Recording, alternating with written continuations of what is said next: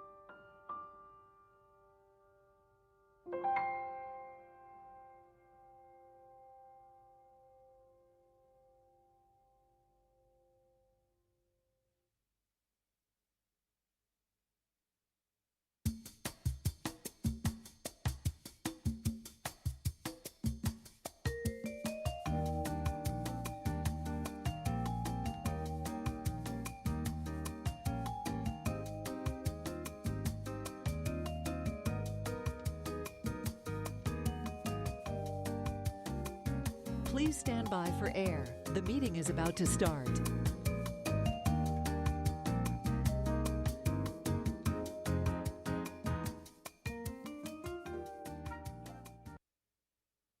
Please stand by. We're going on air in 5, 4, 3, 2. Good morning and welcome to the September 12th, 2023 Historic Preservation Board meeting. We are in a slightly different location, but we hope to make it through our full agenda today expeditiously. I'm going to just run through quickly our meeting procedures so that everybody knows what the sequence is. We will have each item called by the staff who will describe the staff recommendations, and the board will have an opportunity to ask questions of the board, of the staff at that time. Then we'll invite the applicant to come up, make their presentation in a limited amount of time, and sit down. And we ask that applicants do step away from the mic at that time, okay? We'll have, at that point, the board can ask questions of the applicant. We can barely hear you. Okay, how about this? That might be better. Okay, so after the applicant makes their presentation in a limited time, we'll ask that they sit down and we will collect questions from the board for the applicant. And we ask that the board collect questions first and save the comments for later. The applicant will have an opportunity to come back to the lectern, address board questions, and again, sit back down. We will then open the public hearing. The staff will call the public in person and in Zoom. And when we have a lot of public comment, we just ask that the public try not to repeat something that's already been said for the sake of time, because we have a busy day. The applicant will have an opportunity for rebuttal without reopening their presentation. And then we'll move on to board member comment one by one, ending with the chair. We'll hopefully be ready for a motion at that point. We might have a straw poll if we need to, and we'll move on ahead from there. And with that, I'll hand it over to Debbie Tackett. Good morning, Mr. Chair, members of the board. Can you hear me? All right, let's see. That's better? Yeah. Welcome to the September 12th HPB meeting. First thing this morning, I'm going to turn it over to our Deputy City Attorney, Nick Kalergis, who will read the notice regarding lobbyist registration, swear in any members of the public who wish to testify today. Nick, good morning. Thank you. Thank you, Debbie. Good morning, Mr. Chairman and members of the board. Can you hear me? Yes? Okay. Today's meeting of the Historic Preservation Board has been scheduled in a hybrid format with members of the board physically present in the temporary commission chambers at the Miami Beach Convention Center and applicants, staff, and members of the public appearing either in person or virtually via Zoom. In order to participate virtually in today's meeting, the public may dial 1-888-475-4499 and enter the webinar ID, which is 817-4834-7488 #, or log into the Zoom app and enter the webinar ID, which again is 817-4834-7488. Any individual wishing to speak on an item must click the raise hand icon if they're using the Zoom app, or dial *9 if they're participating by phone. Individuals who wish to provide testimony or submit evidence in person may do so in the temporary commission chambers. Before I swear in the public, I'd like to read the city's notice regarding lobbyist registration. If you're appearing on behalf of a business, a corporation, or another person, you need to register as a lobbyist with the city clerk's office. If you haven't registered yet, you should register before you speak to the board. You don't have to register as a lobbyist if you're speaking only on behalf of yourself and not any other party, or if you're testifying as an expert witness, providing only scientific, technical, or other specialized information or testimony in this public meeting, or if you're appearing as a representative of a neighborhood association without any compensation or reimbursement for your appearance to express support of or opposition to any item. Expert witnesses and representatives of neighborhood associations shall, prior to appearing, disclose in writing to the city clerk their name, address, and the principal on whose behalf they are communicating. If you're an architect, attorney, or employee representing an applicant or an objector, you must register as a lobbyist. These rules apply whether you're appearing in favor of or against an item, or encouraging or arguing against its passage, defeat, modification, or continuance. And lastly, Mr. Chairman, I'd like to swear in any members of the public and any members of staff who will be providing testimony today, please raise your right hands. Do you swear or affirm that the testimony you'll give in this proceeding is the truth, the whole truth, and nothing but the truth? Thank you. Okay, thank you, Nick. The first order of business this morning is the approval of the July 11th minutes. Mr. Breslin, is that a motion? Okay, do we have a second? All those in favor? Okay, that passes, thank you. One update this morning, which is the first item on the agenda, HPB 220561. This is 829 4th Street. This item has been deferred and has been renoticed for the October 10th meeting, so no action is required from the board. Mr. Chair, we do have a time certain of 9:30. However, the first item on the agenda this morning, I think should be quick, so I would recommend hearing that first. Okay. That is HPB 230584, 7275 Collins Avenue. An application has been filed requesting a certificate of appropriateness for the introduction of canopy structures within the North Beach Bandshell property. The proposed canopies follow the curve of the perimeter site wall and will provide cover for the rear seating platforms. The simple freestanding shed roof structures slope up towards the stage, with the rear portion projecting slightly past the perimeter site wall, allowing for rain to drain outside the bandshell complex. The roof material is proposed to match that of the central canopy structure, which was approved by the Design Review Board in 2019 and has been extremely successful in improving the guest experience. Staff is supportive of the proposed project, which will help to further activate the historic North Beach bandshell, and recommends approval of the application. Thank you, Jake. Do the board members have any questions for staff? Okay, seeing none, I see the applicant is in the audience. Colette Satchel from Capital Improvement Projects Department is here. Good morning, Colette. Good morning. Welcome. Good morning, board members. Thank you very much for having us this morning.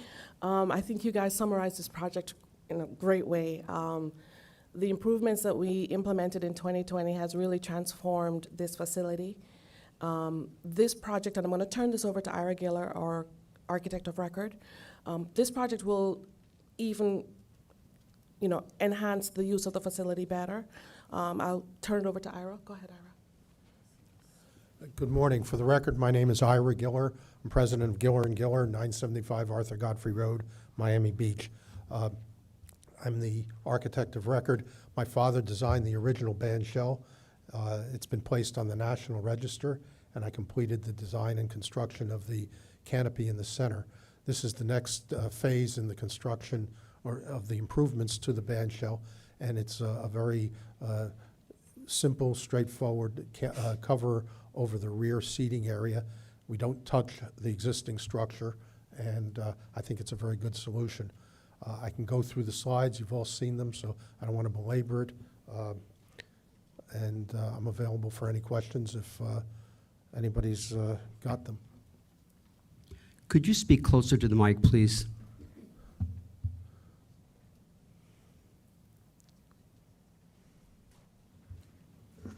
Any questions for the applicant?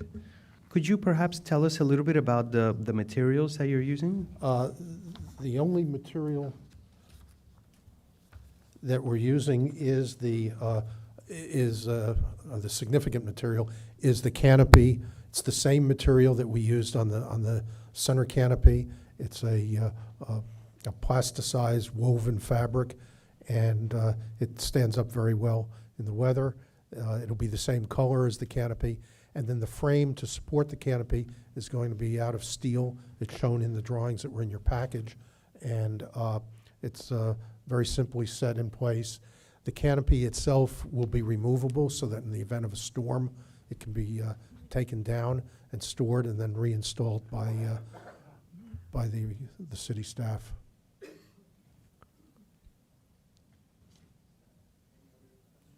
Sorry, any other questions? Yep, right. And then Stuart? I'm just wondering if there's been any, if there's any anticipation that it affects acoustics in any way. I mean, instinctively, I don't think it would, but I was wondering if you'd It's a thought good of it. question, Stuart. But with the electronics today, we can modify the acoustics tremendously and control it, and that will indeed do that.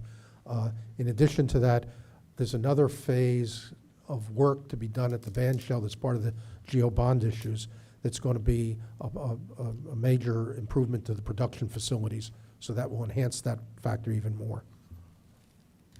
But that's not a subject of today's issues, of Thank today's you, Ira. project. I think we had one more here,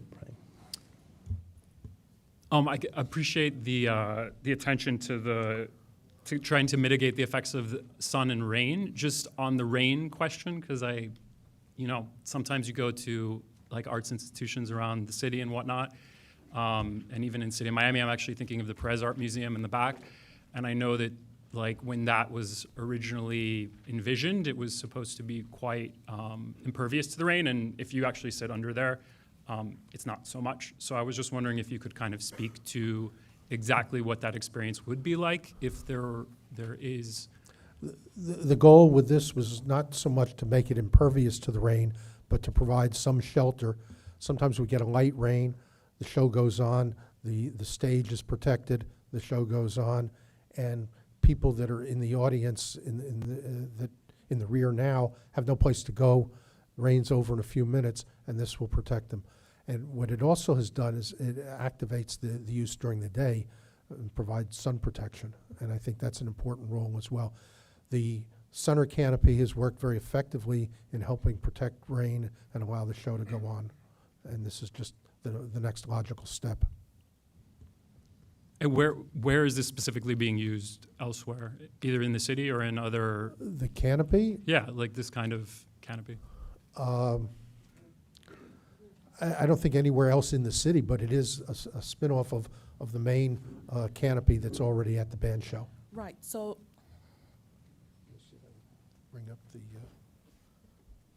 I'm not sure, okay, yes. So the existing facility, we placed a martini-shaped canopy in 2020. It has a fabric that is pretty much, it's not pervious, it's pretty much impervious.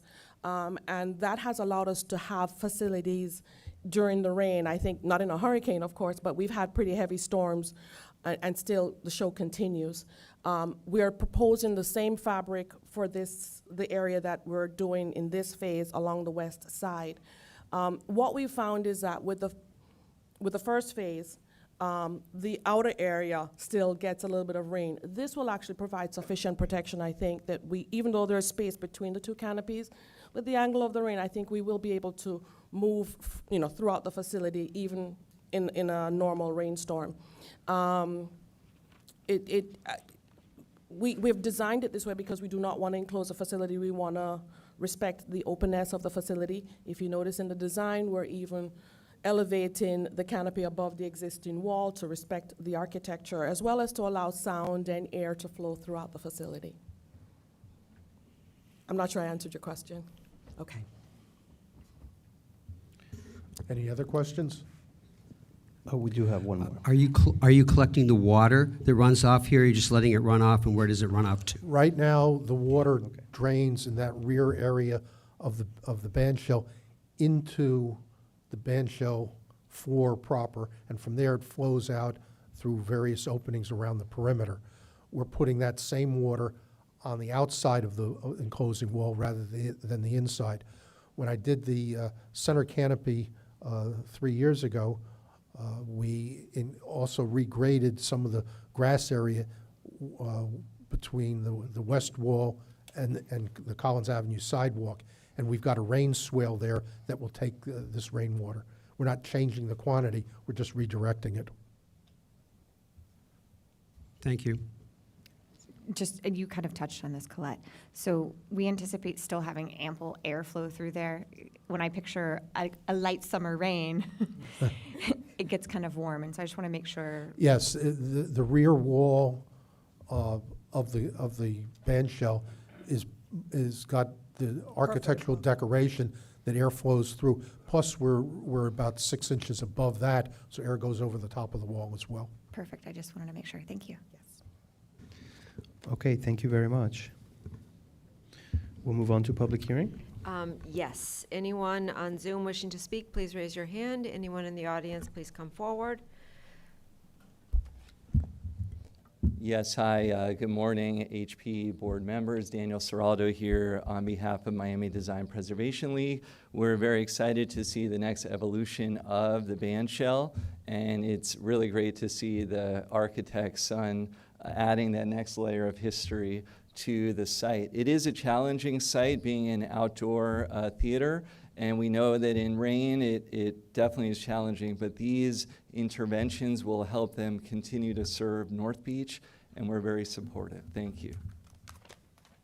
Okay, thank you, Daniel. On Zoom, we have James Quinlan. Good morning, James. Hi, James. Do you swear that the testimony you'll give in this proceeding is the truth, the whole truth, and nothing but the truth? I do. Can you hear me? Yes, we can hear you. You have 3 minutes. That's great. Thank you. And I want to thank the staff for their wonderful work on this, and Ira and the team. We really do feel it's compatible with the improvements that have been made, and it will bring a great deal of customer improvement to that area. Those of you that have been there recently might have seen we have some pop-up tents. It's really a temporary measure, but this is going to give us a more fixed solution to that elevated seating area. And I wanted to take this moment to just extend an open invitation on the third Thursday, beginning September 21st and through May of this year. We'll be having free North Beach social events tied to the Culture Crawl. Love to invite members to come up or for any of the programs that we have this next season. And thanks again to this board for your support. Okay, thank you. Our next speaker on Zoom is Donald Worth. Good morning, Donald. Hi, Donald. Do you swear that the testimony you'll give in this proceeding is the truth, the whole truth, and nothing but the truth? Yes, yes, I do. My name's Don Worth. I'm a resident of Miami Beach and also a board member of the Rhythm Foundation, and I really would like to thank the city for the support on this project. You should know that we at the Rhythm Foundation really are very supportive of the historic designation. We basically presented the designation several years ago, and then after it was approved by the city of Miami Beach, we worked with a consultant to place the building on the National Register of Historic Places. You should know that this was presented to the State Historic Preservation Review Board in the spring of 2022, approved by them, and then approved by the National Park Service in August. Neither of those groups voiced any concerns about the overall, the umbrella canopy that Ira helped develop, and also the temporary canopies in the back. They were both fine with those things, and now that designation is approved, we're working on a plaque, and we hope to have that up with the cooperation of the city in the next few months. I would just echo James' comments. Please come to the band shell. It's fabulous, a great experience, a wonderful way of showing that historic preservation and adaptive reuse can work. Thank you. Okay, thank you. I see no other members of the public wishing to comment. Okay, thank you. Would the board like to comment on this application? My comment would be, the first time I went to the band shell, there was metal benches to sit on, and you had to bring something to sit on. It was very uncomfortable. The band shell is now a perfect place to be, and I think this is an excellent addition, and it worked all the way through COVID, and now it is probably the most used facility in Miami Beach, and I think it's great. Thank you.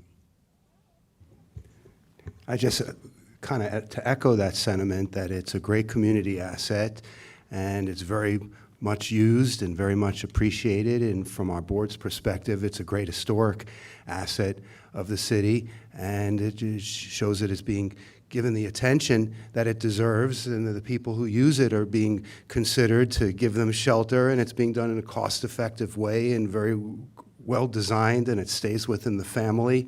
I'm very happy that this came before us today so we can support it.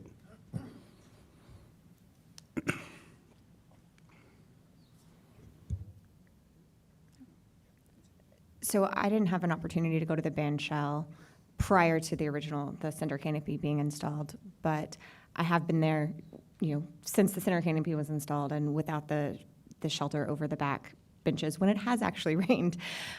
So I look forward to this. I think it's really a great example of how adaptive reuse can work in our community, and it's a great asset that we have. So I'm very excited about this. Great. I think it's natural to see this kind of support for this kind of project, which is going to be great for the neighborhood and for all the visitors who come here from all across the county, actually. So thank you for the application. And with that, maybe we can field a motion? I'll move. Okay, that's a Ray, motion to second? approve with staff's Yes, recommendation. approve with staff recommendations, yes. And that's a second. Let me call the roll. Ms. Weinstein Berman, Yes. Mr. Stewart, Yes. Mr. Reed, Yes. Mr. Ehrlich, Yes. Mr. Breslin, Yes. Ms. Lovell, Yes. Mr. Lopez. Yes. Okay, motion passes. Project is approved. Congratulations. Okay, Mr. Chair, the next item is actually a discussion item. This particular discussion item was referred at the request of Commissioner Alex Fernandez by the full City Commission at their June 28th meeting. This is just a general discussion as requested by the applicant of the Ritz-Carlton items, which will be heard separately and later. So I would ask this particular item that we just focus on some other aspects of their work that is not included in either of the two following applications. In general, this would be a discussion for the improvements to Lincoln Road east of the Washington Avenue. And with that, I'm going to turn it over to Mr. Larkin, who will present the discussion item. Good morning. Good morning, Mr. Chairman. Can you all hear me? This is the new setup. I want to make sure. All right. So good morning, Michael Larkin, 200 South Biscayne Boulevard, here representing the Ritz-Carlton Ownership Group. With me this morning is Peter Canavos from Ownership, Raymond Jungles, our landscape architect, and Graham Penn, my partner. I'll be with you all a while this morning while I discuss with you all 3 different items relating to the Ritz-Carlton and the eastern of Lincoln Road, from Washington Avenue to the Beach Walk. I sincerely hope I do not wear out my welcome. I'll be remiss if I did not share with you all that I feel quite fortunate to have been selected by the Ritz-Carlton Group to work with this development team. This ownership group is exceptional in how much they care about the neighborhood that surrounds them, how extensive their knowledge is of the world of real estate development, how deep their roots are in Miami Beach, stretching back decades, and how much they want to make things right in the neighborhood that surrounds them, the city center. I, too, feel a deep sense of obligation to make Lincoln Road shine again. I came here in the late 90s. I lived in Sunshine Towers, my first rental apartment, which is directly across the street on Meridian. It was my daily ritual to walk to Lincoln Road. In fact, most of my apartment was furnished from stores on Lincoln Road. In fact, I bought my first set of cobalt blue margarita glasses at Dish, which is owned by Barbara Gilman, a legend in our community who fortunately passed in April of this year. She also had an art gallery on Lincoln Road, and unless you think I'm not being truthful, this is one of the remaining 4. I used to have 6. I don't know what happened to the other 2. I ate at De Leo's, a great Italian restaurant, Pacific Time, Norma's, and Jeffrey's for romantic dinner dates. I had fun nights at SCORE with its emblematic red light, which was put there by the Kremlin, its predecessor. And who could forget the Miami City Ballet, watching those students hard at work hours at a time while we stood by and watched for free on Lincoln Road. It was quite a sight. In the last decade, Lincoln Road has taken some hits. I see west of Washington Avenue coming back. I represent a lot of the owners there. I see their future plans. I'm excited about that. East of Washington Avenue, however, is a different thing. It's locked in a downward spiral. We want to bring some of the magic back to this eastern end. This is why almost exactly 1 year ago today, the City Commission referred an item to various committees regarding how the Ritz-Carlton could work with the city, with a partnership, to improve the eastern end of Lincoln Road. It was placed on the agenda by our sponsor, a true visionary, Commissioner Alex Fernandez, who also notes that this section of Lincoln Road is in desperate need of some help. It's not secure. Residents and tourists are nervous walking this 2-block stretch. So Commissioner Fernandez had one of his goals to bring this section back. On June 28th, the City Commission unanimously approved of the term sheet that will serve as the foundation for this partnership between the city and the Ritz-Carlton to improve Lincoln Road. This first item is a discussion item covering the 200 and 300 blocks of Lincoln Road and the term sheet. Peter Canavos will address you all first, followed by me with my discussion of the term sheet, and then Raymond Jungles, who needs no introduction at all ever. Peter is no stranger to Miami Beach. He handled the original conversion of the Lido Hotel to the Ritz in the late 90s into the early 2000s. He has an urban planning background, was affiliated with ULI. Finally, he worked closely with Professor John DeGrove in the 80s and 90s with regard to Florida's growth management laws. So without any further ado, I'm going to invite Peter up here. He'll offer you a few remarks, and then I'll be back.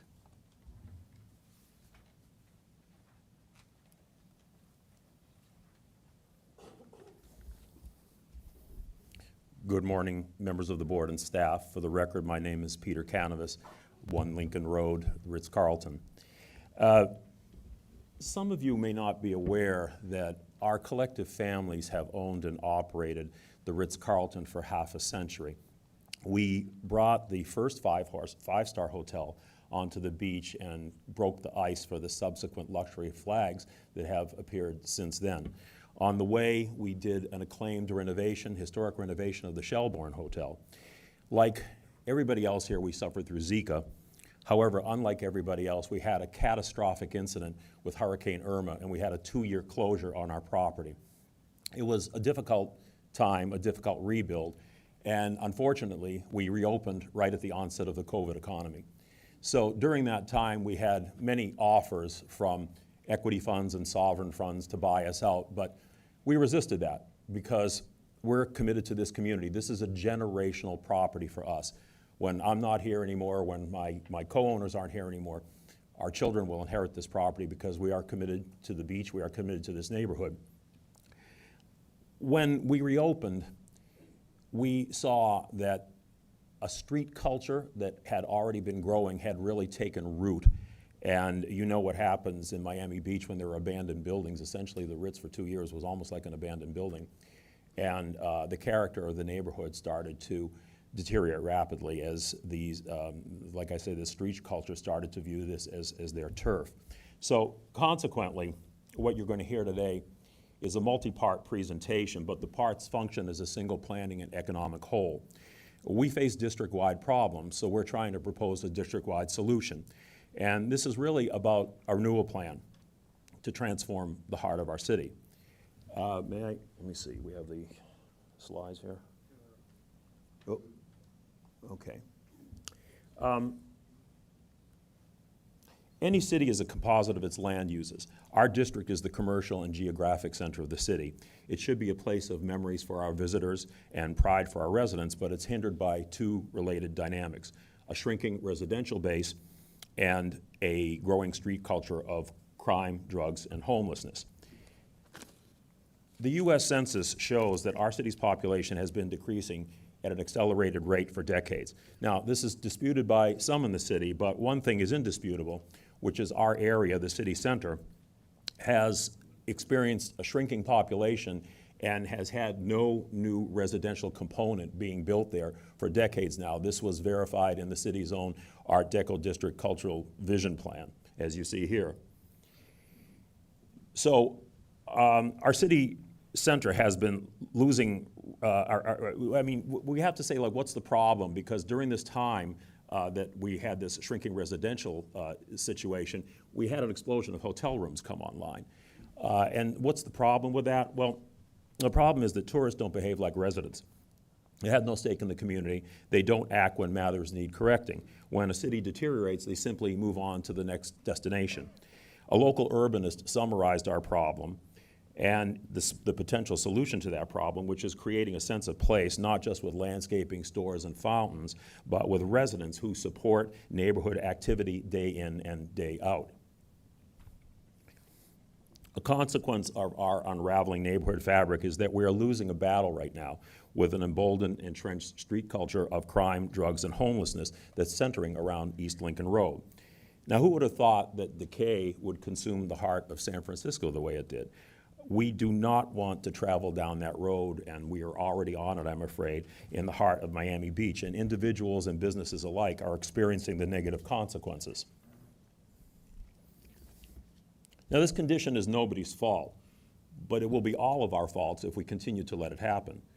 I've actually heard some people say that we're performing a disservice to this board and this city because we're proposing a public-private partnership solution coupled with our residences to solve our longstanding problems. But what we're really doing is following the original letter and spirit of our founding preservation ordinance. It's called community preservation.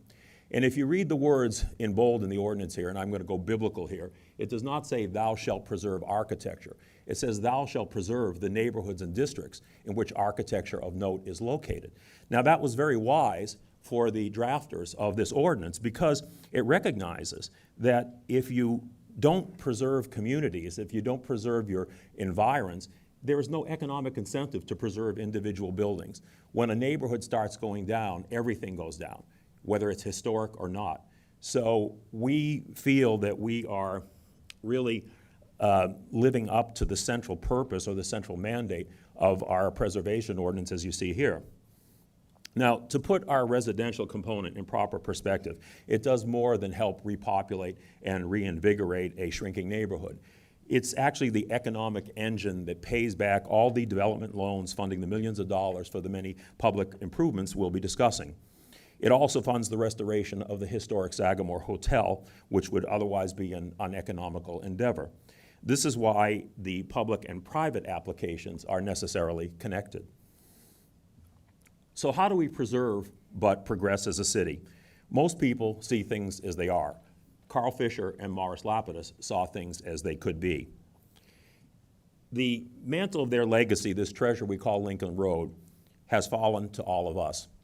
We have a choice today. Let our residents dwindle and our streets deteriorate, and let our gateway to Lincoln Road, gateway to the beach, be a series of deteriorating circumstances, or will we realize the promise of Lincoln Road and reestablish a sense of place in the city center, and that means a place that attracts residents, not drives them away. We respectfully ask that you consider all these things in their totality today, and thank you for your time.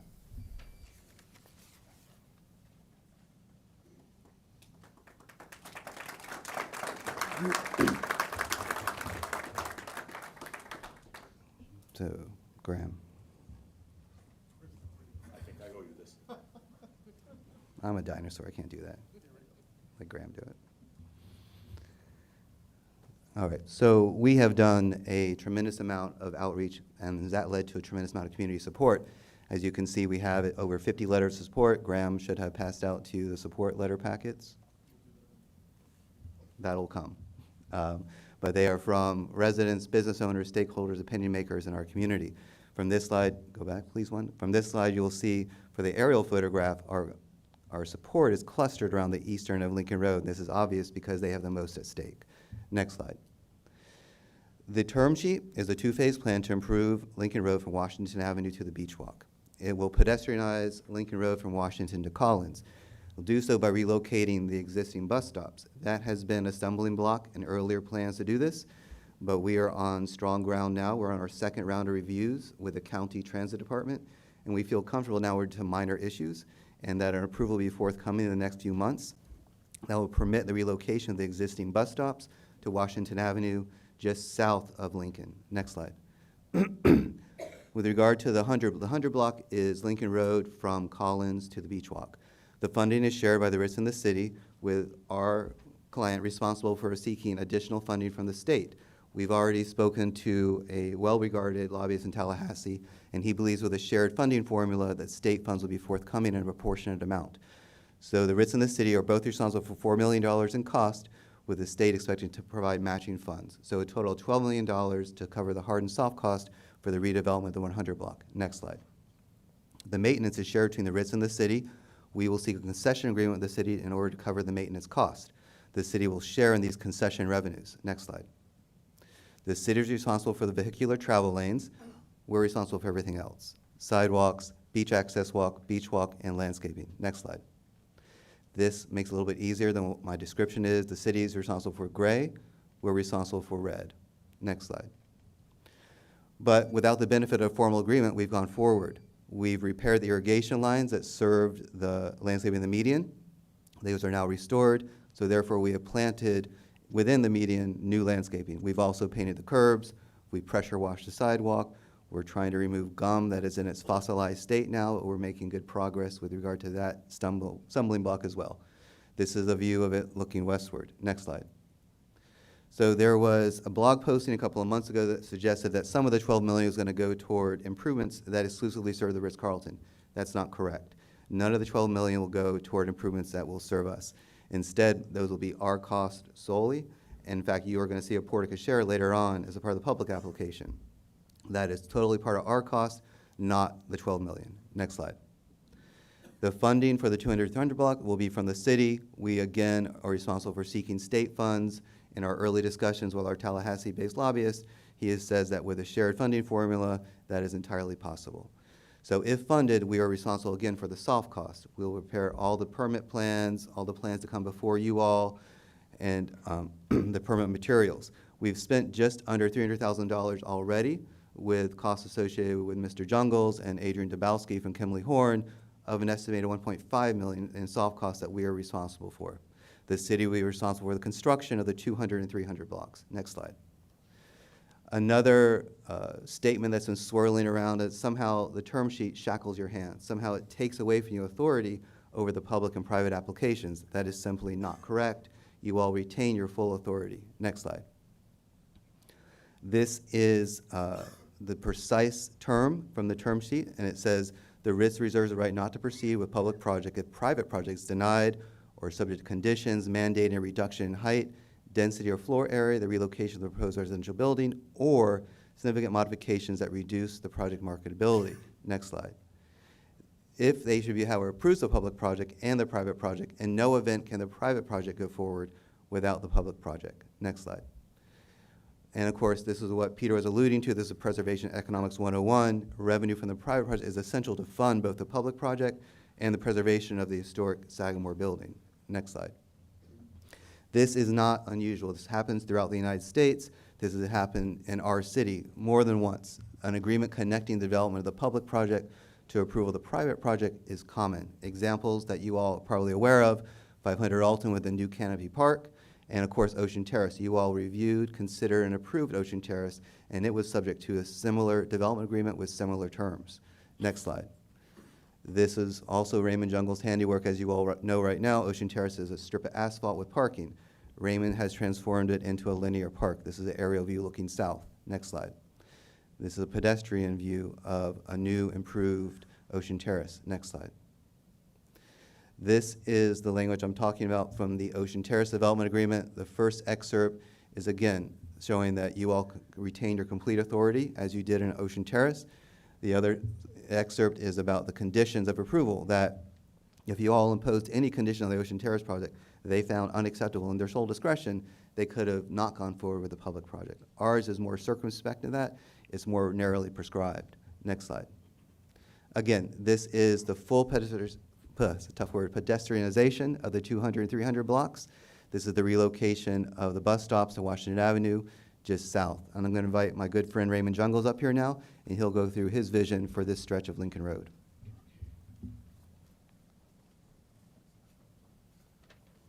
Could you put the first slide on, please? Sure. Hello, everybody. I feel so honored to be here again. Sort of like a deja vu all over again. You know, we were really excited when we did the 1100 block of Lincoln Road. Raymond, you need to get closer to the mic. When we did the 1100 block of Lincoln Road, working with Robert Winnett and Herzog and Demeron, we studied all of Morris Lapidus's projects and blocks, and we tried to come up with what was different about this block from the others. And this was a block that could be done at one time and go building to building rather than stay within the old roadbed.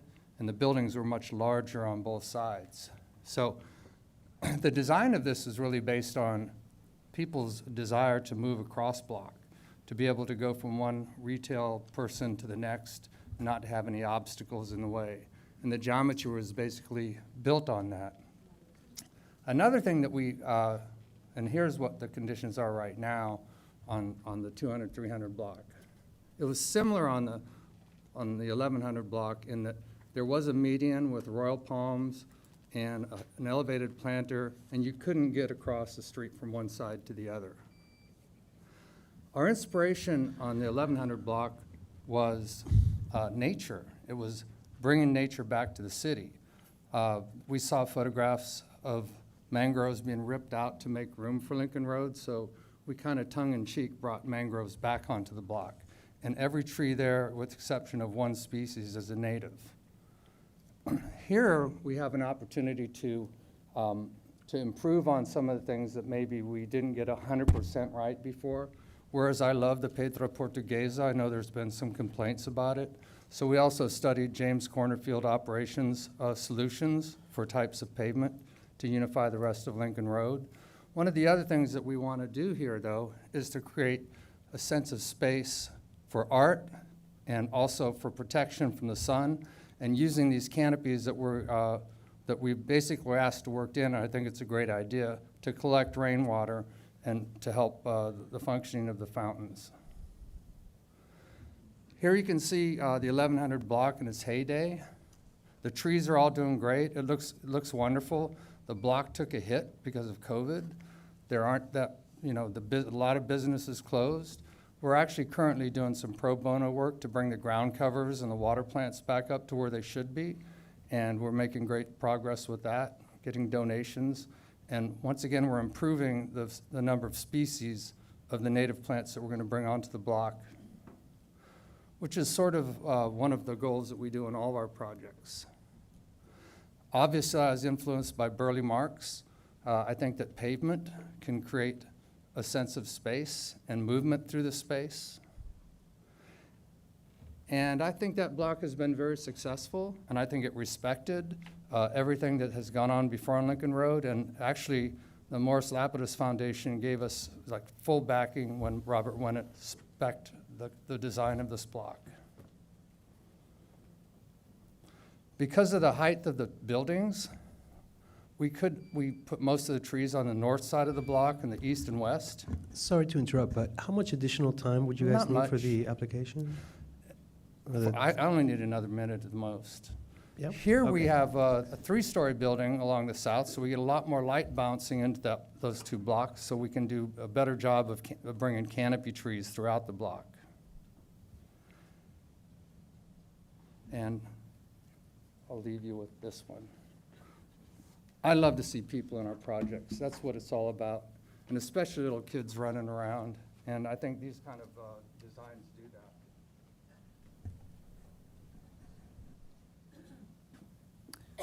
Thank you very much, Peter, and thank you very much, Raymond. That's it, Mr. Chairman. We're all available for your questions. Okay, thank you for your presentation. Maybe what we'll do is, like any other application, is just a discussion item, but perhaps we can get the board we'll go one by one and put everything out there, and then give you a chance to respond to everything, Mr. Larkin, if that's okay. That way we can avoid the kind of back and forth. So maybe we'll start at the end of the table with Ray. And Okay, Mr. Chairman, I'd just like to ask the board to... I think it's a great idea Ray, to Ray, just a second. I'd just like to ask the board to limit your questions to the scope of the discussion item. You do have two formal applications on the agenda. Neither of those have been called yet. Understood. Thank you. Go ahead, Ray. Okay, I do think it's a great proposal for redoing these blocks. My concern is that the 1100 block, if you look at it today, is very dirty. The tiles, the white, the black, are not clean. I have friends in wheelchairs and walkers that can't use that street because they get bumped too much. And so my concern is that maybe we learn from that and we make sure that in the new proposals, we use something that's much more ADA compliant. Thank you. Stuart? Yeah, my question is, this is a discussion item, and there are two things on the agenda for us to approve, and it was very clearly presented to us that it's a public-private partnership that they're seeking. So my question is, what would you like to discuss with us now, besides asking us for an approval? I mean, personally, I really appreciated the walk down memory lane, Michael, and I'm a big fan of Raymond Jungles, and I hear all the long family involvement. This pulls at my heartstrings, in many ways. But what do you want to discuss? Because there is a tower that's involved in this public-private proposal, right? And that's coming up later. So what do we discuss now? Are we discussing how this is such a nice addition to Lincoln Road and that we're not going to get it unless we approve the tower? Is that what this is about? I'll wait. Thanks, Stuart. John? I wanted to just know a little bit more about the intersection at Collins. It's something that's not very clear on the plans, but if we're going from Washington east on Lincoln Road, the Collins intersection will be a pedestrian and a vehicular intersection. Can you guys describe that in more detail? Okay, go ahead, Laura. Thank you so much for the presentations and obviously the massive investment you've made in this community. I do tend to agree with Stuart. I kind of need to see a more holistic picture of what exactly is being, proffered here. But I totally agree. Lincoln Road is one of the heartbeats of South Beach, Miami Beach. That area is a disaster. It's very unsafe. I think this plan is. Oh, yes. Sorry. Sorry, I'm quiet. So it's kind of hard to comment. I do think the plan is beautiful, makes a lot of sense, well thought out with the state funding and the different layers of the public-private funding and the maintenance long-term. But I think personally for me, it would be kind of hard to comment without understanding the full picture. Thank you. I was hoping that we could address the continuity of the 100 block and the 200 block, given that it appears there's a different design team for both. So if we could just talk a little bit about why different design teams, why that was the path, or in whatever way that kind of unfolded. I think that would be helpful because I think it's important to have continuity, especially on these extremely important transformational pedestrian thoroughfares. Which I laud you guys for and Raymond Jungles for articulating his vision on, because he's clearly done that on the other side of Lincoln Road. Also, just on an economic question, going back to the $4 million, you had mentioned, Mr. Larkin, that there was $4 million with matching funds of, I assume, $4 million, and then somehow that got to $12 million, but perhaps I misunderstood if there's some sort of a different match program. So if you could speak to that and what your understanding is of that entire scope of that budget. And then if you could also speak to the percentage of that line item to your overall development costs. And I am actually considering that these projects are all the same thing, because I assume that I think we can tell from the ownership, the investment organizational chart that, the entities are similarly involved. So if I could understand what percent of that is for public benefit of the total hard costs or the total project costs.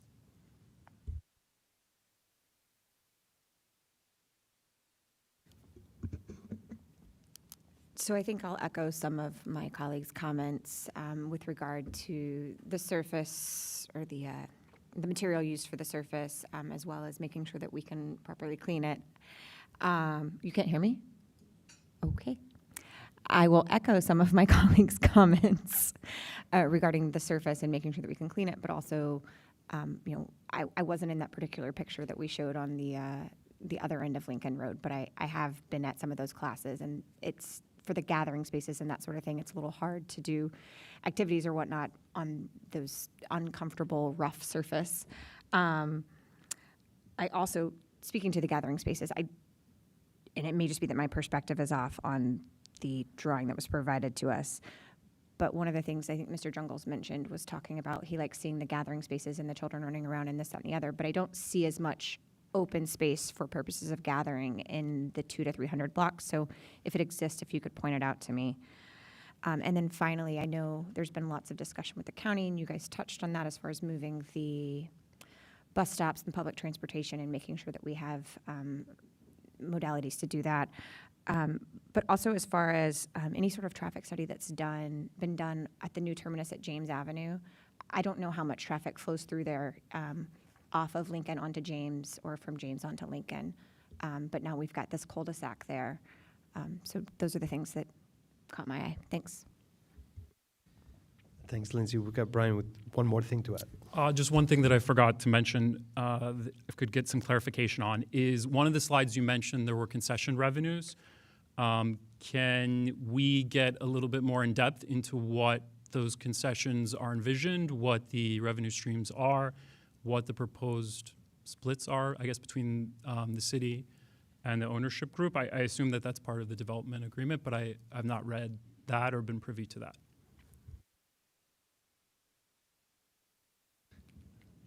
Okay, and I'll add a couple of thoughts. First of all, I think that the idea of linking the beach to the bay through Lincoln Road is a beautiful kind of diagram, and Lincoln Road, I think, has always felt kind of incomplete because it doesn't reach those two destinations.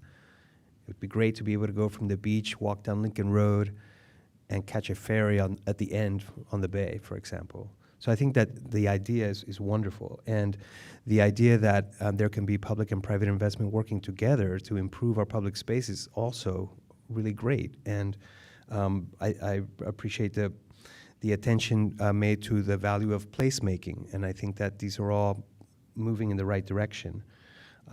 My questions would be about recent concerns that have been brought up to the board, by Mr. Wennett and others about the continued maintenance of the wonderful landscape features. It's difficult, so it's a question about how is the city going to maintain this over an extended period of time.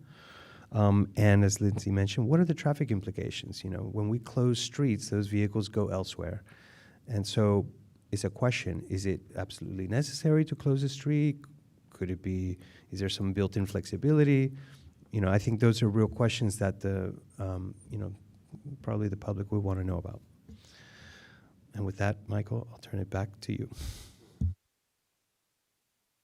Thank you, Mr. Chairman. So let me do this. Let me address questions I can, and then I'm going to turn over to Raymond if you can answer some of the questions, Raymond, and then Adrian Dabowski as our traffic engineer, and he'll answer the remaining questions. So Stuart and Laura have the same question. What are we discussing? This is what I wanted you all to discuss and remark upon is Raymond Jungle's plan. It will be before you all in the future. I know it will. But it's such an exciting transformation. I wanted you all to have first dibs and give your thoughts. And I'm already hearing critiques. So that was the real purpose of having the discussion item is you guys can have at it and let Raymond know your thoughts. And you all are not shy, and you've already done so. So that was the real purpose. Brian, for continuity, Raymond can address that, how they could be compatible with each other. The funding formula is $4 million from us, $4 million from the city, and then $4 million from the state. The state would be appropriated funds coming in this January legislative session. If you all would approve this today, then we can go forward, formally engage this Tallahassee-based lobbyist firm, and we'll go forward right now and start seeking those funds. And the lobbyist has told us that what is in vogue now at the state in Tallahassee are these shared funding formulas. So he doesn't see an issue there. So Raymond, So Raymond, one of the questions about the type of material for the road. Would you be able to come up here and address that? And then I'll remind you of others. They were all great questions. I'm happy to address them all. Back when we did the design for Lincoln Road, we were working closely with Herzog and Demeron and the rest of the design team and Robert Wennett. We looked at a myriad of different pavements. As you know, Burley Marx, all of his gardens had Pedra Portuguesa, which is a very hard, durable stone that actually is fairly easy to clean, and it doesn't fade. It keeps its permanent color, whereas what you see on the other blocks of Lincoln Road, they're painting concrete all the time, white or black. So we wanted something that wouldn't do that. We saw a lot of different materials. The bottom line is the materials have to be an aggregate of stone that will not fade in the sun. If you see Burley Marx's pavers down on Biscayne Boulevard, it's hard to even recognize his design anymore. So we did see other stones that were more like tiles that had an aggregate in it, which I believe is what James Corner is recommending. And I can understand that we had no idea in that all of the spaces in Brazil are made it, and many places in Europe are made with the same stone, and it's a common practice. So it's not something that we did that had never been experimented with before. I can say you don't have any rollerbladers or skateboarders destroying the furniture there. That's the one really plus side. As far as the number of spaces, I think maybe we could get the plan up right now. We've maximized, I think, the number of variety of different spaces on the block. You can see from the roundabout, where the roundabout ends, there's basically one space there. Now, this still provides access for fire trucks and everything else that we have through there. And then if you go east, there's a space right at the end of the street there where the roundabout is. There's a space between the next two water gardens, which has a covering, and there's similar spaces to 1100 block passing through between the elements. So can they be adjusted? Certainly. This is a conceptual design. And the last question, I think, was about continuity. We actually did a study for the 100 block, and it was all about continuity of bringing, bookending what was on the 1100 block, all the way through so that you could reach the beach as the gateway to Lincoln Road. And for reasons of the property that I was able to work with was not able to be acquired, so my design wasn't able to be implemented on that block. So, thank you, Raymond. Just a couple more. John Stewart had asked about, Raymond, one sec. Raymond, come on back.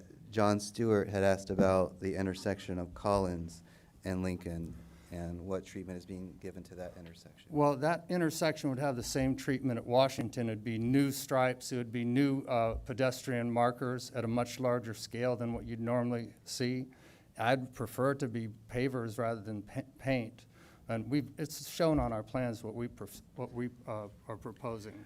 I know, but what did you learn from what currently exists at Washington Avenue, for example, to the west? Because that's a disaster in terms of street crossing, and I don't see anything on the plans that's different than what we see there, so that's what I was asking. Good point. There's that median on Washington. We also have the median, but there's no traffic coming out of Lincoln Road anymore onto Washington, so it won't be the same kind of turmoil that you have right now.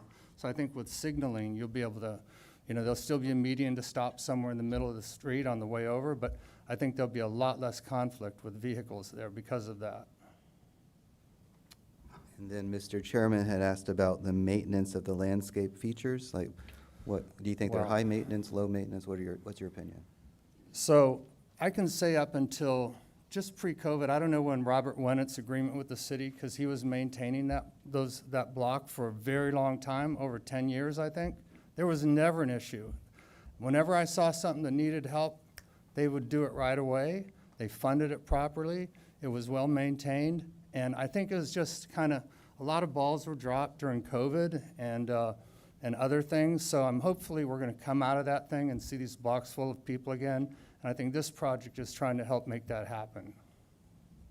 Great. Thank you. Thank you. Thank you, Raymond. Appreciate your help. Sure. Now you can sit. And then there were some traffic-related questions. I saw Adrian Dabrowski wandering around.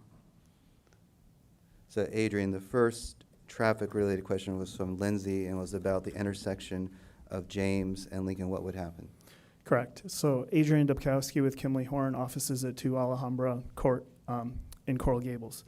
So at the James intersection now, there's approximately a car a minute that enters James or exits James. So in the future, we're proposing a cul-de-sac there that can accommodate passenger cars to turn around, and also trucks, 30-foot single-unit trucks. And fire trucks would also be able to access that with removable bollards there. So that traffic that is on James would get diverted to Washington and Collins Avenue that's currently cutting through, because there's two trips. There's the trips that are destined or originating from that area, and then there's trips that are kind of cutting through that neighborhood to get to destinations north, south, east, west. Great. And then Mr. Chairman had some concerns that the adjacent intersections heading north and south, would they be able to withstand the additional automobile trips that would be diverted north and south? So with the diverted trips, what we're looking at doing is an improvement at the intersection of 16th Street and Collins Avenue, where the eastbound movement, we would have what's called a protected left turn arrow. So a green arrow would be implemented there to flow that traffic out, because the traffic that's on Lincoln Road now would get shifted to 16th and 17th Streets. Similarly, at the intersection of Washington and 17th Street in the westbound direction, that same protected green arrow would be implemented there as well for that traffic.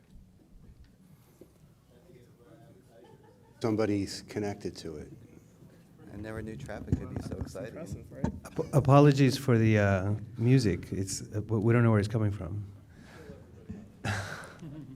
But we didn't mean to cut you off in your answer. I appreciate. But it does sound like there will be diverted traffic, and then you have plans to adjust north and south of the site to accommodate it. Correct. What I'm hearing.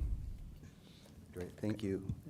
And Brian, I forgot one last, the concession revenue. So the proposal is to have a concession stand at the intersection of the pedestrian path. So that's from the eastern end of Lincoln Road to the beach walk.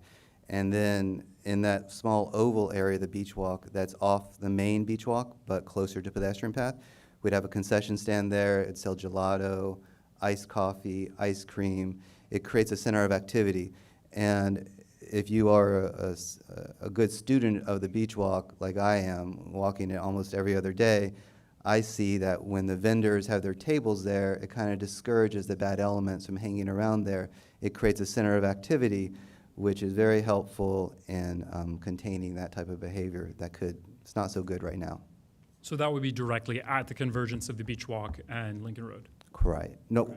So the convergence of so there's Lincoln Road comes to an end, and then that's private property actually where the pedestrian path goes through now. It's about a 10-foot path, will be widened. And then the pedestrian path intersects with an oval that is the beach walk. So it'd be on the northern half of that oval. Okay. So thank you, Mr. Chairman. I think that answers all the questions. I think we may have one more, John? I have a question for the board that I'm concerned about. When you walk down the sidewalk, we have a pink sidewalk, and then all of a sudden it changes to whatever this is going to be, and then it goes back to pink. I think that there should be a pink sidewalk all the way continuous at the street, and not running the new whatever they're doing out across. I think that cuts it off, and we are with pink sidewalks welcoming all of Miami Beach. I'd like to see that continue. Okay, I think John wanted to say something, and Stuart also. Okay, we'll get these last couple questions out. I had a question. I'm a huge fan of pedestrianization and pedestrian environments, but I know that my interest in them is really largely from my own personal enjoyment of them, and not from a data-based kind of understanding of whether they work best for the businesses that are in pedestrian areas. Have you researched either with the existing businesses that are there, whether their businesses would be enhanced by the pedestrianization of, say, the block between Washington and Collins, or have they been surveyed, or have you done those kind of studies for the economics behind this? So it's a good thing that the Ritz-Carlton owner. What's that? Who are you? I'm a business owner. Yeah, not the Ritz-Carlton. Not the Ritz-Carlton. Yeah, I know. But not the Ritz-Carlton block. Right. It's okay. There will be an opportunity for public comment, okay? So it's a benefit of representing an ownership group that has stretched back here decades. They've created friendships and relationships with the other stakeholders along the 200 and 300 blocks. And we have done outreach. For example, the Rubel family that owns the Albion is in support. I think the Wexler family owns buildings on the south side, and they're in support as well. I think they own where Alvin's Island is, and they're desperately wanting to upgrade that intersection because Alvin's Island is just a tenant. So they are in support of, and we've reached out to them. Okay. So we're still just asking questions. Is Well- this like any other item where we're going to come back for discussion? I thought we were done with questions, but now it looks like you guys have follow-up questions, so. No, I we do wasn't have to get- asking a question. I Okay. just want to You participate wanna in comment. discussion. Okay, but wait. I guess that's coming later, right? We haven't gotten there yet. We had one more question? No? Okay, so if we're done with questions, thank you, guys. We'll move on to public comment at this time, because I think there might be some people also interested in commenting. Anyone from the public wishing to comment? Again, this is the discussion item only right now.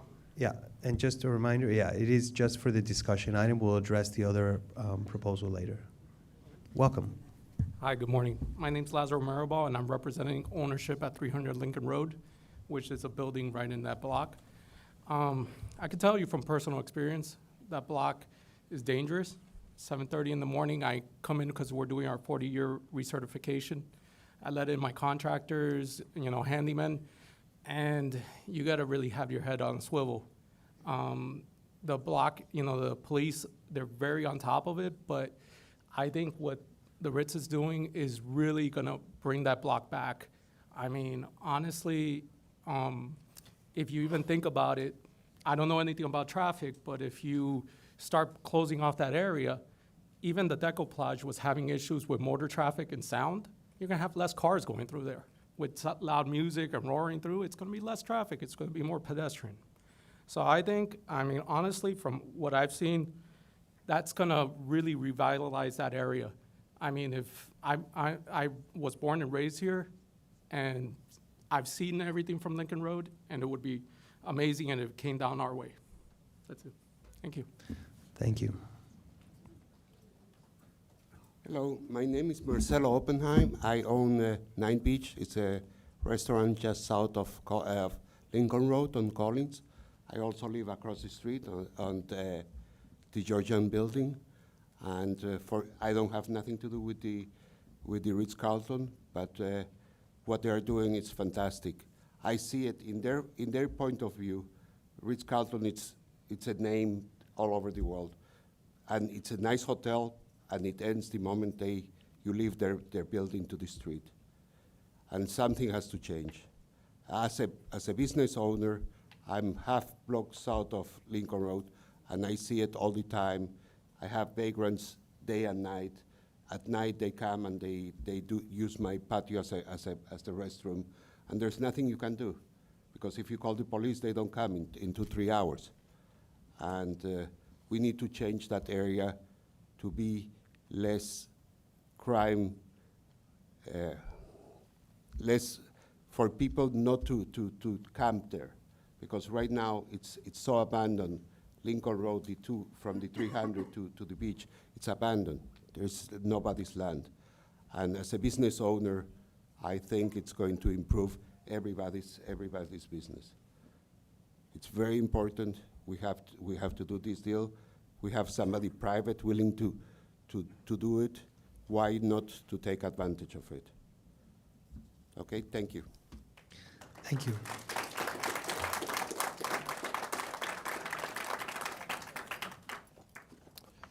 Good morning. How are you? First of all, I'd like to just give a little remembrance of 9/11, please. Never forget, always in our hearts, and God bless. Thank you. Sir, would you mind introducing yourself? Yes, my name is Phil Garofalo, 100 Lincoln Road, a full-time resident at the Decoupage. I am here with neighbors and also 1,000 signatures from our petition from change.org. I believe that you all have received that. I want to speak about the Lincoln Road revitalization. I believe full-heartedly that it is a great project. It looks great. It's going to improve that area, and I'm in full favor of that. But I'm in agreement with Stuart that what he said earlier, what's that have to do with the tower? It has nothing to do with the tower. We don't need a tower to actually revitalize Lincoln Road, and especially in the 100 block. And I understand Lazaro was just up here and he spoke. And Lazaro, we had a community outreach meeting recently, and Lazaro actually participated in that when I had officials from the city come sanitation, police department, other city officials that came and actually, we all got together, and then all of a sudden, we saw a 360-degree turn in the revitalization. The Ritz actually was involved in that community outreach.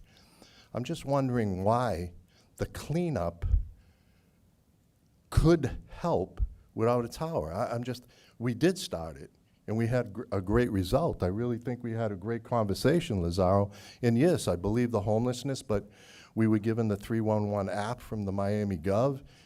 We gave it to all our residents. Our residents are utilizing that. We're utilizing it for landscaping, for homelessness, to help the homeless. We're not here not to help the homeless. We've been out there every single day. I hear everybody else walking Lincoln Road. I'm a resident. I walk Lincoln Road as well. I walk the beach walk. I do a lot of things around in that area. So it's not that you're not the only ones that see what's happening. Unfortunately, some of you don't even live in the area.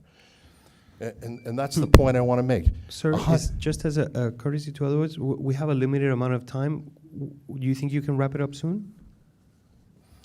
Yes. Are you allowed to speak multiple times, Chair Rick? Yes, so there are two formal applications that have been noticed on today's agenda. Each of those is a public hearing. So I just wanted to touch upon 100 Lincoln Road has nothing to do with the tower. That's really what I wanted to convey. Thank you so much. Thanks, Appreciate Lazaro. it. Hi, good morning. My name is Judy Goodwin, and I am also a resident of the Decoplage and have been there for 29 years. So I have seen all the changes that have taken place, starting with the Lowe's, then with the Dolido being bought by the Ritz, and the Ritz then expanding its height, etc.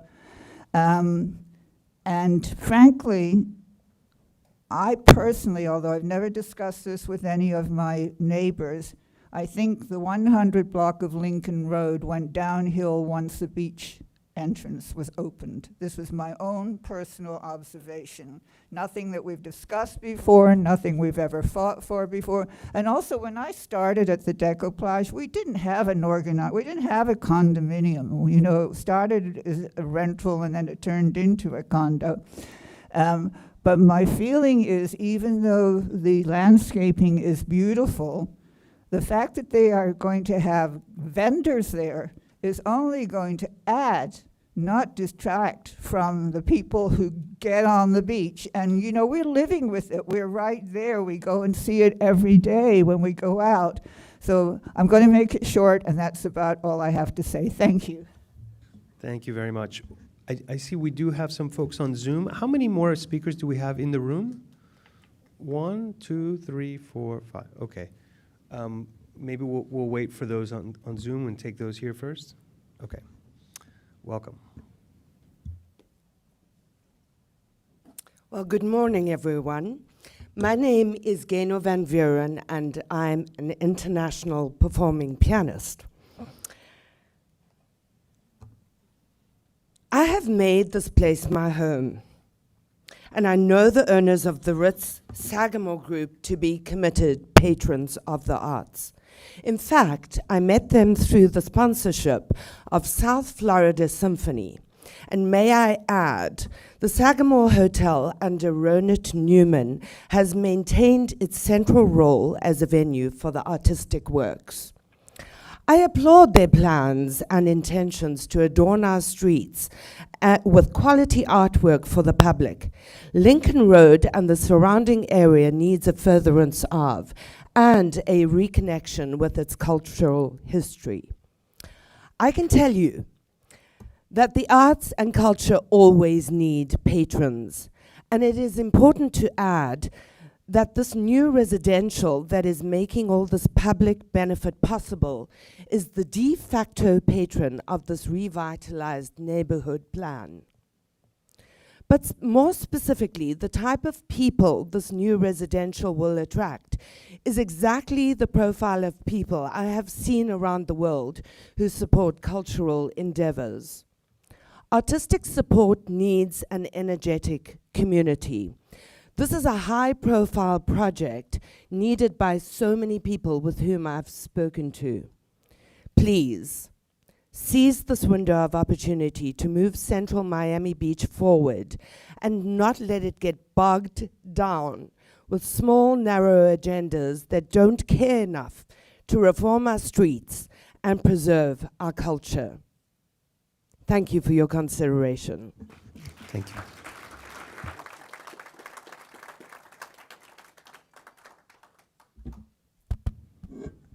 Good morning. This is on. Hello. My name's Skylar Simonovsky. I represent hotels on the beach. I'm a hotelier on just south of 5th. If you don't have the microphone like right close to your lips, This it's good? not going to. Wow, yeah. All right, I'll Yeah. start over. My name's Skylar Simonovsky. I represent hotels. I've worked at 3 along the beach, and right now my hotel is south of 5th. I moved here 3. I'm sorry, could you be more specific? I managed 2 hotels along South Beach and now I'm at the Balfour Hotel just south of 5th. And I moved here 3 years ago from New York City to escape the downward turn of homelessness and dirtiness that the city has turned to. And as you know, it's very well documented, it has not returned. And we can use that as an example of what's going to happen to Miami Beach. Do we really want that? We can look at New York City, San Francisco, and look into the future to see what can come to Miami Beach, which leaves us that no residents would want to be here. What this is about is helping solve homelessness and reducing crime, 2 of the biggest reasons tourists now think twice about visiting the beach. Yes, it's home to residents, but we would be remiss to think about what Miami Beach would look like without these tourists driving the economy and the help we need to clean it up. It will even bring smiles to those residents who live in the Ritz or live elsewhere to see the booming economy. The project will upgrade the beach area with the goal to renovate Lincoln Road, the Ritz, and Sagamore, an iconic location, and of course the residences, which will help keep the beach and neighborhood clean. We're already seeing the demographic of travelers change, which has delivered negative press to the city. Just look at spring break year over year, post-pandemic. Look at what's gone on to the demographics in that area. And, by renovating and beautifying Lincoln Road and the beach, we can help increase the economy. We can save Miami Beach. And now I ask you, do we want to utilize this project to beautify and create a safe neighborhood for tourists and residents? Or do we want to sit back, continue to watch the decline of the beach and the neighborhood right before our eyes? Thank you.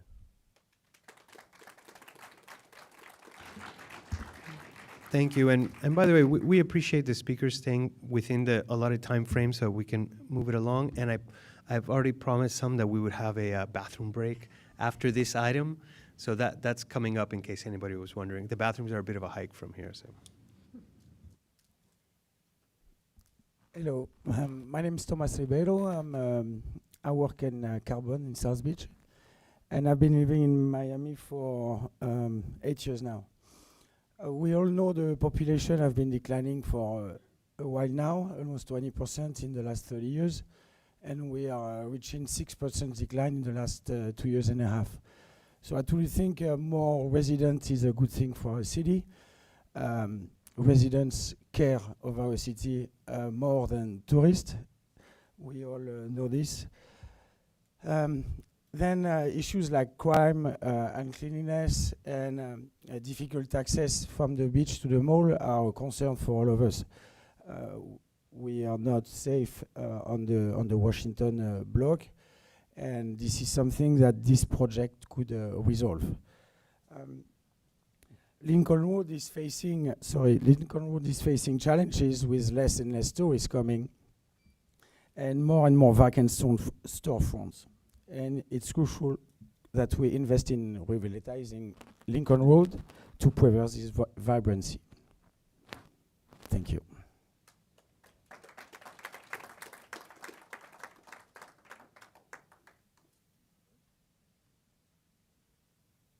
Good morning, everybody, and thank you all who are working to make this happen and possible. And I believe that life is in the details, and so Lindsay, I really appreciate. Excuse me, could you Oh, start sorry. by introducing Sorry, yourself? sorry, And sorry. You got to get close to that mic for. Sorry about that. Thank Okay, you. great. Hi, my name is Suzanne Dreyfus. I am appreciative to everybody for trying to make things better. And what I said initially is that I think that life and doing things right are in the details, which I think everybody here is trying to accomplish. I think, Lindsay, I really appreciated your thoughtfulness about James. I think that, I know personally, I take James 100 times a day, and I think I was happy when I heard that it is a plan that has an option to think about, is it definitely going to be the best way for our community? I think also having sidewalks going continuously, Ray, as you commented, on both sides, having everybody walk on one side, I think just causes more chaos than is needed. I think also to make sure that the road is equal on both sides of 100 block is important for traffic and for people to be safe. I think just re-looking at the plans to make sure if it is passed, that is done in a way that we don't look back and say, we should have really thought that a little bit. And I'm appreciative to the Ritz for putting in their effort, their time, their money to make this better for all of us. I'm appreciative for the time you're giving to just make sure it's done right. So thank you.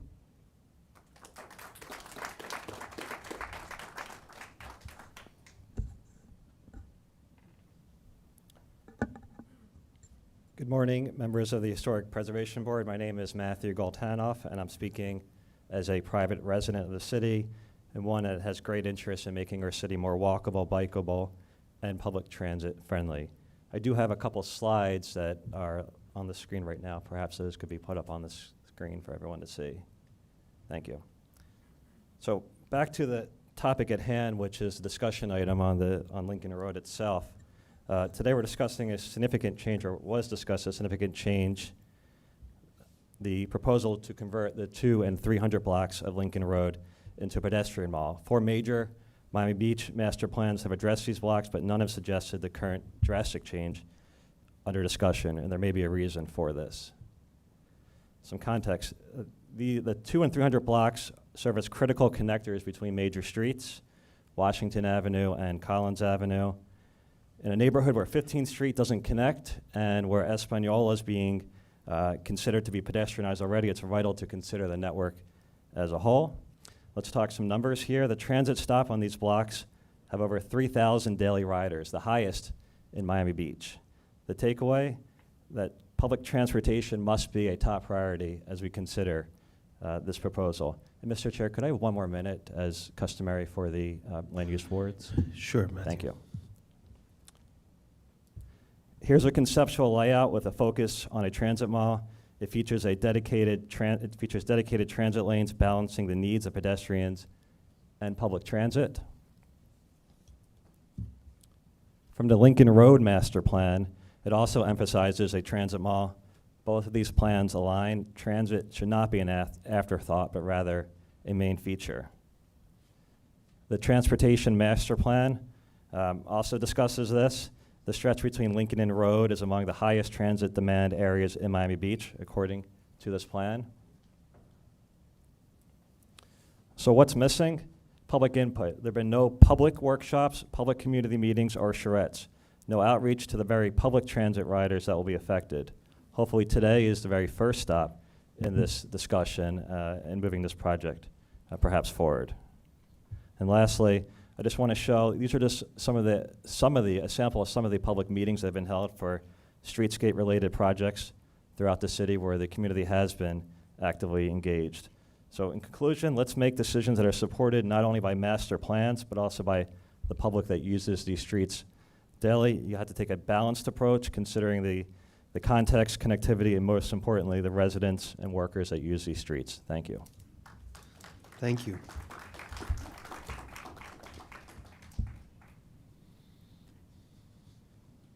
Good morning, board members. My name is Jerry Menendez, Vice President and Retail Market Manager with TD Bank, America's most convenient bank. TD Bank has 4 locations and over 8 ATMs in this South Beach corridor. We house almost $500 million in deposits from our residents and our businesses in South Beach. In recent years, we have witnessed a slow and steady increase in crime, homelessness, and even assault of some of our customers leaving the ATM. One of our locations stands out, which is the one on 350 Lincoln Road. The safety of our employees are of a concern, just because there are opening procedures when we have the homeless sleeping within our ATM vestibules and even defecating inside of our ATM vestibules and sleeping there overnight. I understand that the city is in discussion with the owners of the Ritz, and we are in full support of this beautification of the Lincoln Road area. More permanent residents will not only increase the value of the corridor, but with a beautification project planned around the 300 block, which we are interested in, will help decrease crime, loitering in the area from the homeless, and better curb appeal for all businesses up and down Lincoln Road. I believe that these proposed improvements will have a positive impact on the quality of life of all residents of South Beach and all business owners. And I urge you to make this plan a reality. We thank you for your support. Thank you.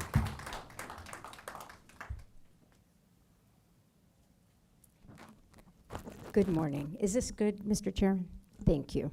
Yeah, just stay close to it and let us know who you are before you begin. I'm Jacqueline Lorber. I'm the president of the South Florida Symphony Orchestra. We have the privilege of performing here in Miami Beach, and it follows on the heels of my coming to Miami Beach 1971, a little bit against my will, falling in love with the beach, calling it paradise, and actually taking me back to the 70s when I was in this very space testifying to establish South Beach as a historic district along with my colleagues Barbara Capitman, Lenny Horowitz, Joy Moose, and so many others that have since departed.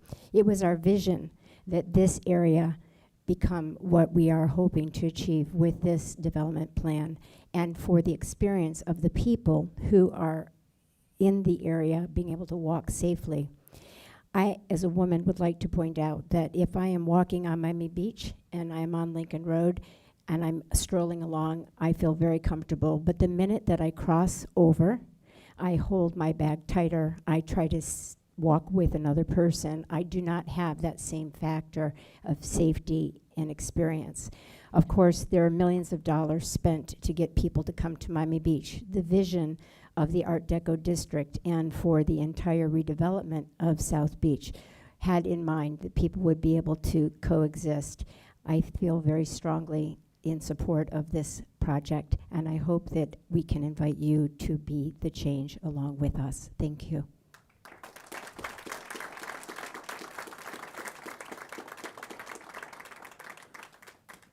Good morning, Lyle Stern, 690 Lincoln Road, Suite 300. Can everybody hear me? Sounds a little quieter. Good morning. I hope that I'm not the last person between you and your bathroom break, though. You know, a bit of context, because at every public meeting I go to, I feel like I live in a different city than everybody else. I think we live in paradise here. I think Miami Beach is an absolutely incredible jewel. We just have a few rough spots, so I thank you for all the time and effort that you put into it. Between Ocean Steps, the Ritz-Carlton, the Delano, the Shore Club, the Raleigh, it's about $2 billion, maybe $2.25 billion of projects that are going on along this stretch. Lincoln Road itself, the pedestrian portion is about 90% leased today. So things in the city are going great. There are a few rough spots and some things that we need to do. This is the nexus of all those districts. This is where it all comes together. And I don't want to opine on the plan, but what I do want to say is this is a moment of opportunity. With over $2.5 billion in new development, there's tremendous tax revenue. It would be great if the city were doing the project themselves based upon the tax revenue. The benefit right now is that there's a private developer who's willing to lean into this and partner with the city, orchestrate it, manage it, and expedite it so that we can all have the city that we'd like to have sooner. So my parting words are, let's just do this while there's a moment to do it. Let's recognize the capital flowing into this district is what's necessary for there to be capital to make the improvements that we'd like to see. Thank you. Mr. Can I just want to let the public know, because we do have people on Zoom as well. This is comment for the discussion item only. We have not heard the private residential development or the 100 block applications yet. We will take public comment for both of those applications separately, so if you could limit your comments to the discussion item only, that would be very much appreciated. Good morning, everyone. I'm Delphine Dre, the owner of the National Hotel. I want to congratulate one more time my neighbor, the Sagamore and the Ritz people. They are proposing an amazing revamp of Lincoln Road, but they don't have the monopoly of Lincoln Road. I would love to participate to the Lincoln Road, but not in exchange of this tower. So that's the only thing. I would love to have a meeting with whomever wants. I'm ready to put some money as well. So 4 plus 4 plus 4 plus 4, because anyway, it's not going to cost only 12 million.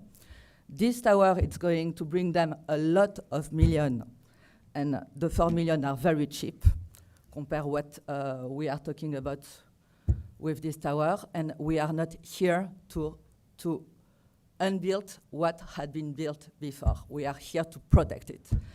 And that's it. Thank you very much. I see one more here, and then we'll turn to Zoom. Hi, my name is Oh, Ellen. oh, Nelson. there's more in the Oh, back. I see. Oh, there's more in the back. Go ahead, ma'am. You're already there. Okay, I'll go Yeah. quickly. I live also on Lincoln Road on the 100 block at the Deca Plage. Would you mind introducing yourself for the record, please? Ellen Nelson. I did say that. Okay. I just want to make sure we're not confusing the 200 to 300 block to the 100 block. The 200 to 300 block is all commercial stores all along the way, which, if there were a mall there, might have better business. Our block, the 100 block, is residential. We have 625 residents in a building that goes from the beach to Collins Avenue. Across the street is the Ritz-Carlton. There are no commercial stores in that area. We need access to that street, which is blocked by the beach traffic.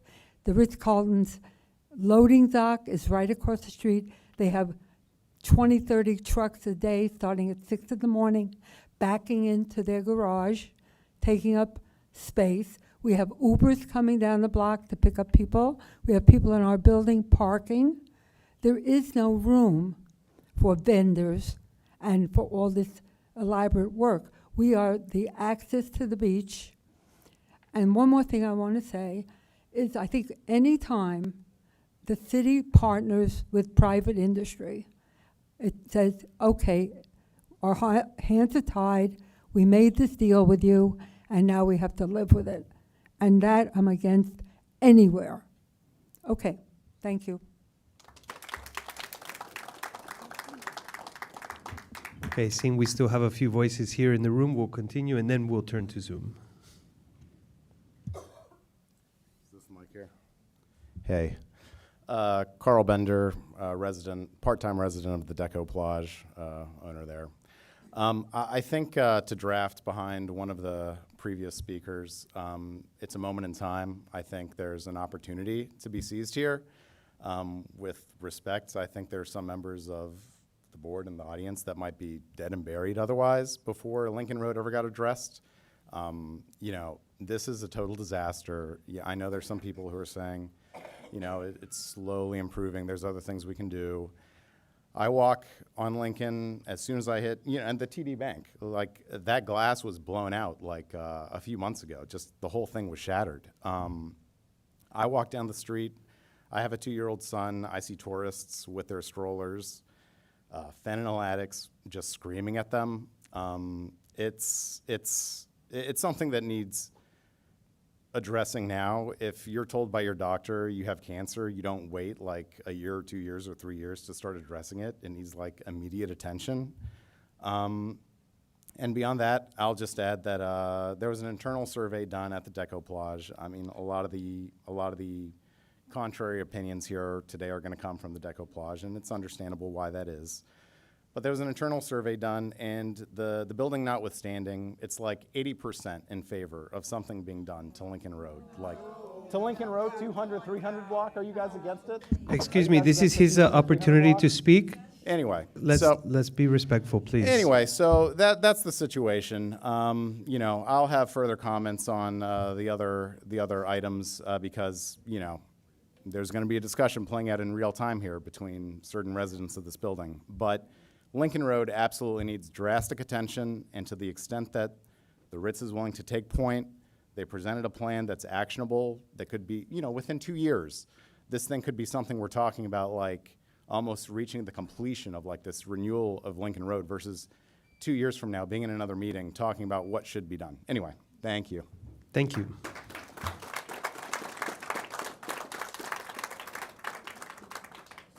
Good morning, Mr. Chairman and members of the board. My name is Russell Galbert. I'm a member of a 6th-generation family from Miami Beach, being born and raised here, and some 70 years of experience. We've been on and off of Lincoln Road many, many times. At one time, we owned the Decoplage and named it the Decoplage. But we've also owned currently many properties all around it, and we've seen what's happened to Lincoln Road. This is a huge, huge opportunity, and it's an opportunity that costs the city nothing, nothing. And I think that it would be very foolish not to take it seriously and look at the opportunity. Communities that partner with developers are communities that do well. Communities that ask not to be involved with their developers do not do well. So I think that this is an opportunity. The people who are willing to come forward and to spend the dollars are real. They're good people, as most people are on Miami Beach. We cannot continue to listen to the vocal minority and not accomplish the goals of the overall community. It's really what's best for the overall community. This is an opportunity. I suggest that you look at the opportunity seriously and do everything possible to make it happen. Lincoln Road needs it. There's no worse place on Miami Beach for vagrancy and problems than on the Lincoln Road corner. Thank you very much for your time today.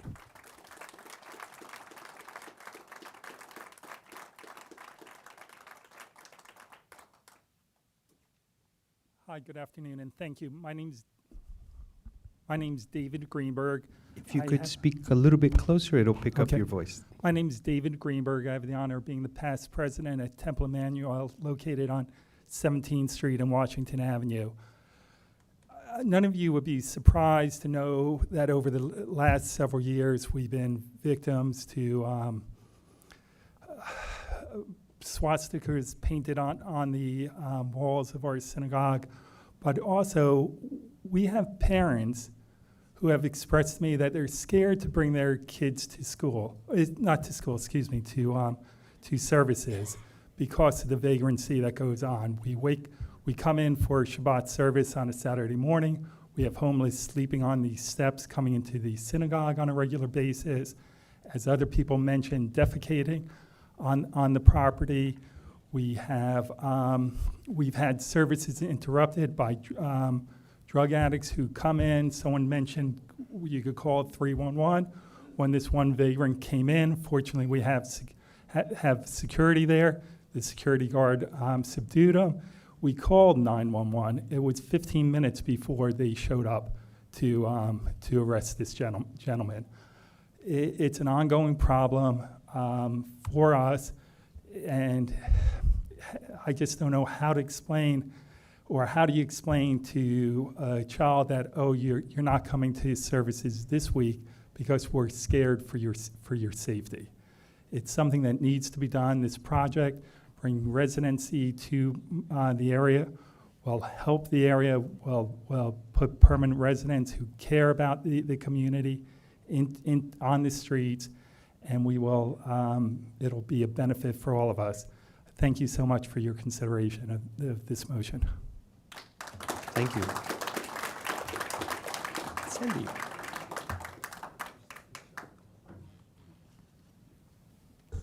Good morning, board members and staff.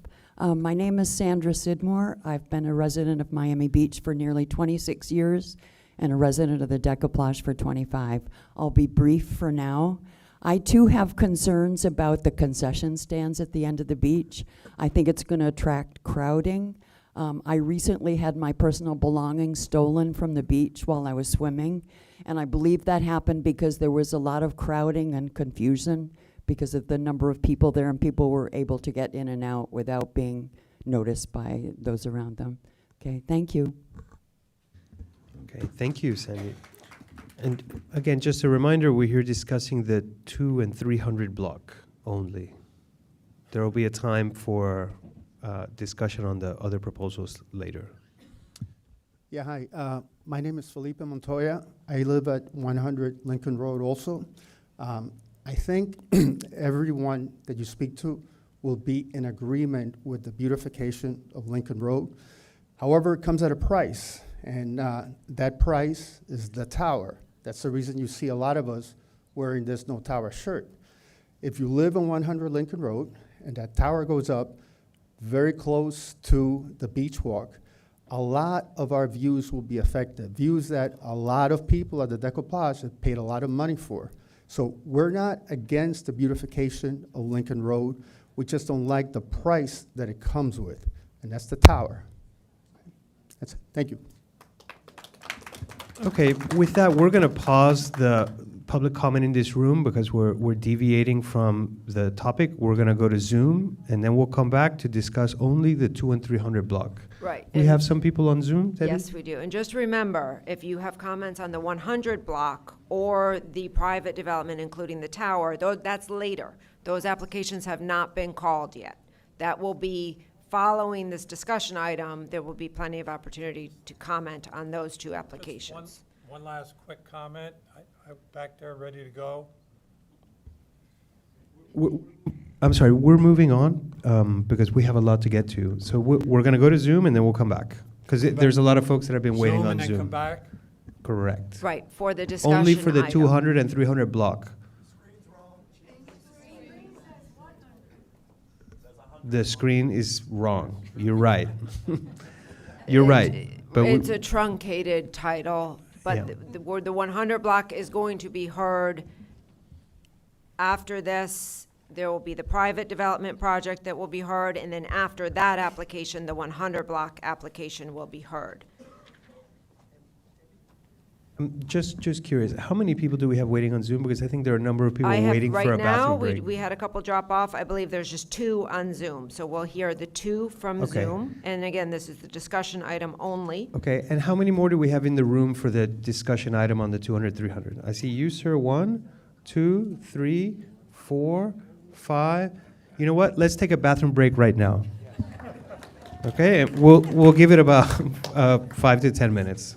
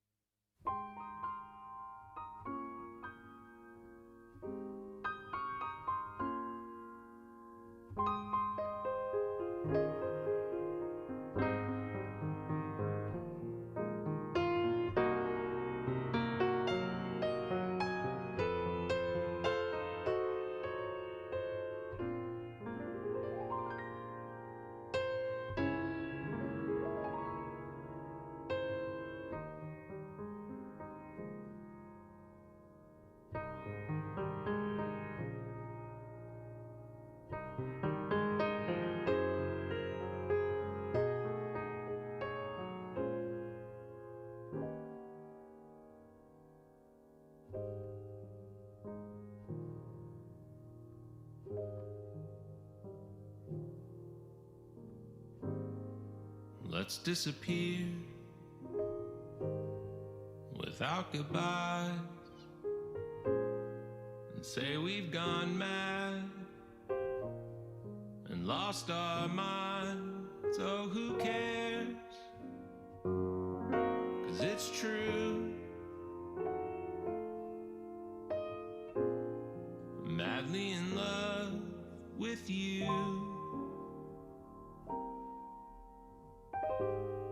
So let's float away toward the moon and the stars and let them all talk about how hopeless we are. Oh, who cares? 'Cause it's true. Hopelessly in love with you.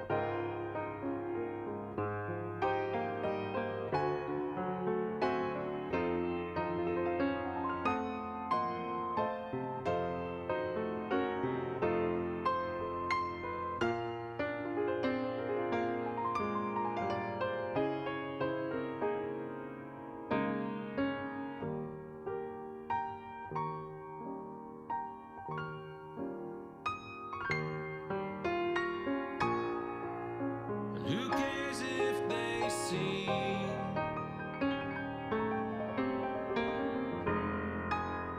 you leaving with me?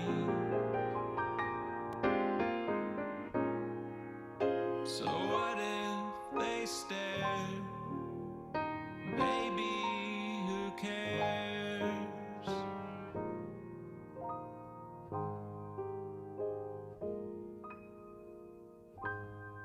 Let's disappear without goodbyes and say we've gone mad and lost our minds. Oh, who cares? Oh, it's true.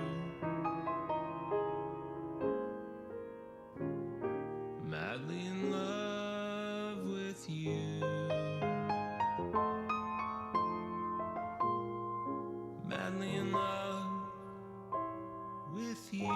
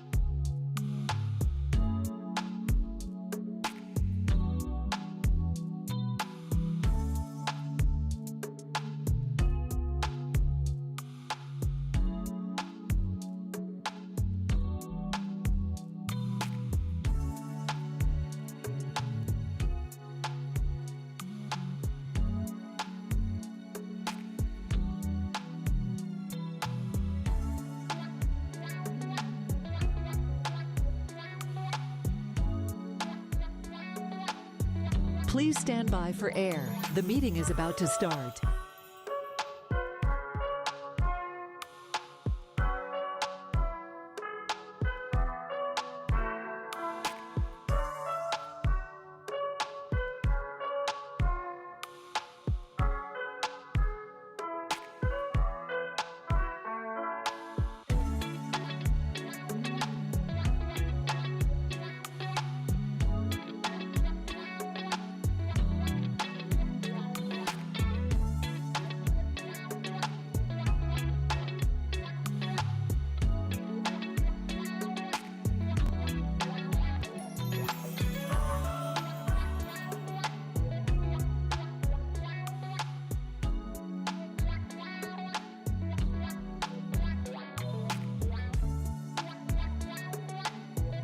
Please stand by for air. The meeting is about to start.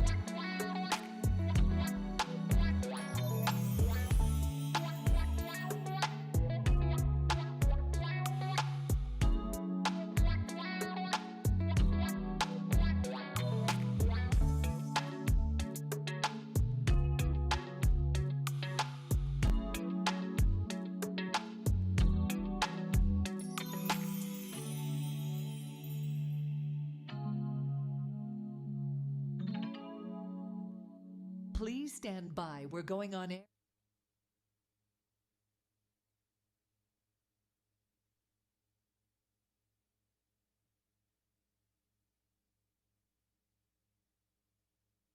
Please stand by for air. The meeting is about to start.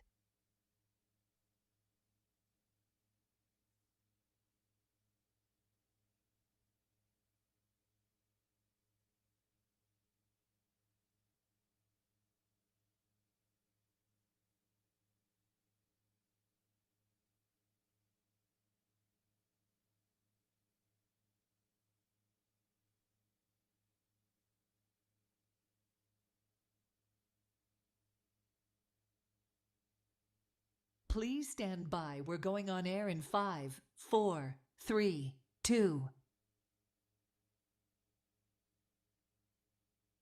Okay, welcome back. We're going to resume the meeting. Thank you all for being brief with your break. We're going to ask the room to quiet down so that we can hear our speakers. We're going to resume the public comment where we left off. I think we were about to go to Zoom for those who have been waiting patiently, and then we'll return to the last few who were in the room. Okay, Thank you. correct. So our first speaker on Zoom is Ronnie Finbarb. Hi, can everyone hear me? And Ronnie, were you sworn in? You probably weren't. Do you swear No, that but the testimony you can you're swear me about in now. to give is the whole truth and nothing but the truth? Yes, I do. So thank you for having me. I just wanted to chime in and show that I do strongly support this project. Any effort to beautify this section of Lincoln Road and help attract quality tenants and customers should be embraced by this community. This enhancement will make this section of Lincoln Road more walkable, which will draw more locals to the area. Let's face it, Lincoln Road is not the only game in town, and this will help make it more relevant and desirable. As Lyle Stern mentioned earlier, there is a tremendous amount of capital being invested in this area of South Beach, and this pocket of Lincoln Road should not be left behind and can use this much needed facelift. So definitely support it, and I think we all should. Thank you.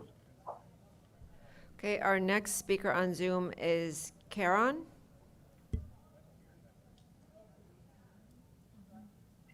Yes, my name is Karen Benoit.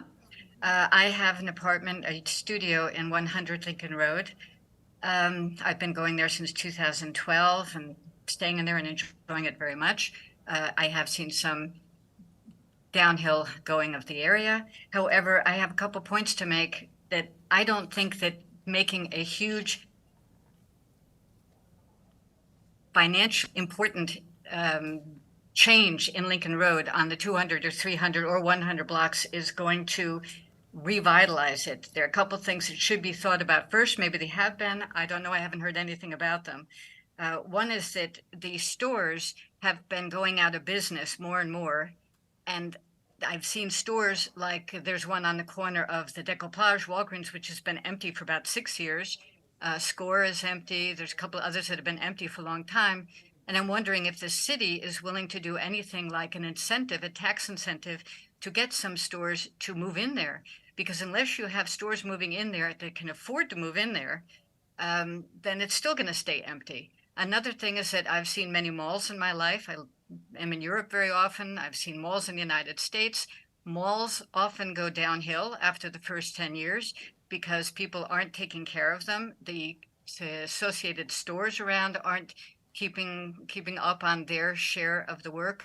And it's a perfect place for people to overnight at night because there's nobody watching out for the place. So they take over the benches and then they kind of make themselves comfortable. And that is a disadvantage with a pedestrian mall. It's fine during the daytime as long as you have somebody cleaning it up, but at nighttime it comes alive with another type of people.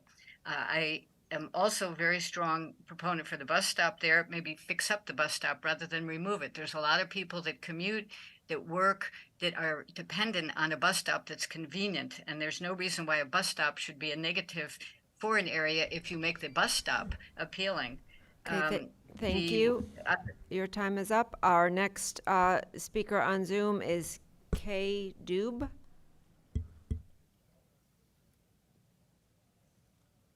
Hi, everybody. It's Karen Dubé. Thank you. I'm a part-time resident. I grew up in Miami, and I'm a part-time resident at the Decoupage, 100 Lincoln Road. Growing up in the 80s and 90s in Miami, everybody wanted to go to the beach, and I was part of that group, which is why I ended up growing up and buying there. But nowadays, I can't get friends or family to visit, and I think that we all have discussed many of the reasons why. That said, I'd just like to say that I am totally in favor of beautification of Lincoln Road. What I don't like is this quid pro quo that's going on with the Ritz and the city and the handcuffing of funds that's related to this project. I think that the city should beautify Lincoln Road because it's what's best for the city. Thank you. Great, thank you. Our next speaker is G. Perez. Can you hear me? Yes, you have 2 Can you hear minutes. me? Yes. My name is Jerry Perez. I've been on the Decoupage since 1992. And you may want to swear me in since it has not been done. You don't need to be. This is a discussion item. The formal applications are later on this agenda, so you do not need to be sworn in at this time. Okay. So making this block pedestrian is a great idea. I am all pro beautifying the area. Whether 100, 200, 300, it is really long overdue, and it's pitiful that the city have let them go for so long. However, as it was mentioned by the first 2 board members, Stuart and I cannot recall the other name, this project is married to another private project. And you're separating the discussion. To me, it's meaningless. They go hand in hand, or truly divorce 2 projects, okay? And there's one is not depending of the other, and then let's move forward. So with that said, I am pro beautification. I am against the tower. Thank you so much for your time. Thank you. We have one more speaker on Zoom, and then we're going to cut off the Zoom. Edward Harvavia. Yeah. My name is Edward Havrila. I rent at the Decoupage, but I've lived on Miami Beach for about 30 years. I just want to make one point, and that applies to the 200, 300, and 100 block of Lincoln Road. The character of Miami Beach is different because of its history from Myrtle Beach or Delray Beach or Virginia Beach, or from downtown Miami for that matter. And to the extent that we change the character of the neighborhood, one of the reasons that I came to Miami Beach in the first place and chose not to settle in Miami was that profile of 6 or 7 buildings up Collins Avenue and Ocean Drive. And if that whole area changes in nature to look like Myrtle Beach, I think it's going to be of no interest to tourists. It'll just be another beach. And I wanted to make that point very strongly. The history of that neighborhood is what's bringing tourists. I'm in Europe now, and Europeans talk about Miami Beach not as just another beach in the United States, but as a very special place with a special history. And if we make this start to look like downtown Miami or any other commoditized beach in the United States, I think tourists will lose interest completely. That's the point I'd like to make. Okay, thank you. There are no more speakers on Zoom. Okay, then we'll resume with the in-room comments, sir. Would you like to come back? And then we'll take those of you who've been waiting so patiently. Thank you. My name is Walt Cuman. I'm a resident of Miami Beach, live at the Deca Plage. Who could possibly be against the beautification and the betterment for Lincoln Road? Nobody in their right mind. But just remember that today, under the circumstances, it comes as a result. Ritz-Carlton wouldn't be stepping up if they didn't want a tower with 30 $100 million units for 30 groups, partnerships, and whatnot. Probably most of the people buying them would probably be from Dubai or someplace else. Nobody at the Deca Plage is against the beautification of Lincoln Road. The plans, they're willing to pitch in. There are people that have done it and pitched in to this point. They're all for it, volunteering themselves and spending time with the city. And one other thing, shame on the city of Miami for allowing Lincoln Road to get to the point where it is now. And once we get it solved, let me tell you something, the same people, you're going to have a meeting down the line because those same folks have just moved 3 blocks to the right or 3 blocks to the left. It's about time we cleaned that up. Thank you. Okay. Just a reminder, we're here to comment at this time only on the 200 and 300 block. Okay, the comments on other proposals will come later. I think in the interest of time, perhaps we should limit the amount of time for the remaining public speakers to 90 seconds if possible. Okay. Thank you. My name is Jonathan Plutzek, 1455 Ocean Drive. And I'll take only a moment to say that I'm deeply in support of improvement on Lincoln Road. I want to bring some passion, a plaintive cry that we have to get after this change. I want to use a word that my friend Lyle Stern used a moment ago. We have to expedite our progress here. We just can't let this languish. I'm a regular, perhaps sadly, at the CVS in this section. That's my pharmacy of choice. And I watch myself carefully each time I walk there. And it's craziness that we have let this section of town get the way it is. We have to get after this as rapidly as we can. Thank you. Thank you, sir.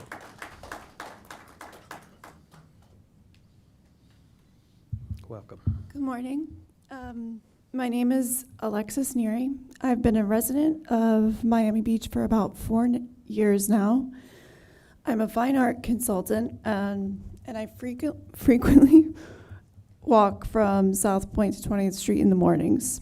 About a few months ago, while my husband and I were walking, we needed to find an ATM, so we stepped off onto Lincoln Road. We were followed by a homeless man who sort of lingered at the ATM for quite a while. Had I been alone at the time, this could have been very problematic for me. I believe more residents in the area would undoubtedly create the sort of foot traffic that would prevent these sort of instances from happening. The crime, uncleanliness, and difficulty in walking from the beach to Lincoln Road Mall are a concern that could be solved by the proposed projects. Thank you for your time. Thank you.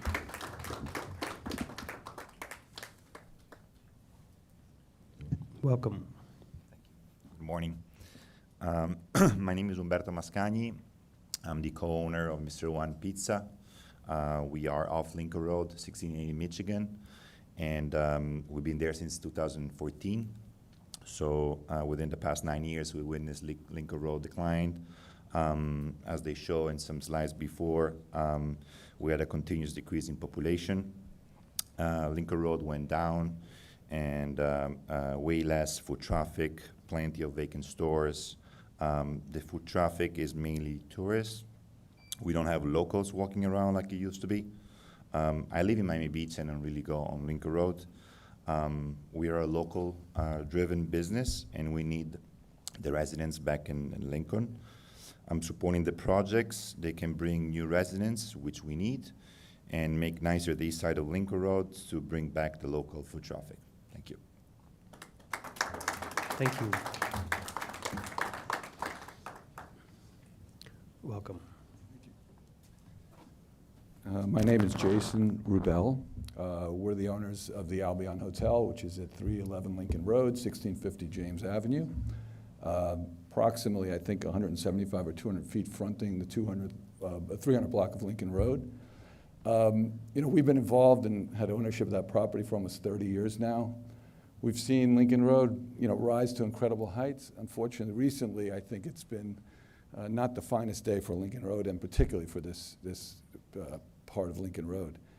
This is the gateway, I believe, not just to Lincoln Road, but I think it's the gateway for tourists and visitors coming to our city to really take in and appreciate what Miami Beach is about.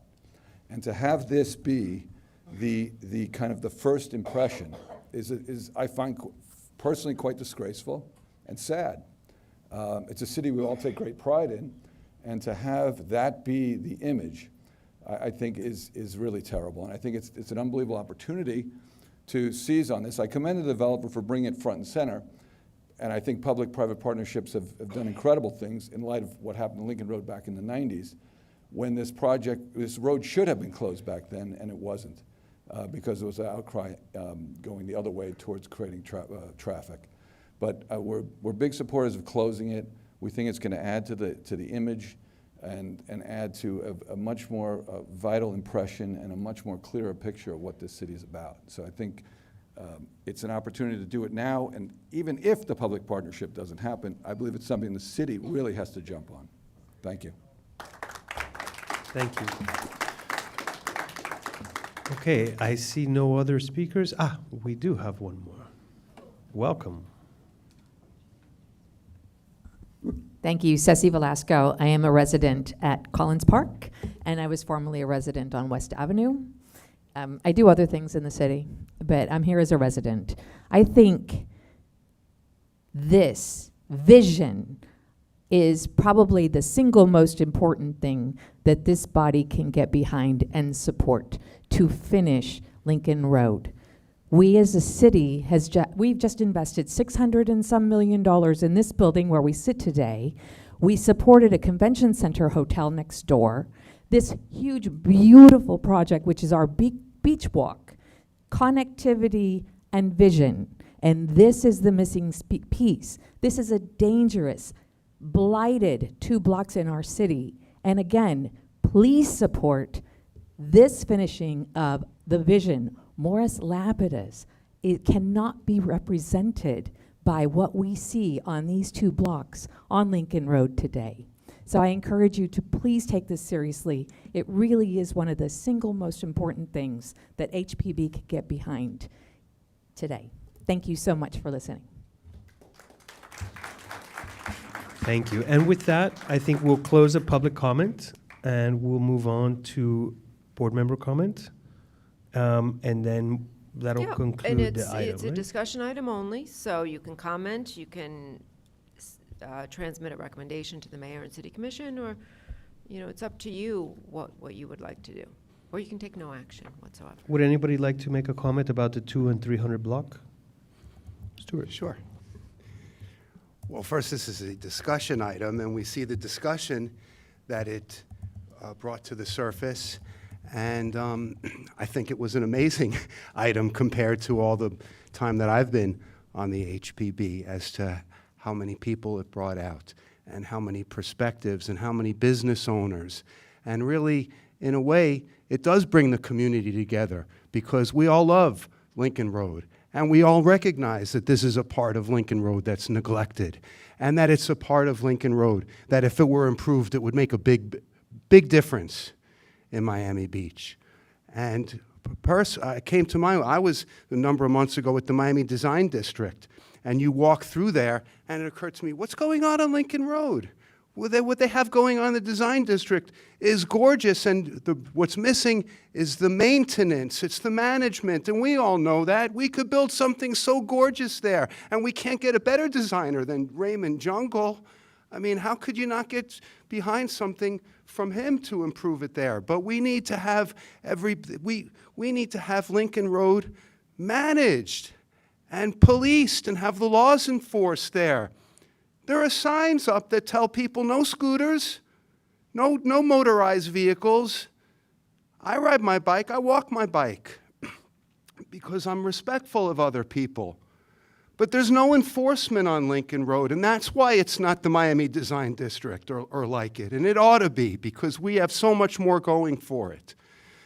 And as far as a comment on the improvement project, I appreciate Ray's comment that some people are not comfortable with the Portuguese pavers that are common in Brazil, that are on the west end of Lincoln Road Mall, and Raymond Jungles was commenting about maybe some other type of aggregate material. I think because of the proximity and it's a transition to the beach, the type of aggregate material should be with sand and shells, because you could also have play with different color where there could be patterns, and it also gives you a sense of place, and it wouldn't present as much of an uneven surface for tripping.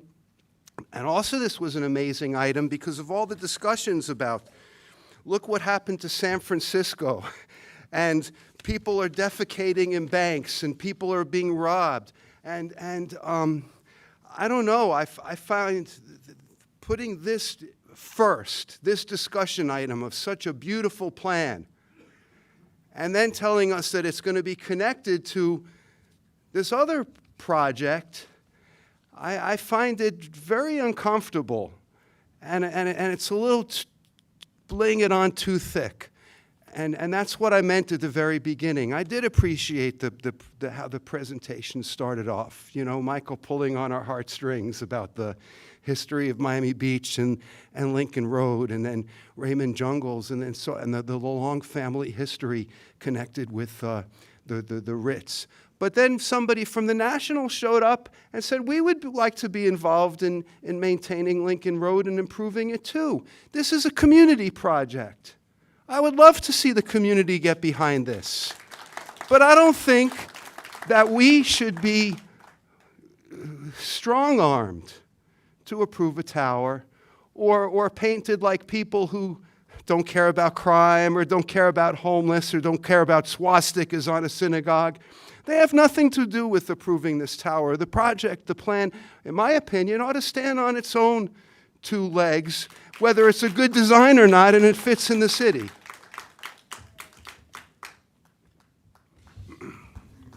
Thanks, Stuart. Who would like to speak next? Public comment is over at this point, sir. Sorry.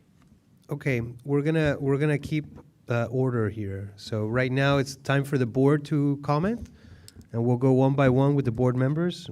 Who would like to go next? My only last comment is with all the people arriving by Uber and whatever, there needs to be a drop-off area that I didn't happen to see. Like all the rest of the blocks of Lincoln Road, there's like a little pull-off area when you're going through the intersection, and we might need to consider doing that here as well. Thank you. Yeah, I'll add to that and just say that I think when this project comes before us again, that we have to kind of consider what the 400 block of Lincoln Road has, which is pedestrian, but which also has many of the same problems in terms of has an ATM that's a challenge to get to, and I mean, I work on the 400 block, so I know it very well at all times of day. So we really, days and nights, so we really have to, I think, really kind of understand the maintenance plan to kind of build off of this, how we would and how the city would kind of think about a pedestrian area. And to build on Ray's point, I really think a more thorough transportation diagram and understanding of how people will possibly come and go. It's possible for that to be the model of a transit moment in our city. I just don't think it's been. I don't think pedestrianization in and of itself is it has to be pedestrianization with maintenance, but also with places for people to get on and off and in and out of cars, for places for potentially for limited access of buses to come through and drop people off and pick people up. I try to take the bus from my home in Normandy Isle down to 400 block, but it's too big a challenge to, and it's not just, it's getting to my office from the bus stop. So anyway, that's what I would recommend if this comes back. Thank you.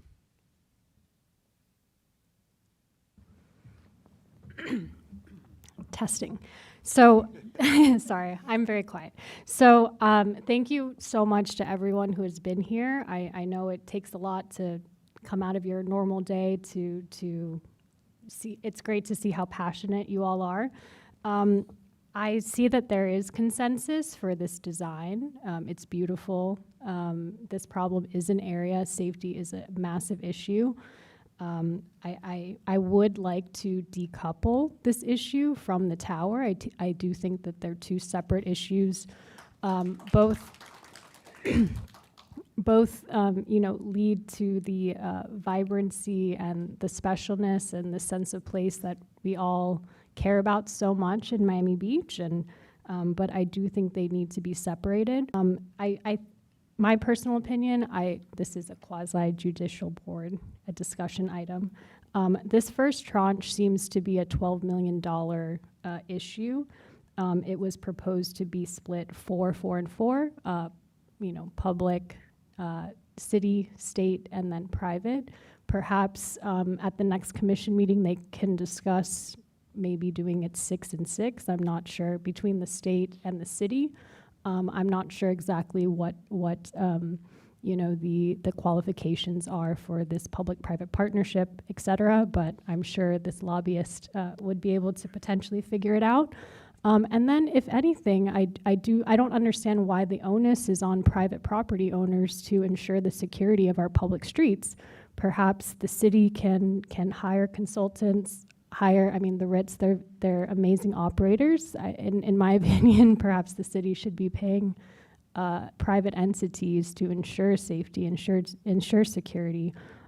As far as the design and historic preservation is concerned, I do think it's beautiful and am fully supportive.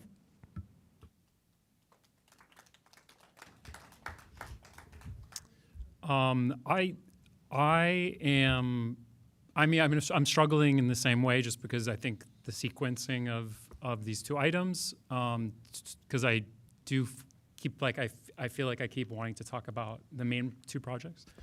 With that said, I think the design is very visionary. I am very, very encouraged by developers and the example that they've set. My concern here would be on continuity, as I mentioned before, like design continuity from really just from the end of Lincoln Road to the other end of Lincoln Road. So that's something that and obviously this isn't the time to, there will be other moments to address that. And I'm very confident in Raymond Jungels and his track record and being able to achieve that. I just think that it is something, it's one thing to say, oh, we'll take care of that. And there's another thing to actually say block by block, this is how, this one very, very important pedestrian thoroughfare is going to have continuity through our city. So that would be the one thought that I have that kind of gives me a little bit of pause.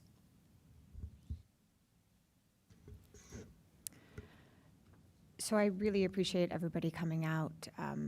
kind of, I don't want to say on both sides of the issue, but to flesh out everything, because this is a discussion item. I think in theory, I'm supportive of the pedestrianization. That is a hard word to say sometimes. I'll echo what John Stewart said earlier, that my support of that is somewhat, I'll call it selfish, right? It's how I would use the area, and I appreciate the fact that the businesses support it. I do understand that maintenance and management takes money, and there is a cost associated with that, and I'd like to see that kind of more fully fleshed out, at least in a formal presentation to us when that time comes. Practically, I would also like to see if something like this exists, some sort of empirical study or something that shows how pedestrianization affects. Anecdotally, I think I understand it, and it seems to me that at least the businesses and some of the residents support it because they think it's going to improve it. But, vagrancy does exist elsewhere in our city, not just in this area, even on other parts of Lincoln Road, which are pedestrianized. And if that is, the concern, one of the concerns that we're trying to address, I'd like to see more evidence-based, something that shows me that it's not just we generally think we have good thoughts about this and it's going to improve it. I want to see how it has elsewhere. And I have to imagine it exists. As far as the design goes, I echo the comments. I mean, I have no doubt that this could be executed beautifully. Should it come to fruition and should it come before us? So those are my comments. Great. Yeah, thank you again to all of the speakers. I appreciate everybody speaking within your allotted time and being respectful with one another. It's great that you guys turned out to voice your opinions. That's part of what we're here for.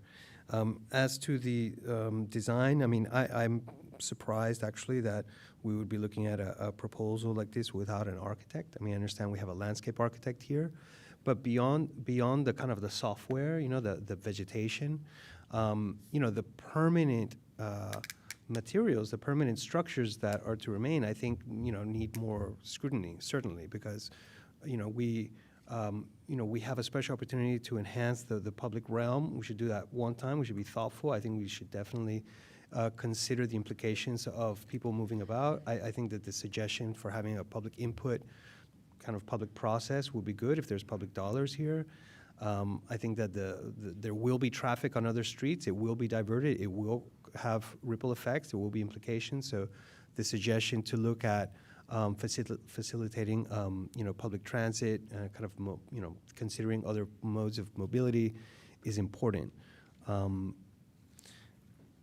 I know that there are other street projects that have more flexibility built in to allow for vehicular traffic if needed, and doing something that might be flexible might be important. I think it's important for the public to consider that. But I do believe that the public and private partnerships have great potential, and I think that there have been great examples in the past. I just think that the concerns, the specific interests have to be addressed in a kind of forum, and so I think that some sort of public workshop might be the way to go, so that the public feels like they have their voices heard, and there's a chance for the architecture to reflect it. And again, I do think it's a project that needs an architect. I mean, Rockefeller Center was not just a landscape project. It's no Rockefeller Center, but we're talking about shaping public space, right? So I think you need great architecture here, and I think it's something that's one important component we don't have yet. So with that, thank you, everybody. We're going to move on. Okay, thank you, Mr. Chair. We are moving on to a formal application, which is HPB 230574. This is 1 Lincoln Road and 1671 Collins Avenue. An application has been filed requesting a certificate of appropriateness for the partial demolition and renovation of 2 buildings on the site, the total demolition of 1 building, the construction of a 1-story rooftop addition, the construction of a ground level multifamily residential addition at the northeast corner of the site, and modifications to the rear yard site plan. This particular site consists of 3 contributing buildings. The Ritz-Carlton Hotel, which was originally the Delito Hotel, is located at 1 Lincoln Road. The 1 Lincoln Road building is the commercial building located at the intersection of Lincoln Road and Collins Avenue, and the Sagamore Hotel, which is located at 1671 Collins Avenue. The currently proposed scope of work is generally limited to the Sagamore Hotel portion of the property, and also includes some minor modifications to the rear cabana building of the Ritz-Carlton Hotel. With regard to the improvements for the historic Sagamore Hotel, so this building was originally constructed in 1948 and designed by Albert Annis in the post-war modern style of architecture. In 1953, there were some significant design modifications, including a alteration of the front of the building, which was pretty significant. The current proposal is to restore the original 1948 Albert Annis facade. Staff is extremely supportive and excited about this. As you can see in our staff analysis, we believe that the 1948 design with its step down in height is a much more successful, much more indicative of the post-war modern period, and we are very enthusiastic about the plan to restore that front facade of the building. The applicant is also proposing to reconfigure some ground floor amenity spaces and some significant restoration work in the lobby. Staff does not have any objection to the proposed modifications of the contributing Sagamore portion of this. The new residential tower is proposed to be constructed to the rear of the Sagamore Hotel. It's proposed to be 182 feet, 10 inches tall. In order to construct the addition, the applicant is proposing the total demolition of the rear 4-story bungalow building. It's important to note that this building was constructed in 1998, and staff has no objection to that. The new tower is set back approximately 300 feet from Collins Avenue, which will significantly minimize any visibility from the pedestrian perspective along Collins Avenue. We also believe that it will have very limited impact on the contributing buildings on the site and the surrounding historic district. Further, on the east side, the proposed new tower is proposed to be located behind the existing 6-story 1998 addition to the Sagamore Hotel. So the construction of this new tower will not obscure any original historic features of the Sagamore Hotel. With regard to the Ritz-Carlton portion, the applicant is proposing to construct a 1-story rooftop addition located on the existing northern 3-story rear cabana structure. This rooftop addition is proposed to be on that portion of the property that was constructed in 2003. So this is not on a contributing portion of the Ritz-Carlton. Staff has no objection to the proposed rooftop addition, which will not be visible from Collins Avenue or from Lincoln Road, and will be minimally visible from the public beach walk. Additionally, there is a new portico share structure proposed for the Lincoln Road side. Staff is very supportive of that and has no objection. Additionally, there is a new elevator and bridge structure proposed to be located between the Sagamore and Ritz-Carlton hotels, which we believe will improve connectivity between the two buildings. The circulation corridor that is being constructed as a bridge is set back over 200 feet from the front property line. Again, we don't believe this will have any adverse impact on either historic building. And finally, the applicant is proposing some site improvements, including landscape and hardscape improvements, and we have no concerns regarding the proposals for that rear yard. In summary, staff is supportive of the application and is recommending approval. It's important to note that this is as is presented to you and as was evaluated by staff, a separate application. This is not in terms of my review as a staff member and in terms of the board's review, reviewed in conjunction with the next application, which is the improvements on the 100 block. So this was submitted as a standalone application. The evaluation of the project in accordance with the review criteria was based on this application only and did not take into consideration the next application, which would be the improvements to the 100 block. So there's a lot in this application. I am more than happy to answer any questions you have before we turn it over to the applicant. Does the board have any questions for staff?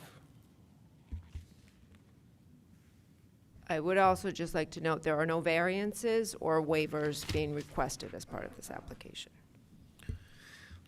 Given the complexity, we may have questions for you a little bit later. So why don't we And that's reserve the fine. opportunity to ask you questions in a few minutes? Okay, welcome back, Mr. Larkin. Thank you, Mr. Chairman. Michael Larkin, 200 South Biscayne Boulevard, here representing the applicants. With me today is Kobe Karp and Matthew Picard, our architects, Deborah Desilets, our architectural historian, Andres Arcia, our landscape architect, Adrian Dubowski, our traffic engineer, and my partner, Graham Penn. The code requires that if you enter into a support agreement with an adjacent neighbor, you must disclose that at the beginning of the hearing. So we have entered into a support agreement with the Decoplage Condominium Association. It does include a financial component. The code further requires that we submit notice of that support agreement to the clerk of the board, which could be Debbie or Jake. We have done that.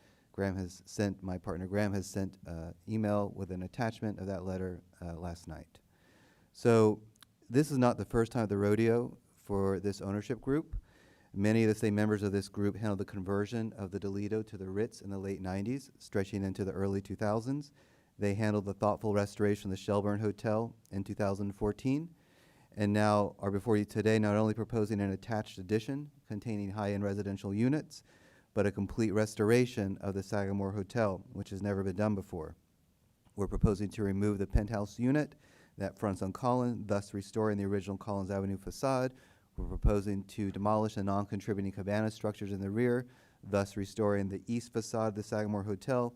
We're reducing the number of licensed units from 93 to 55 suites. This reduction in intensity is a very good thing, while we're only adding 30 residential units. When this ownership group listened to you all when they came before you previously, you all had asked for a reduction in height. So again, this building has been reduced in height from 200 to 183 feet. That's approximately 2 residential floors. You all also asked that the design team incorporate some elements from the existing buildings, and the existing buildings within our property have a rich architectural vocabulary. So Kobe has taken certain elements of that and taken them over to the attached addition. You all had also asked for a public benefit, and that is what we had described to you previously and will describe to you with regard to the 100 block.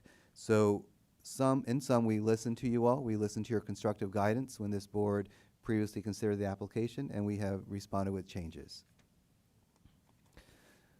So Graham, can you put up the... So again, just like we did with the other item, we reached out, and we have a tremendous amount of support for this project. The letters that you have are registering support not only for this private application, but also for the 100 block. They come again from residents, property owners, business owners, and community stakeholders. Next slide. And as I've just discussed to you, we've entered into an agreement with the Decoplage Condominium based upon our current plans. Next slide. This is from an earlier, when they appeared before you earlier, this is the amount of supporters back then, and this is the amount of supporters we have now, which has increased by a great deal. So with that, I'd like to turn it over to Mr. Kobe Karp, my good friend, and he's going to walk you through his design philosophy for this application.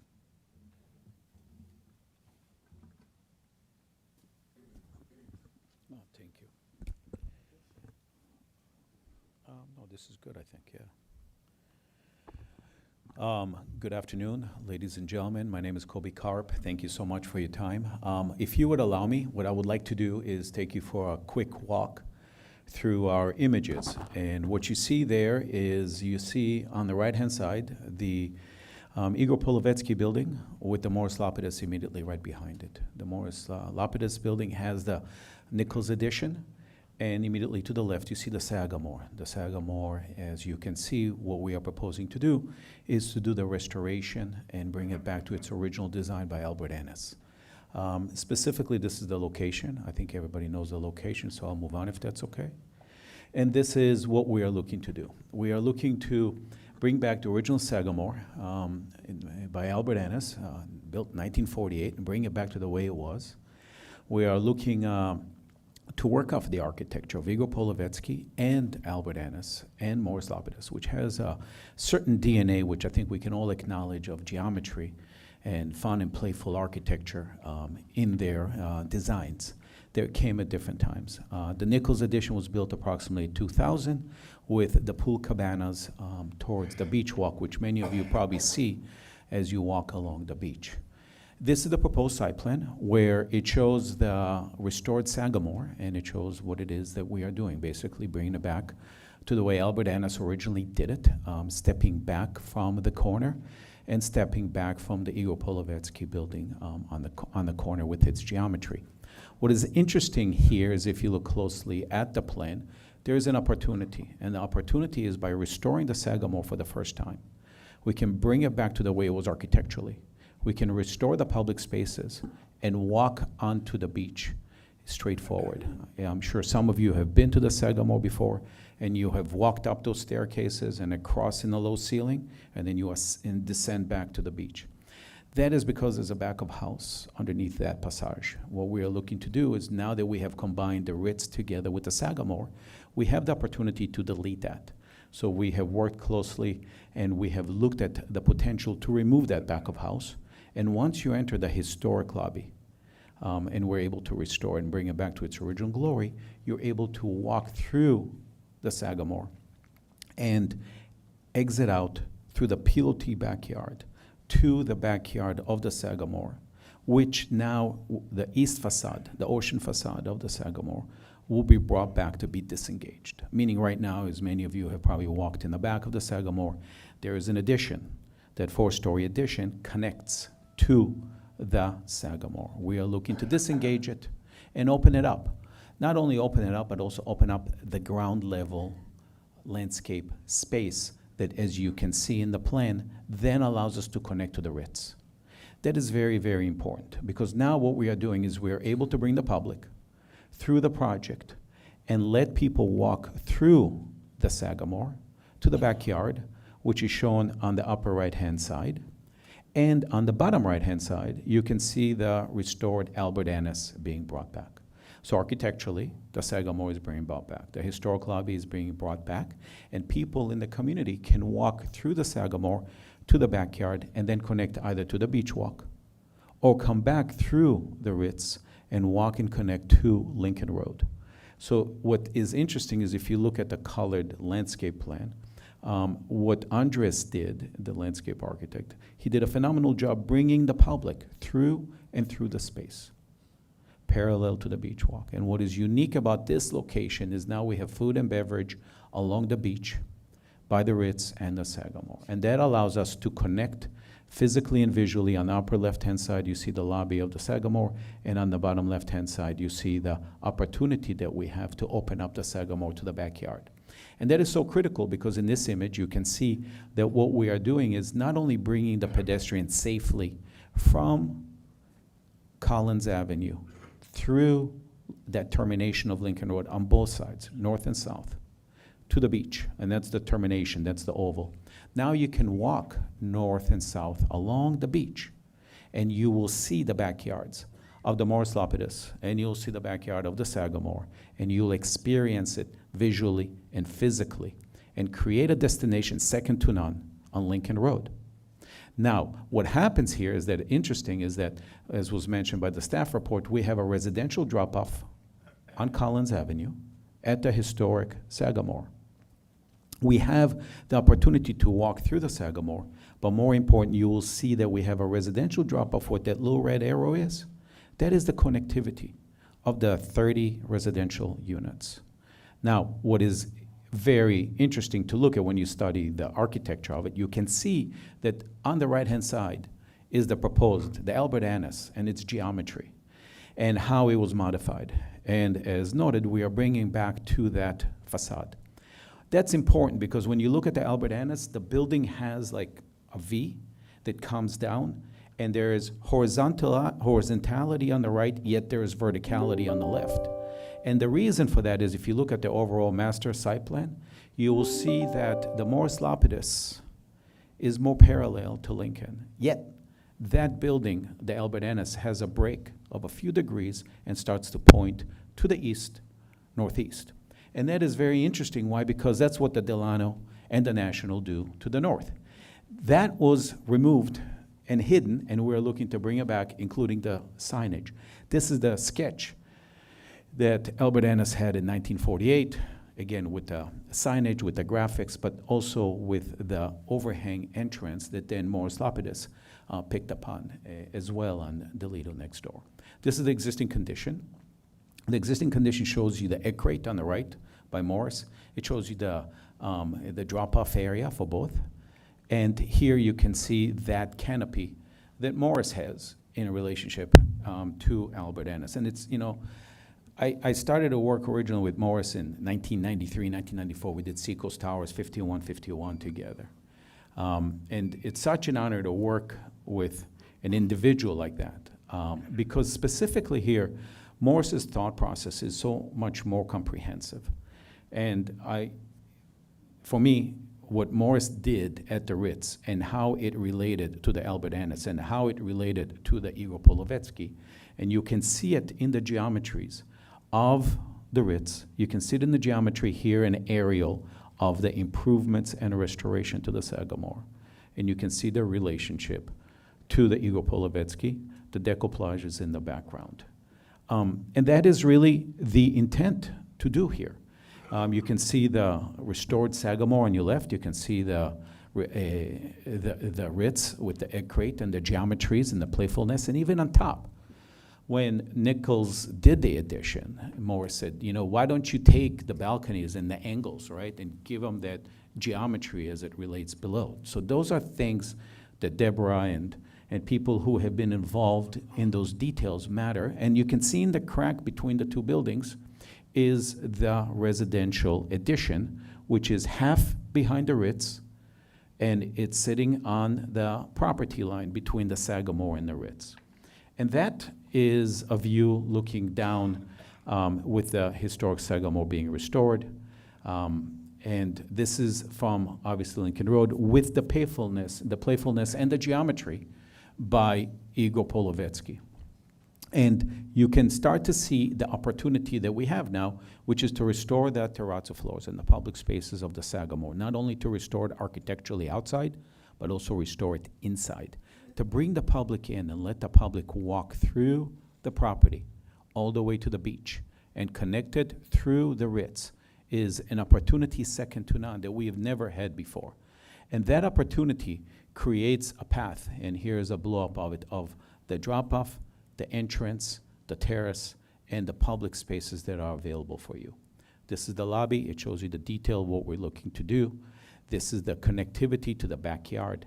And we are working closely with Studio Mungi, very, very creative interior designers for this project, very thoughtful, very unique opportunity for us to work with them. This is the overall master plan on the upper side where you can see how the backyard now, for the first time in ever, of the east facade, the seaside facade of the Sagamore is brought back. That is a great service. That's a great opportunity that does not exist right now. So it's visual and physical from the public right-of-way on Collins Avenue, as well as in the backyard, as well as the connectivity, to the Ritz in the back. And you can see on the bottom right-hand side image, the corridor proposed, is that you are walking through the structure and the pilotis, and it floats and gives you an open space to the backyard.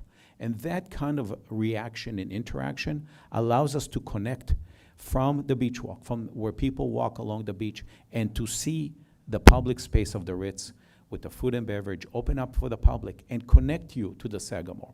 So if I'm walking or I enjoy myself along the beach and I want to walk into the Ritz or the Sagamore, I have that ability. On the upper right-hand side, image 5, you can see looking to the south, the public spaces of the Ritz. You can see the availability and the building, which is interesting because the building is 183 feet.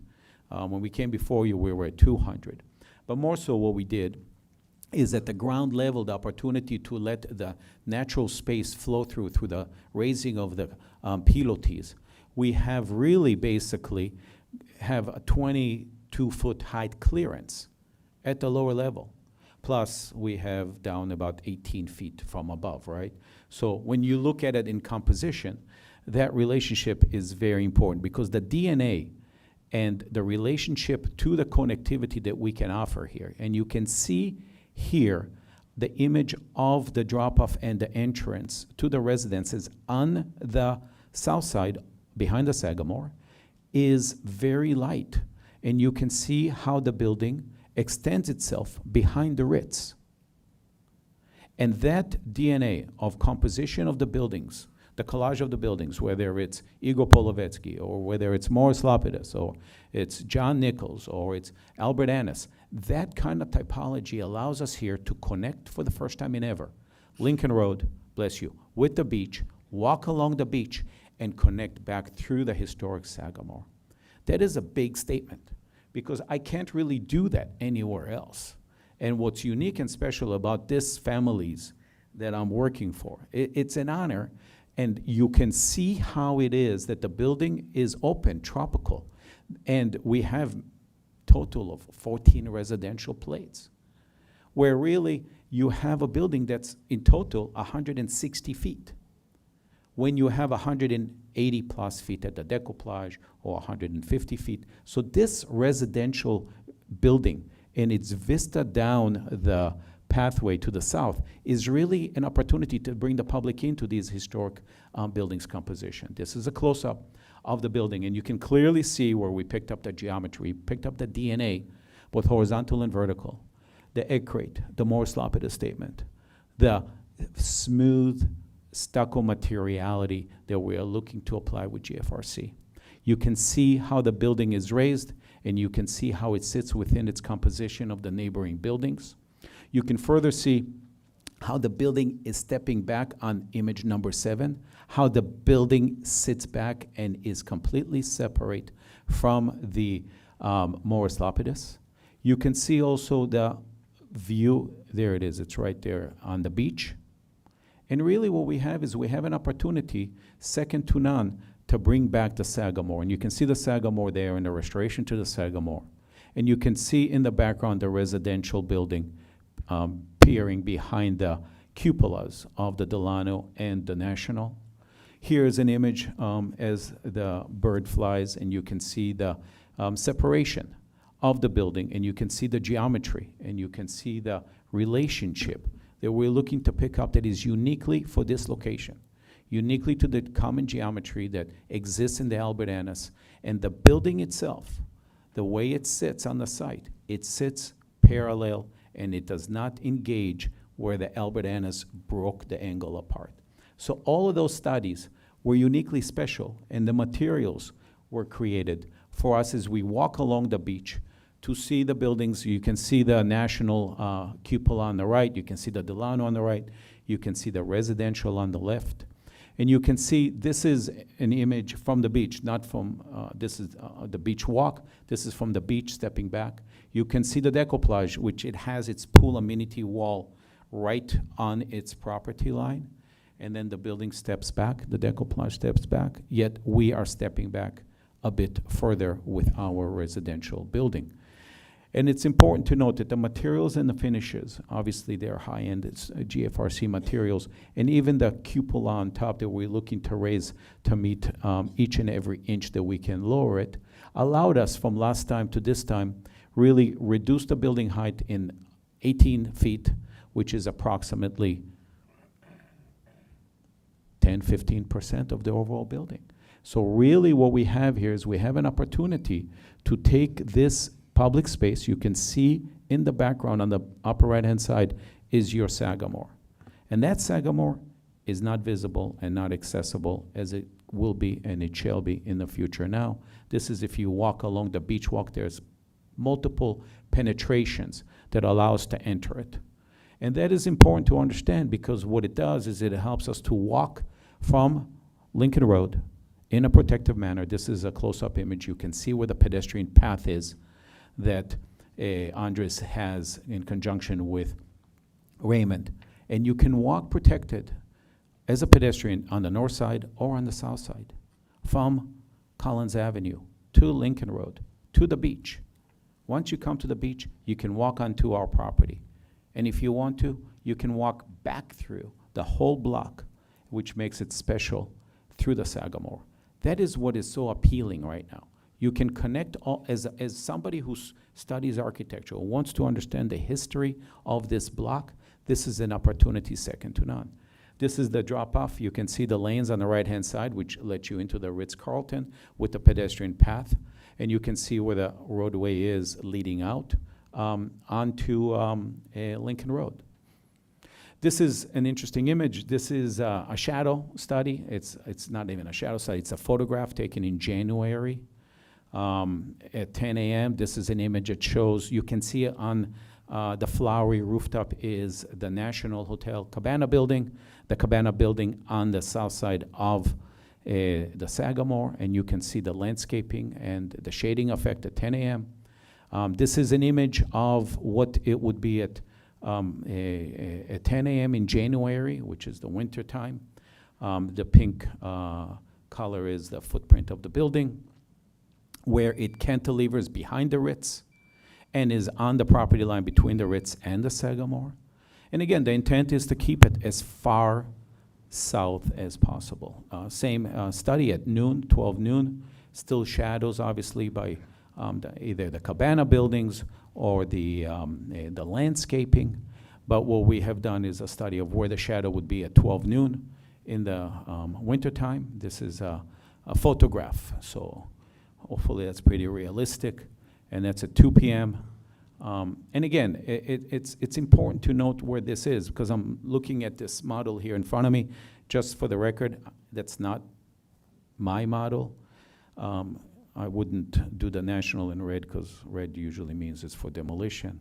But I do appreciate the green building because we are a sustainable and resilient building. But looking at that building, Sorry to interrupt, but Yes, how sir. much additional time do you need for the presentation so we can set the clock? Mr. Lopez, I believe if you just give me, just looking, I have the afternoon shadow, and I'm done. You're almost there, I want to be okay. quiet, and I want to thank you for your time, patience, and understanding. Thank you.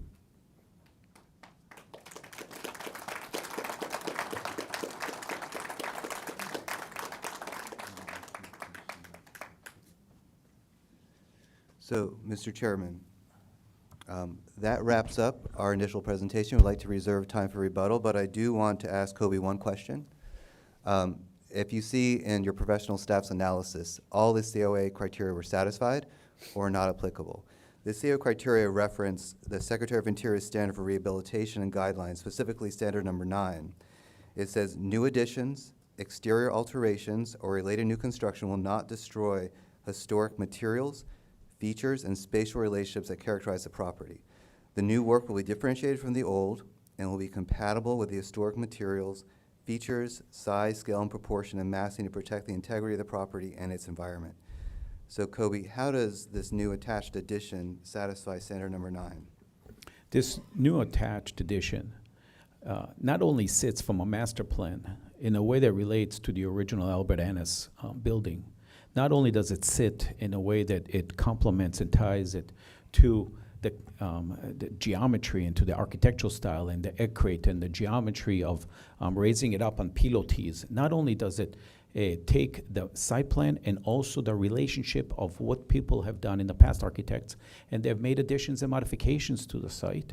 And this building sits furthest away from the public right-of-way, both Collins Avenue, Lincoln Road, and 17th Street.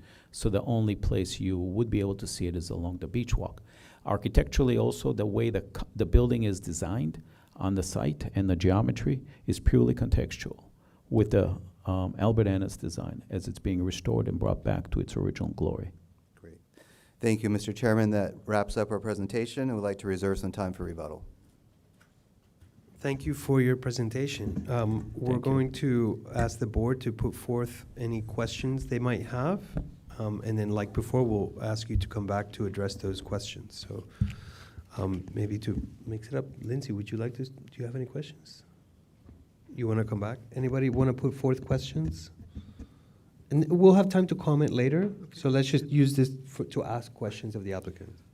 Actually, I'd like to thank you for a wonderful presentation. This is probably the biggest packet that we've ever received, so it's very detailed in what you've given us. And quite honestly, I think you've already answered all my questions, which is very unusual. You've asked for no variances, nothing at all, and I think that is amazing for a project this size. I know it's referred to as a tower, and I'm looking down here and saying, I think the Decoupage is also a tower. But anyway, thank you very much.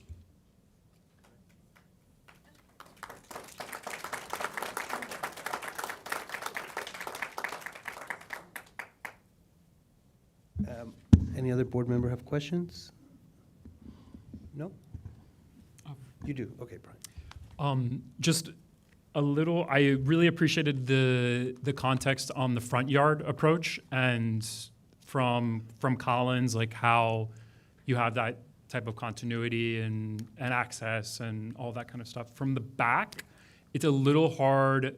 Perhaps I'm looking at the wrong rendering, but if you could bring up at some point the rendering that, as you mentioned, I'm the runner on the beach walk. I want to understand how I interact with both of these properties from a food and beverage point of view, the number of outlets, where the outlets are located, from an access point of view, so that I can understand how I'm entering, how I'm having a drink there.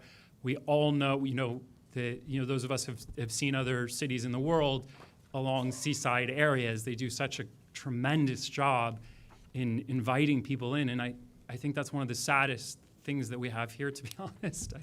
I mean, we have such beauty, but yet none of the properties really adequately invite people in, and so I'm really curious about it from the backyard, not necessarily from the front that you addressed.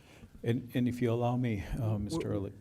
I'm sorry, we'll get all the questions out and then give you a chance to respond to them. Thank you.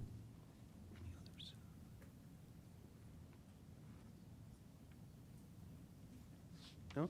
Okay, then I guess I will just add to that. Perhaps you could tell us a little bit more about there was a demolition of one building.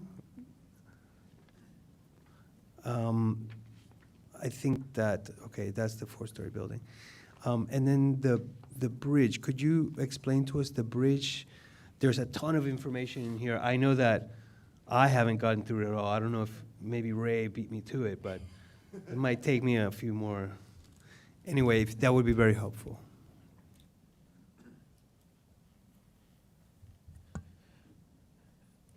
So, number one, thank you for your comments. And if you give me a second, I'll go back to the images that are most relevant.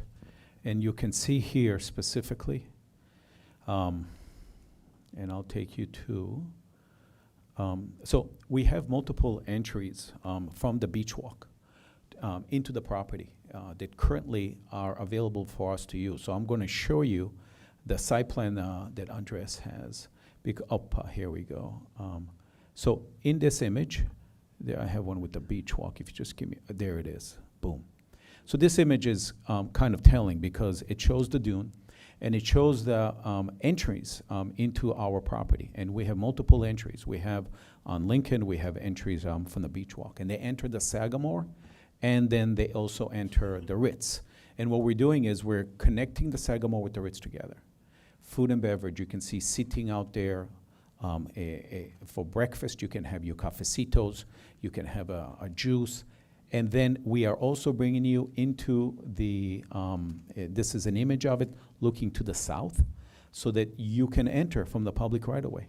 And the intent is for you to come from the beach and enter the property.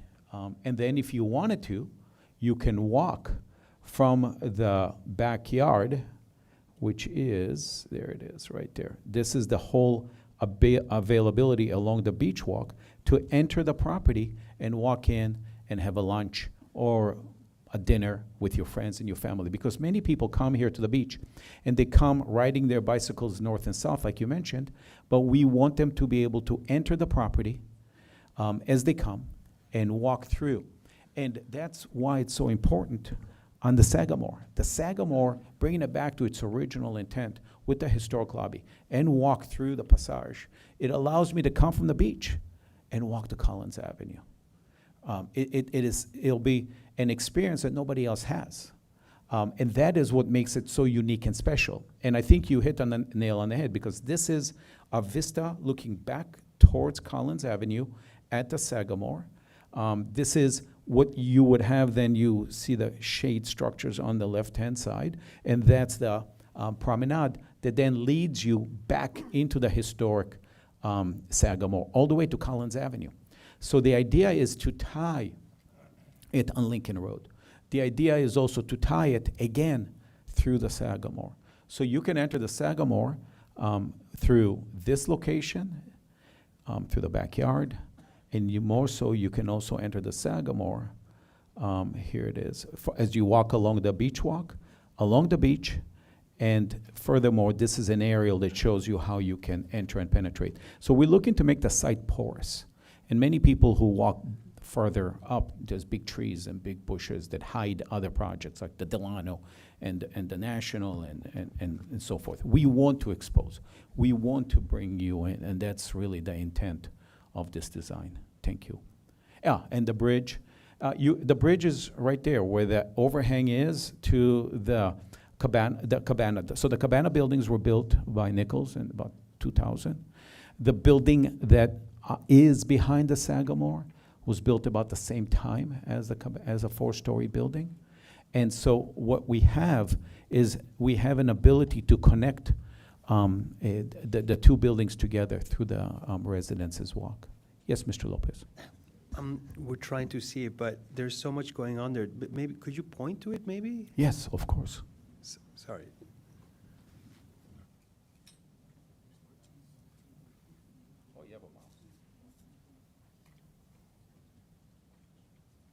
Look at that, we have a mouse. Yes, sir. So this is, oh, great, thank you. So this is the east facade of the Sagamore, and right there is the floating element over the cabanas that were built by Nichols.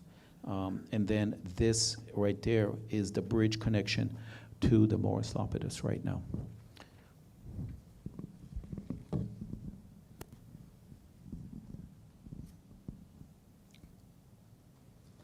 And this is the path, actually, that aligns with Andreas' plans right here, that connects you to the beach walk.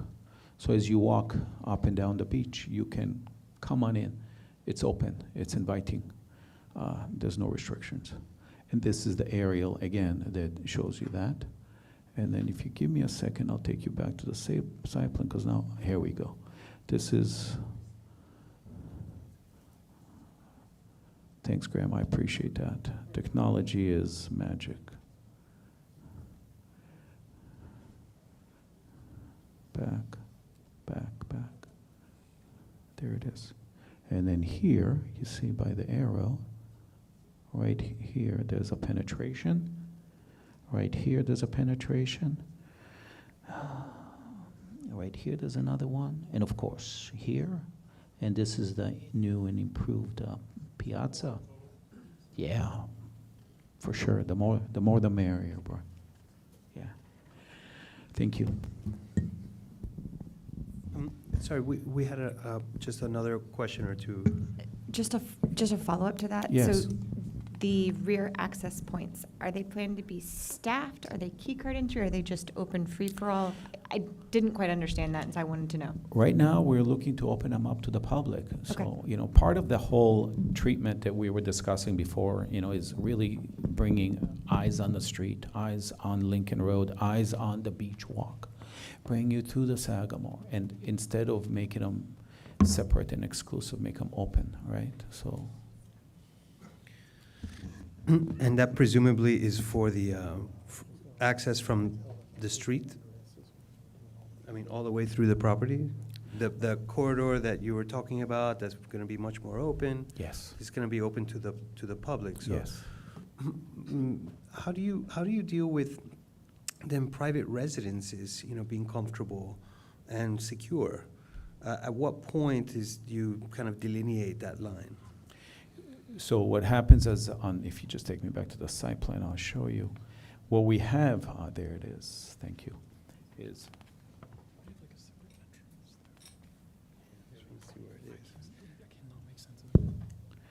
So this is the historic lobby, and we're going to bring you in right here, and the public can walk through. But then we tucked away a little separation entrance right here.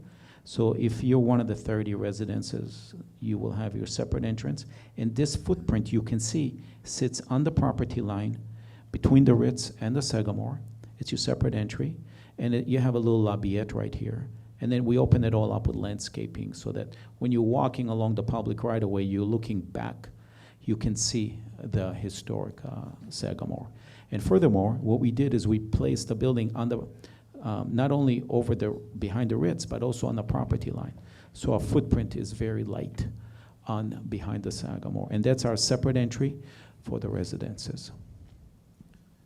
Thank you. So if you just, can I quickly ask you just Yeah, on this Mr. Stewart. topic? So if you go straight, you can take a right and go into the 30 residents, but if you go straight out the back, do you come across a door? Is there any is there any kind of barrier between inside and outside there? Yes, in the images that we had, we have the backyard, there we go, of the Sagamore is air conditioned. So you come at the Sagamore, the seaside facade shall be air conditioned, and then here's the plan, thank you.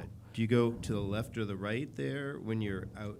Like, can you use on that last plan, can you just use your cursor to show us how you go through? Yes. On the last plan that was a little bigger. I think it's Also- right there on the right-hand side of that plan. There we go. So right here, Yeah. the public goes straight.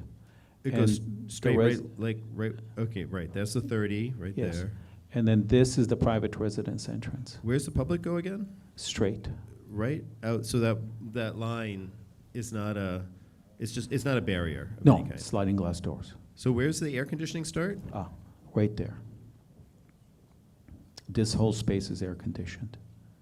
And this whole space out here is not air conditioned. Is there some kind of glass wall there or something at the end? Yes, there's a glass wall right here between the columns. Oh. And that's why here it is, between these columns.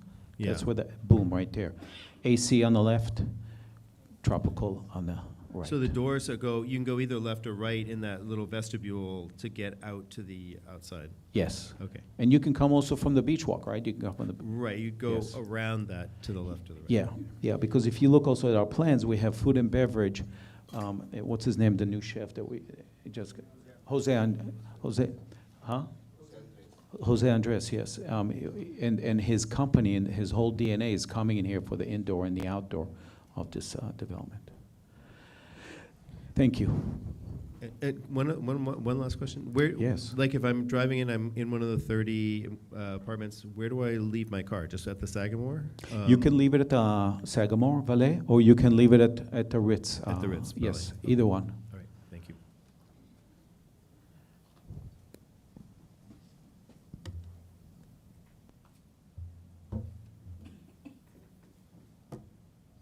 Okay, if there's no more questions, do the board members have any disclosures to make before we open the public comment?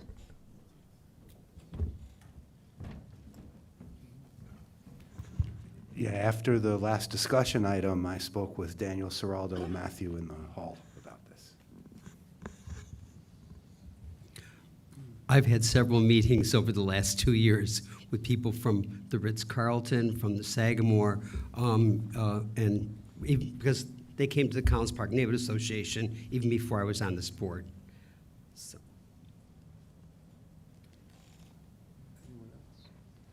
I met with the ownership group and then Matthew Goltanoff, and I had some email communication, I think most of us saw it, with Garofalo about the petition. I've met with the development group, with Michael Larkin, with the designer Kobe Karp, And I think that's, yep. And I also had a brief call with the applicant's attorney and architect and landscape architect, just to kind of walk through the overall project. But I can remain impartial. And to be clear, by ownership group, I mean their representatives. Okay, we can go to the public hearing portion, if that's good with everyone. So anyone in person, come to the podium. We'll go to Zoom after we hear the in-person comment. And Mr. Chairman, given that a good amount of time has passed since I swore in the public this morning, I'd like to swear anyone who hasn't been sworn in yet, please raise your right hands. Do you swear or affirm that the testimony you'll give in this proceeding is the truth, the whole truth, and nothing but the truth? Thank you. And before we begin, I know that we're going to have to schedule another break. It's now about 12:30. Should we aim to take a break around 1? Yeah, it's up to the board. I don't know how far along we're going to be in this application, but we do have lunch, which is in a separate room, and so it's up to the board when that break would If the would board is occur. okay with it, maybe we'll get started here and give it about half an hour and then see where we are. Fair enough? Okay.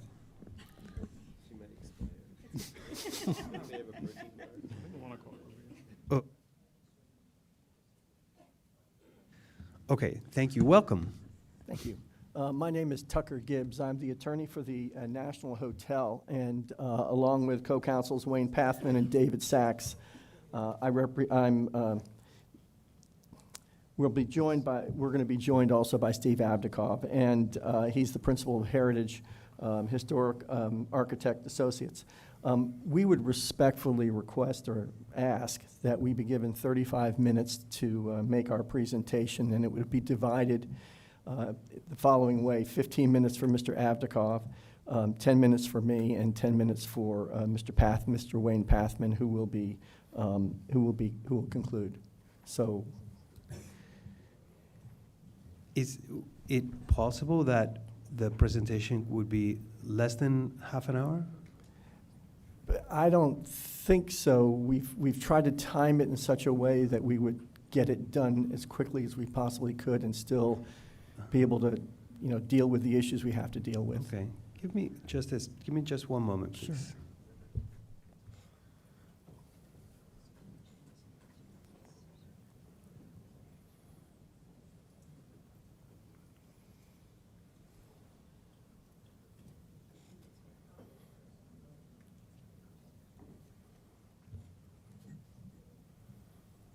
Is this for you? I think that's for you. I think, okay, that's right here.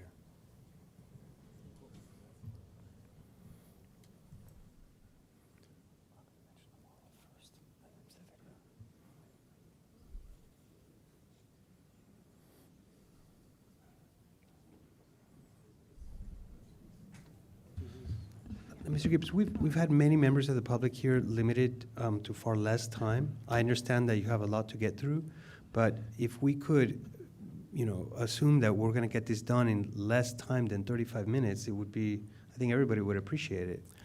I understand, and I do appreciate the applause from the applicant's supporters. But my point is, it's a quasi-judicial proceeding, and I will tell you that the last time we dealt with this, it was dealt with in a similar amount of time. And we have issues we have to bring up, and we've presented documents to you all for you to look at beforehand. So that's why we feel that we can do this, I'd say, relatively quickly, but it's a pretty complex proposal, and there are lots of moving parts to it. So we want to be able to at least address them, and I have to establish a record for my client. If I could make a suggestion, Mr. Chairman, maybe start with a lesser amount of time, and if at that point Mr. Gibbs or any of the others would like to request a few more minutes, then you can consider that. But if you want to start, maybe start as we somewhere. said, we'd like to target a break at 1 o'clock, which is about 25 minutes from now. So if we could aim to have your presentation in 20 minutes and we give it a few more minutes, if we have to, we can do that. Would that be acceptable? Well, we'll try. I mean, that's all I can do is Okay. say we'll try. Thank you. Okay. And I Just in want the to- interest of being fair to everybody else who's come to speak from the public. Understood. I understand that completely. Thank you very much. Thank you, Tucker, Mr. Chair, members of the board, staff. It's a pleasure to be before you again. For the record, I'm Steve Abdikov, Principal of Heritage Architectural Associates, 4300 Biscayne Boulevard in Miami. I founded 25 years ago my architectural firm, which specializes in historic preservation. I'm a registered architect in the state of Florida and 4 other states.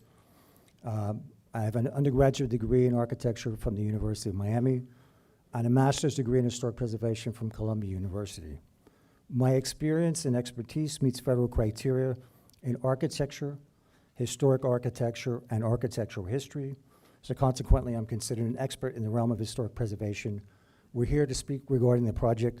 But before we get started, I would like to call to attention to the model that has been presented here. It's prepared by the National.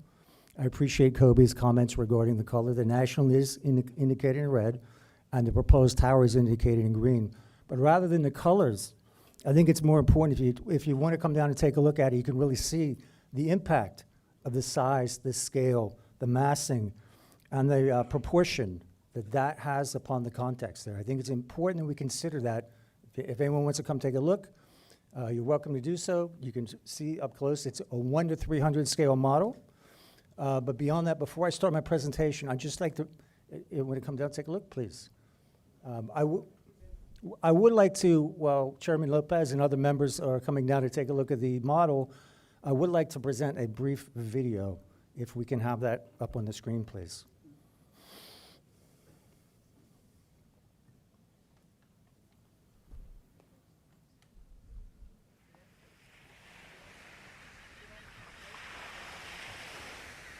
Every time when I visit here, this is my 4th time visiting, me and my mom, we walk just to look at the architecture, just look around, it's gorgeous. Como esta diversidad histórica de sus construcciones, lindo, me parece hermoso.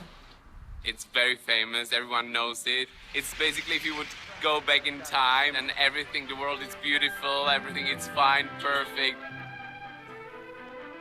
During South Beach's heyday in the 1940s and early 1950s, no street was more famous than Collins Avenue, and no stretch of Collins was more prominent than the 2 blocks that included the New Yorker, the Sagamore, the National, the Delano, and the Ritz Plaza. The constellation was so distinct that postcards dubbed it Hotel Row. If Golden Age South Beach had a skyline, this was it.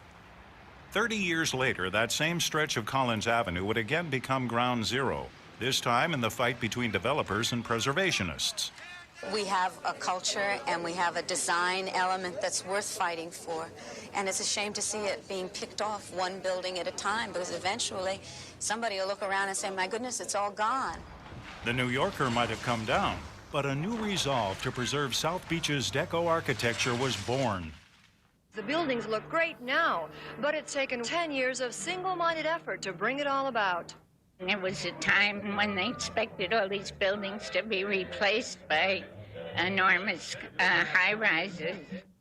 As South Beach approaches its 45th anniversary as an historic district, what was once threatened by demolition is again threatened. And once again, that iconic stretch of Collins Avenue, where the fight to save South Beach was born, is at the center. A proposed 200-foot condo tower behind the Sagamore, if approved, would eclipse South Beach's most famous skyline and throw large portions of the surrounding area into shadow. From the Collins Avenue side, it would pierce the sky blue postcard backdrop familiar to so many. From the beach, it would obstruct the view of the surrounding hotels and render the spirit and functionality of the hotel's original architecture irrelevant. The problem is the scale and the scope and the size. A big, voluminous mass hovering on that beach. I think we're being disrespectful to what we have in Miami Beach here.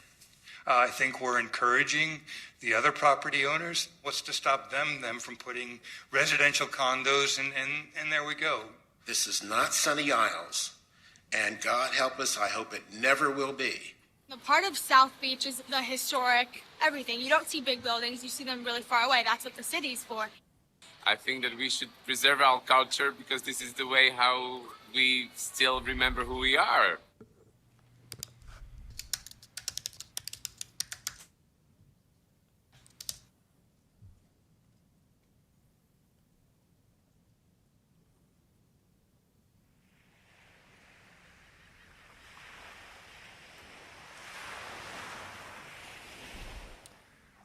Thank you for the video. If you could please put the PowerPoint up now again, please.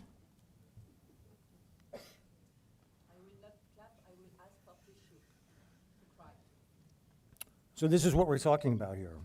The iconic skyline of Miami Beach, which was indicated on the website as being of value here. It's something to protect. It's the Trinity.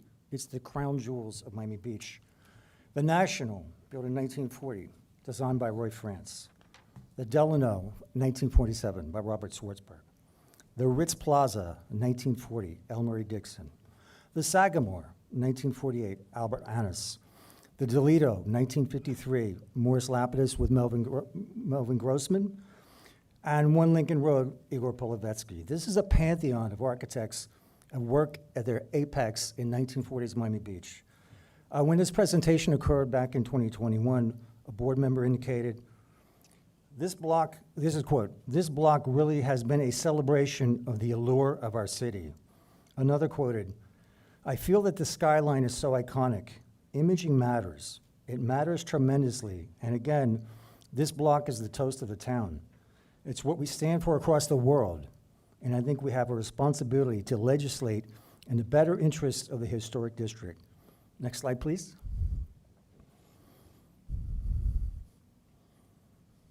Right. Okay, got it. It's the skyline from the golden era of Miami Beach. This is it right here. Another quote, from Barbara Kappeman. "Miami Beach architects were creating a brilliant sculptural addendum to the Deco story, for they were caught up in the wave of modernism, the love of 20th century industrial design." This is the historic district, Ocean Drive, Collins Avenue Historic District. It's highly representative of a distinct period in Miami Beach's history. It was planned and developed as a resort mecca. I guess I'll try to speak into the mic here better. And it was built up in a relatively short period of time.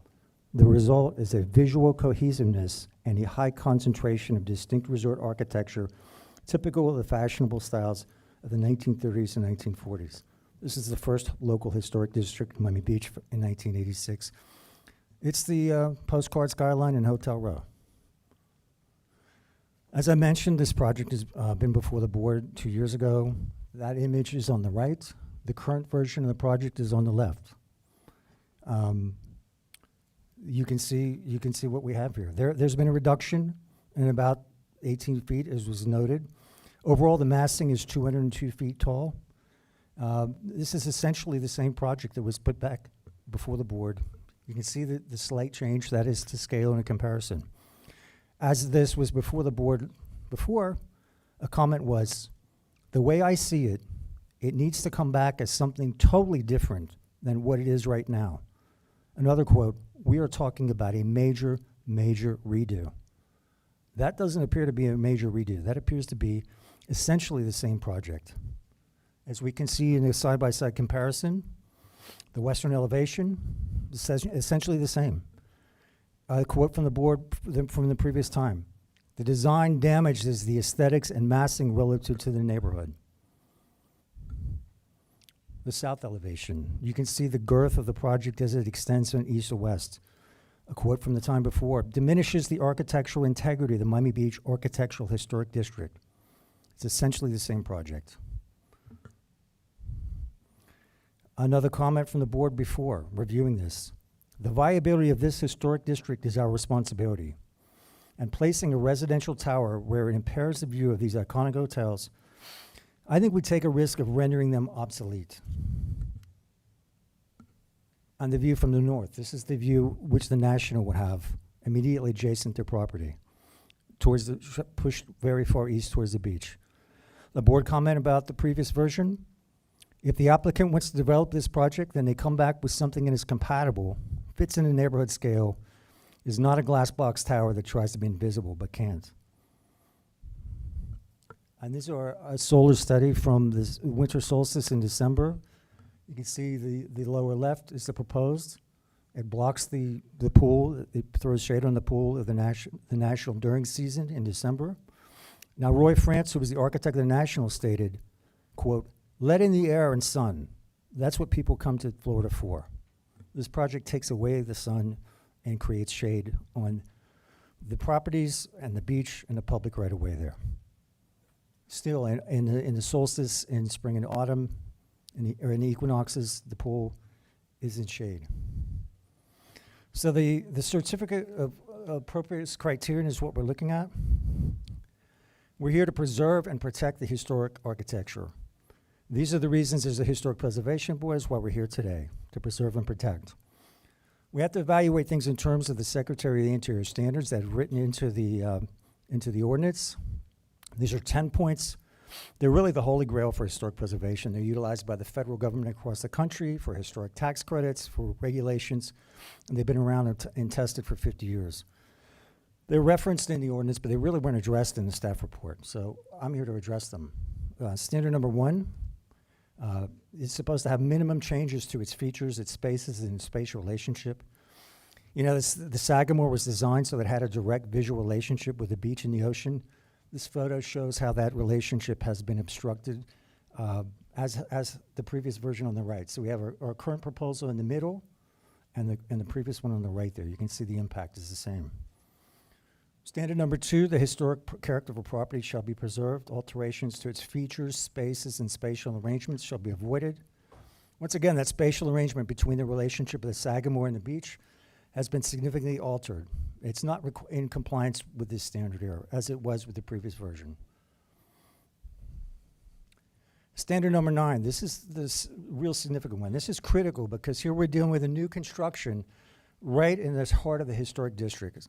The heart of the matter is this: the new work shall be compatible, has to be compatible with the materials, features, but importantly, the size, the scale, the proportion, and the massing to protect the integrity of the property and its environment. And that environment includes the heart of the district, the crown jewels, the National, the Delano, the Ritz Plaza. So the tower is 77 feet taller than National. The National is 125 feet tall. That's 1.6 times the height. So we're not close to that. As we said, as a board member said before, I think we're being disrespectful to what we have in Miami Beach here. This is the heart of Golden Age South Beach. A board member said, it's just not incompatible as a matter of height and a matter of architectural relationship to the nearby contributing structures. It just is not acceptable to me. Size, scale, proportion, and massing. That's what we're talking about here, relative to that skyline. That trinity, the crown jewels, Albert Annis, Swartborg, France, Dixon. The scale, size, proportion, and massing, not compatible. We can take a look at the another item for the land use regulations. The siding relating to the landscape of the district. The tower's been pushed so close to the beach walk and the beach, the view from the ocean, there's an adverse impact to the character of the public right of way there. It's not compatible and not compliant with this term in this ordinance here. This is an important one right here because it talks about being appropriate to and compatible with the environment, and it's also supposed to enhance the appearance of the surrounding property. Enhance, not just be compatible, but enhance the appearance. Clearly, the vision of the right, that tower doesn't enhance the trinity, the skyline of that core part of the district there. These properties are why people come to Miami Beach. Compatible with the surrounding area. This is the view from the eastern side of the National, looking east and southeast as it now. And this is the view that the tower would impact upon that if it were to be built. It clearly impacts adversely the surrounding properties, including the National. These additional land use regulations, E&M, They state that particular attention shall be given to the impact on preserving the historic character of the neighborhood and district, contiguous and adjacent buildings, and need to be designed, sited, and masked in a manner which is sensitive to and compatible to existing improvements. We've shown with the other graphic images there that there is definite impact, adverse impact to the historic character of this essential neighborhood and existing improvements, which form the essential skyline of our 1940s Art Deco in Miami Beach, which is world-renowned. So to conclude, based upon our analysis, our report, but common sense, I mean, just look at what you've seen. The impact upon this visually is adverse. It's non-compliant with the standards of the ordinance, and it should not be approved. And finally, we have a chance to protect our iconic skyline. It's still there. It's why people come to Miami Beach, for the uniqueness of this place.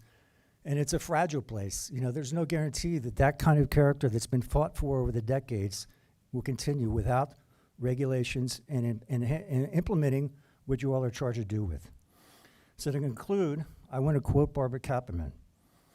In the context of new development, Barbara Kapperman stated in 1988 that providing, quote, plenty of rooms with an ocean view may work for the property owners, but it will surely kill casual individualism of the present district. The new ventures now proposed will also destroy what is nostalgic and fragile in the district. Thank you.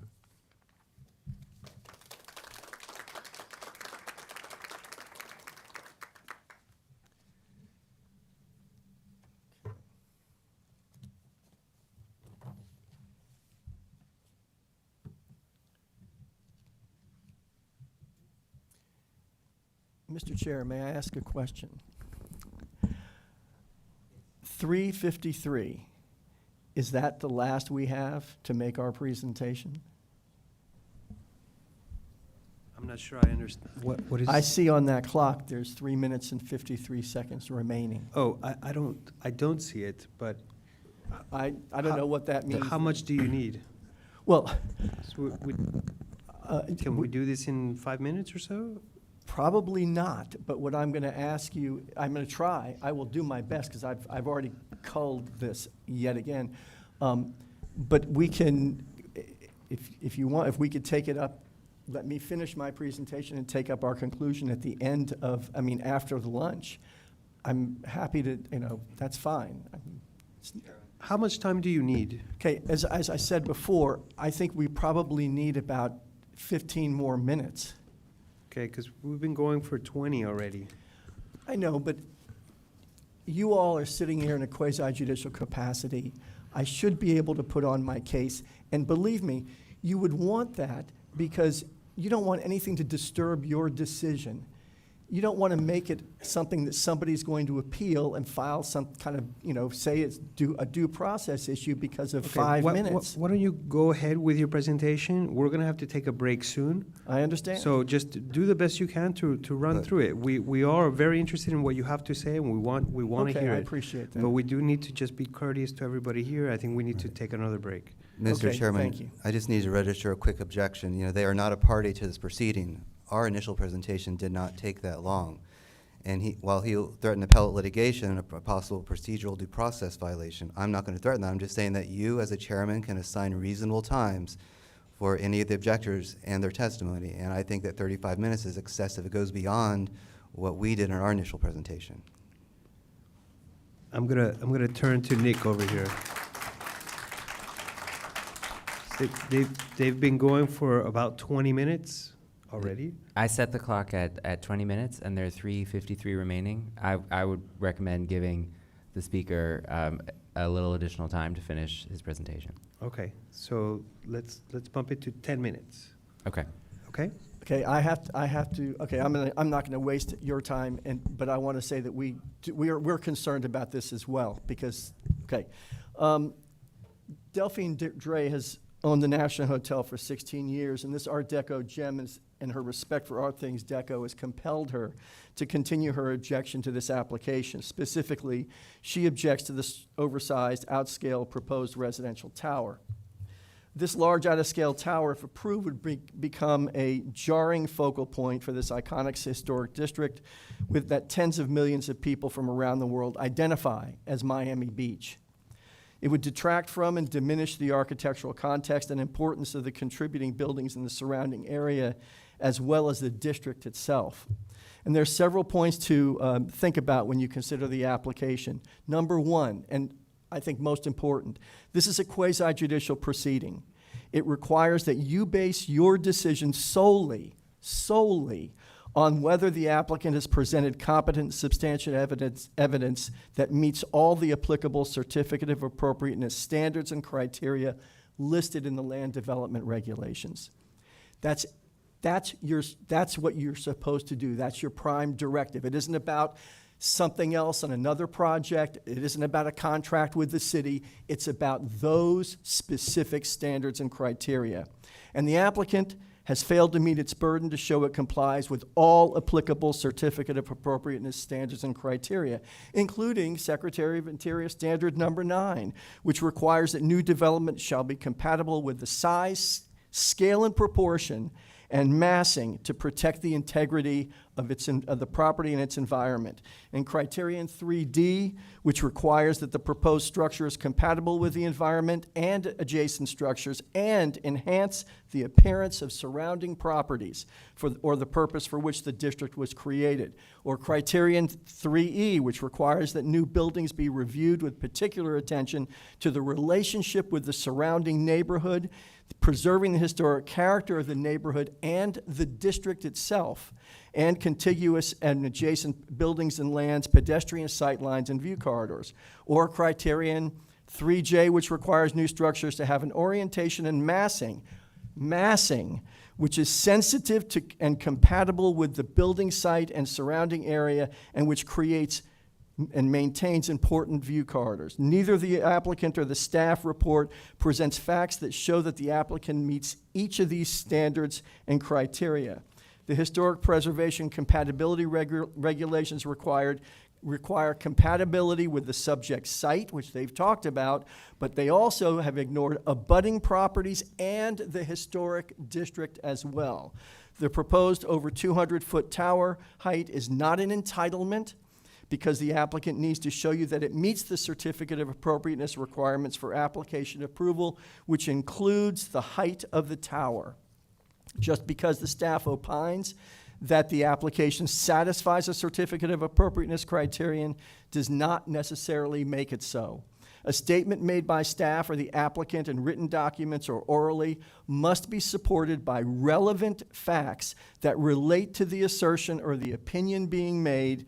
Thus, without supporting facts, the word satisfied is nothing more than baseless opinion. The staff rationale for its determination that criteria 3D, 3E, 3J are satisfied fails to present relevant facts that relate to each of these criteria, even though they have discussed it in the staff report. For example, the staff's statement that the tower is compatible with the environment and adjacent structures as required in 3D, because it's designed, quote, in a manner which is highly compatible with the environment and adjacent structures, is nothing more than a repetition of the criteria in the code.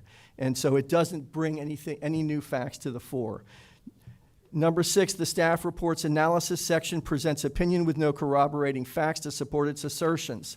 Staff asserts that the proposed tower's contemporary design shows a high level of compatibility with its immediate neighbors, but the report has presented no facts that show compatibility with the vastly smaller Sagamore Hotel, the immediate neighbor, and its adjacent and nearby neighbors as required by compatibility criteria 2B, certificate of appropriateness criterion, and 3E.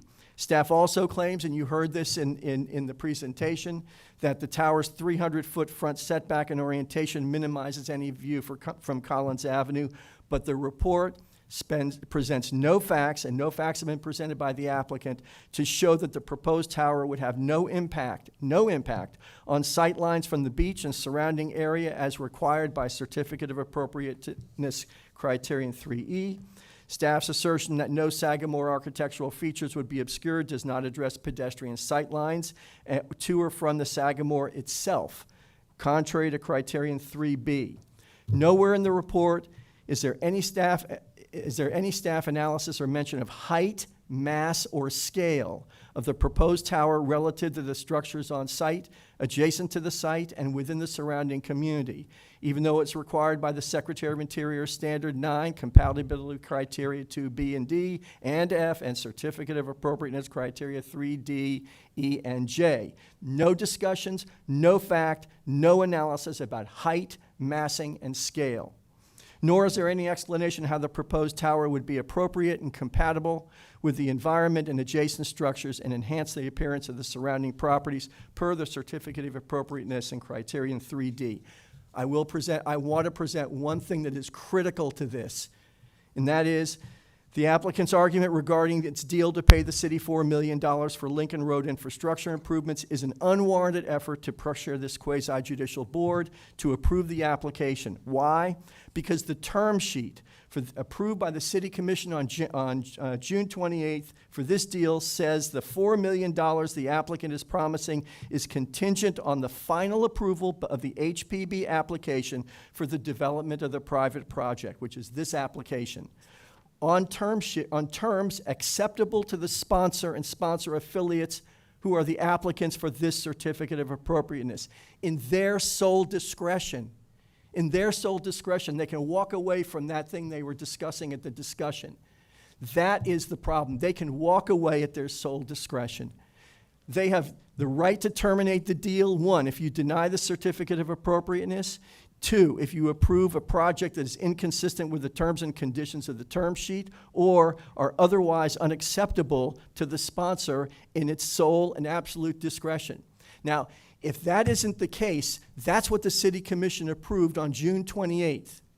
And I would have read you the term sheet, because I've got the term sheet there, and if you want to hear it, I'll read it to you. But don't be fooled. This deal does not trump the requirement to base your decision on whether there's competent, substantial evidence in the record that shows compliance with the standards and criteria for a certificate of appropriateness.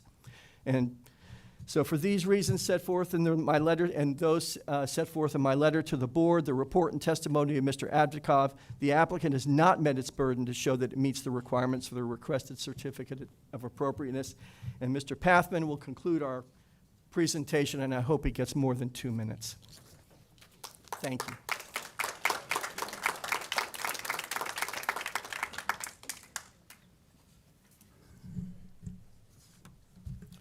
I was hoping to start and say good morning, but good afternoon, Mr. Chair and members of the board and staff.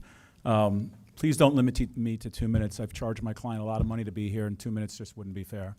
And I get paid by how much I say. So I'd like to start out by saying that, what's new? Some of you were on this board when it was voted last time. There's almost nothing new with this project. It's approximately 17 feet shorter than the last one. It still invades the area that it shouldn't invade in the Great Historic District and probably the iconic postcard of Miami Beach, which is where these hotels lie. It's a nice project, but it doesn't belong here. Now, usually I'm on the other side. I represent lots of developers, but my client is a developer, and she's concerned about her project of the National, maintaining it, maintaining what the importance is of the National, the Delano, and all the other hotels that lie on the street. So you've heard discussion today about Section 9 of the Department of Interior Standards. Mr. Larkin asked Mr. Karp earlier about that and put on the record a few bullet points about that section, but didn't get into the heart of what is important and what you are entrusted as members of this board that is specifically in the City of Miami Beach Code to enforce. And that is Section number 9 says, new additions, exterior alterations, or related new construction will not destroy features and spatial relationships that characterize the property. The new work will be differentiated from the old. Kobe answered that first part, but he didn't answer this. And will be compatible with historic properties, features, size, scale, and proportion and massing. But most importantly, the last sentence of this section says, to protect the integrity of the property and its environment. Protect. Why did they put that word in there? What does protect mean? It means that this board is entrusted to protect the existing area and the spatial relationships, the size, massing, and scale of what exists today, not what it will be like in the future. That's what you are entrusted to do. That's what the code says. That's what the Department of Interior standards are. I would beg Mr. Karp to come up here and then restate if they could meet those standards, because they didn't show it in their presentation. They didn't discuss it when they made their presentation verbally. But that is what you must look at and what you must employ when reaching your decision today. In addition, the general scale, design, and massing of the arrangement, the massing of the size and scale of the proposed tower is completely out of scale with the historic Sagamore, National, Delano, and Ritz hotels. The Art Deco district of Miami Beach is the largest collection of Art Deco architecture in the United States. This project deprives the public of Miami Beach's crown jewels. The design and layout and proposed site plan, as well as the new existing building, do not in any way comply with the standards that are set forth that you've heard us discuss today. But most importantly, what message are you sending to the city? What message are you sending to its residents? And you know that preservation and historic buildings are under attack, both from the legislature and locally. What message do you want to send in terms of how you wish to preserve or keep preservation alive in Miami Beach? I would tell you that the proposed construction, if you look at the Sagamore and you saw the scale of the building in both presentations, the proposed building is 250% larger than the Sagamore. 250%. Is that reasonable to put in a district that has been so adorned by this community and this city for so long? I don't think so. One thing that has not been discussed, but I am quite familiar with, I've chaired for the last 7 years the City of Miami Climate Resiliency Committee, and I've spoken at conferences all around the world, as John Stewart knows, about the issue of sea level rise and flooding. This building is one of the few buildings, and maybe the only, that's being built beyond the coastal construction line. You haven't heard anybody discuss it. It's not in the staff report. But we all know that there are issues with stormwater and sea level rise. You're now putting a building that will be an obstacle for the future and future solutions. The state, the county, and the city are currently working on something called the Back Bay Study. The Back Bay Study is not finalized, but it does talk about how the dune system on Miami Beach, expanding the beach, and other areas will be incorporated to keep South Florida dry. You should consider that before you make a decision today and where you put this building. You are the stewards and trustees of preserving our landmarks. Do not dilute the importance of our historic district. As I said earlier, the Department of Interior standards must be applied in this application. Under Standard 9, to approve a project of this scope, the building must be compatible with the historic property's size, scale, and proportion, and massing to protect the integrity of the property and its environment. A renowned architect and friend who appreciates the importance of preserving the Art Deco architecture has been quoted as saying, "There were unique people, beat up cars, boarded up buildings, surrounded by garbage, but the architecture was beautiful. All of these Art Deco facades on Collins Avenue would be glowing at sunset, and you couldn't help but be taken aback by that sight." That was Kobe Karp. Kobe understands, as the rest of us, how important this community how this community cherishes this particular area, specifically this block. While the Art Deco district extends beyond this block, this is the postcard. I'd like to just close with saying that, put simply, it's a nice building. The project is a nice project, but it does not belong in this proposed location. There's a patch of grass, undistributed, with the best views of Manhattan skyline. It's the Statue of Liberty. It's been preserved because it's part of our history. Just like others around the country are entrusted with the protection of national parks, monuments, or neighborhoods, this board is entrusted with the preservation of our iconic Art Deco district. You wouldn't put a building next to Mount Rushmore. This is our Mount Rushmore, Ellis Island and Miami Beach. This is our iconic, This is our iconic neighborhood that stands out. It was given the designation of Art Deco district to protect it, protect our local treasures. Finally, you have heard many arguments today, and I trust that the board will make its decision in the best interest of Miami Beach and its citizens. We trust you will preserve its history. You are charged with upholding the standards that we have set forth today.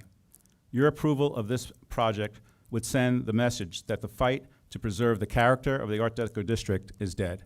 We ask you to consider all the things that we've said, and specifically to employ Standard 9. You're required to do it. You must look at it from that perspective. You must ask the applicant, do you meet these standards? And I can tell you they do not. Thank you. Thank you for your comments. We're going to take a break, 15, 20 minutes for lunch. Is that okay?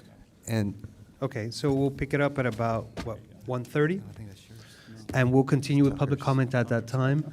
The applicant will have a chance for rebuttal Sure. at the end of public comment. And Mr. Chairman, Thank I just you. want to remind that we will offer rebuttal to everything that has been said. Thank you. We were in the same time? No, okay.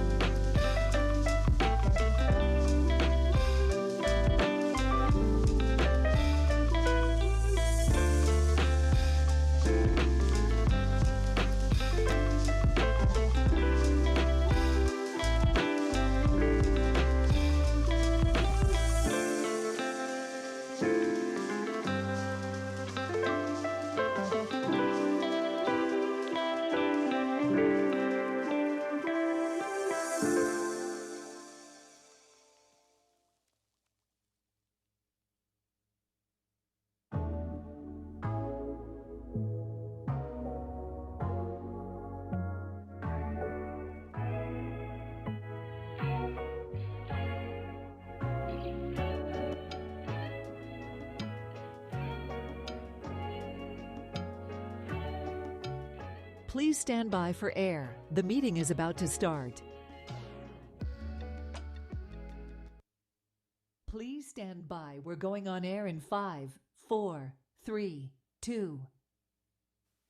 And welcome back to the September 12th HPB meeting.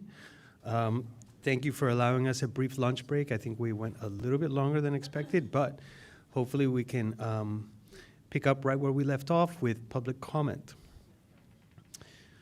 So I know that we have a number of people interested in speaking in the room. I'm sure we're going to have a few more on Zoom. And so much like this morning, we'll just ask everyone to please try to stick to the allotted time frame, because we'd like to get everybody who wants to speak an opportunity to speak. And we'll try to be efficient, okay? Welcome. Please introduce yourself. My name is Debbie Quaid, and I am here on behalf of the Collins Park Neighborhood Association as a board member.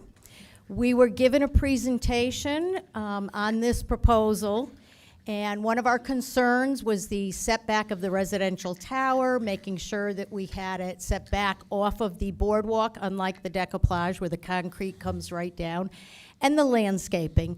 And we're very, very happy with the setbacks that they have and the lush landscaping. It not only is beautiful to walk by on the boardwalk, but it's also going to help our environment.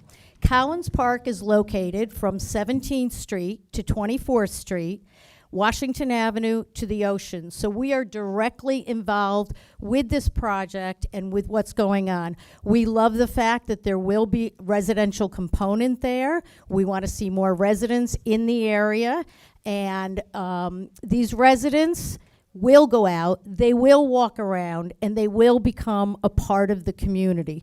So the Collins Park Neighborhood Association supports this, and we hope that Historic Preservation will also. Thank you. Thank you.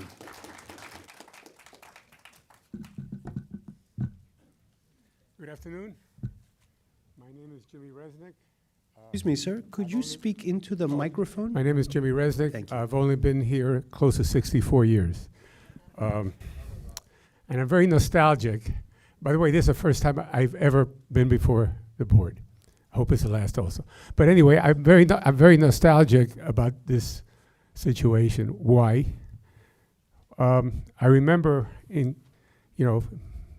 coming here from Cuba in the early 50s, and there were two hotels that everybody stayed at, the Sagamore and the Georgian.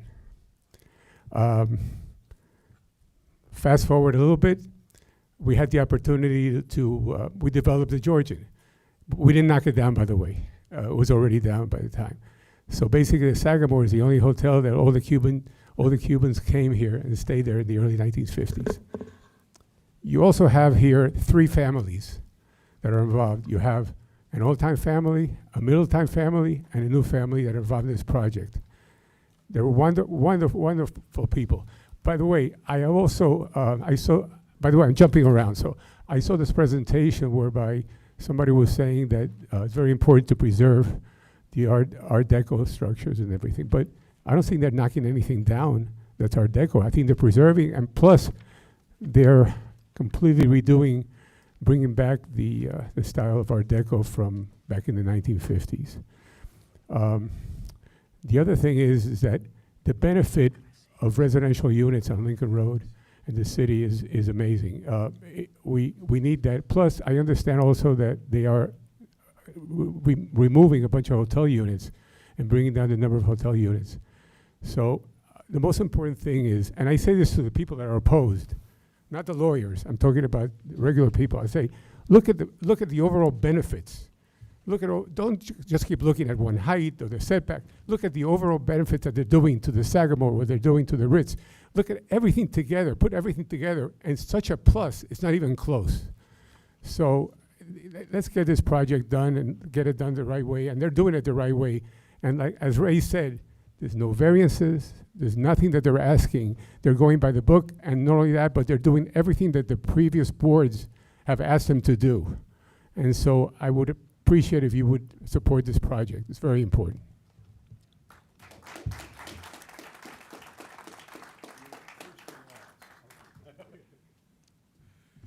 Good afternoon. I'm Howard Herring, president of New World Symphony.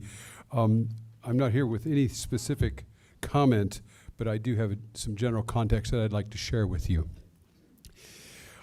This project makes me think of Jane Jacobs, the author of the incredible book, The Death and Life of Great American Cities.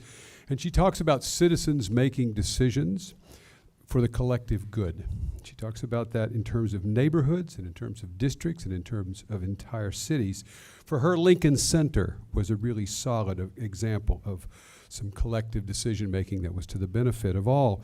And I read a couple weeks ago Mike Bloomberg commenting on the 3 theaters that are being built at Ground Zero, and he said that this was going to change that neighborhood, and he said that, in fact, culture attracts capital more often than capital attracts culture. Let me weave those two thoughts together. Jane Jacobs, Michael Bloomberg, thoughtful observers, experienced observers. I don't pretend to have that expertise, but I do have an observation that I think will help us charting the course of this neighborhood, the Lincoln Road neighborhood, and the district, Miami Beach, and of course, the entire city.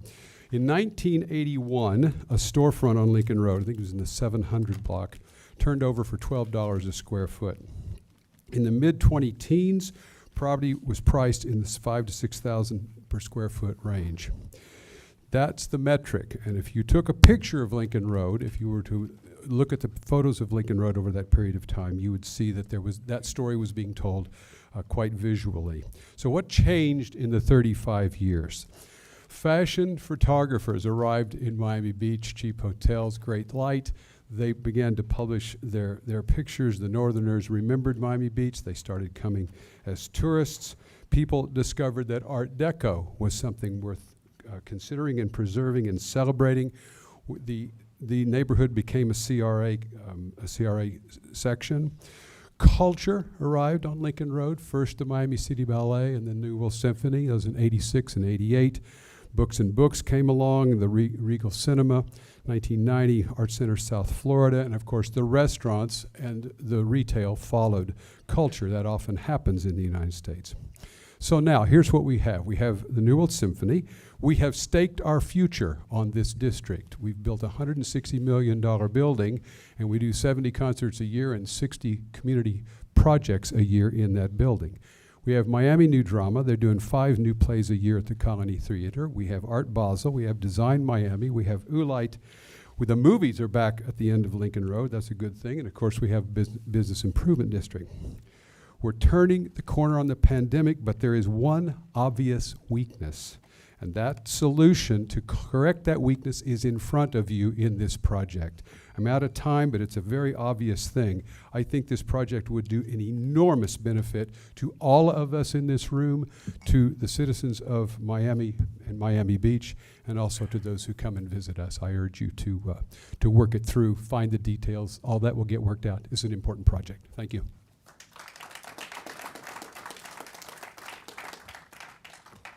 Hi, good afternoon. My name's Lazaro Mirabal, representing ownership at 300 Lincoln Road. For the record, we are in support of the application being submitted. To be plain about it, Decoplage, the National, it's really an argument over Ocean View. If you had the same project anywhere along the coastline, you're gonna get the same response from the neighboring properties. So really, it's a beautiful project. It's gonna add to the city. It's going to bring in residents to that area that are going to actually pay for property taxes. It's, at the end of the day, I think with Colby Carp under their belt, they're going to preserve the heritage of Miami Beach. It's not going to affect the coastline. That's my feeling. Thank you. Thank you. Hello, board and staff. My name is Juan Azulay. I am the principal of architectural firm Matter, doing quite a bit of work in Miami Beach, and having worked with Debbie and Jake and their excellent team a number of times. I also have the pleasure of knowing some of you on the board from having been in front of you for other things. And I just felt like getting up here to talk a little bit about how important public and private partnerships are in the context of the growth of cities and urbanism. I had the pleasure to work in Europe on on a project for the Diagonal in Barcelona for the Spanish and the Catalonian government and the private sector. And truly, when there's an alignment between the private and the public sector, cities shine, things get done, and this is one of those times. I'll give you a quick anecdote. When I went to Columbia University at the GSAP, the School of Preservation and Architecture, I remember distinctly some conversations and heated arguments in juries between then Robert Stern used to run the preservation side of the school. Once in a while, the topic of Lincoln Road would come up, and somebody would say, well, but it's cut short to the beach. The notion of boulevard always felt a little bit almost there, but not quite there. When I first moved to Miami, that was my first gut reaction without even thinking about it. I got to the eastern end of it, and I said, know what? And all those discussions came back to me. In front of you, I think you have a historic decision. I think that, again, I understand the fact that private enterprise needs to come as well, because they're the people that care for neighborhoods as well. Tourists do, but they leave. The people that live there are the people that are going to be looking after it dearly. And the beauty of cities is its diversity, its heterogeneity. You need all sorts of things together, working in symbiotic order to make things work. Not just one sector, one class, one type of user. It's called mixed use for a reason. So I urge you to support the project, to vote in favor of it. I know that the details will get worked out. I know that nothing will get past staff because they're excellent. And I think this decision that you have also has a very important ramification beyond Miami Beach. I think global urbanism will benefit tremendously for a project like this. It's not just a very small window, it's a very big stage. And I hope that this board lives up to that decision. Thank you.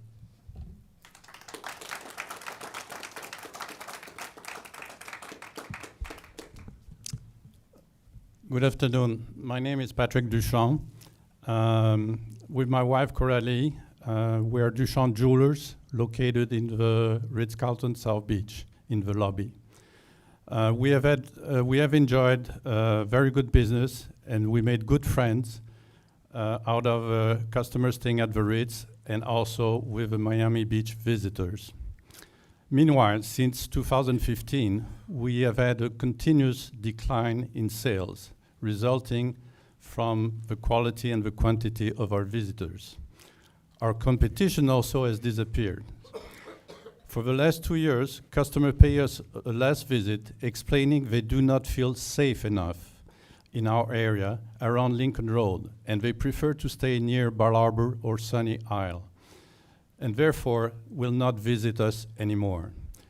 Therefore, also, we are very excited about the renovation of the Ritz Sagamore, upgrading the Lincoln Road 100 block, and even more so with a pedestrian project of the 200, 300 blocks of Lincoln Road, which bring back fine stores, fine restaurant, and as a result, a fine customer.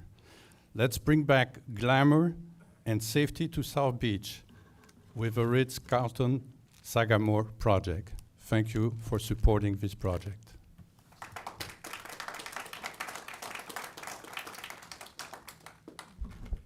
Hello, I'm Janine Booth. I'm a chef and restaurateur and Miami Beach business owner and previous resident in Miami Beach.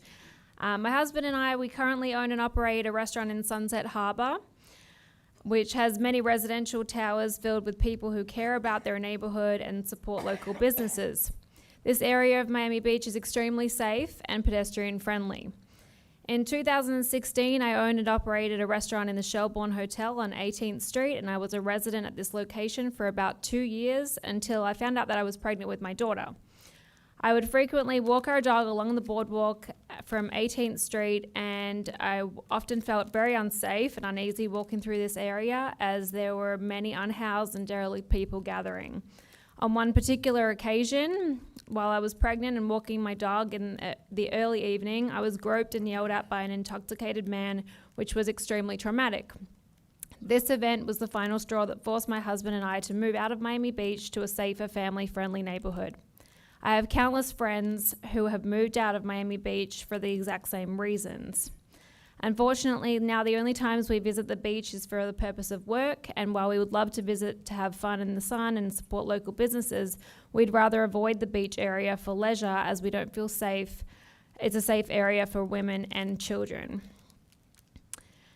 If there were more residential buildings in this area of Miami Beach, similar to in Sunset Harbor, there would be more residents who care about their neighborhood, support local businesses year round, and I believe this whole area would naturally improve. I hope that you guys support this plan, and I definitely look forward to these plans coming to fruition. Thank you.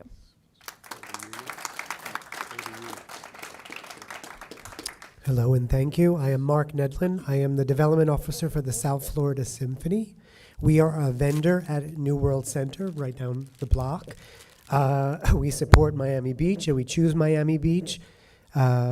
We support the community, and I would like to say that I know the Ritz-Carlton people, the Ritz-Carlton Sagamore. They are not just a ownership group that is outside. Their roots are deep within Miami Beach, and they care about Miami Beach. They give back to Miami Beach through the arts, and they care about the architecture. They care about the history. So I hope you support this initiative and hope that this type of residence will help other arts organizations like it could help the South Florida Symphony. Thank you. Some things to distribute, if I may.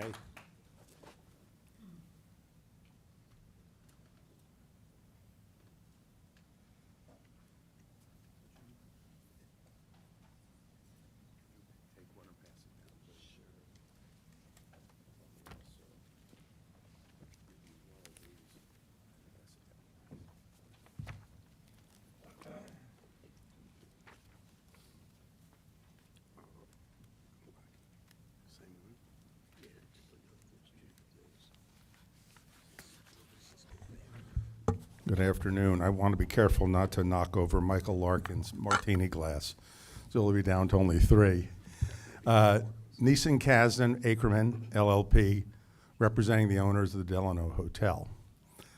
And I'd like to start by saying that the Delano has a major commitment to this community.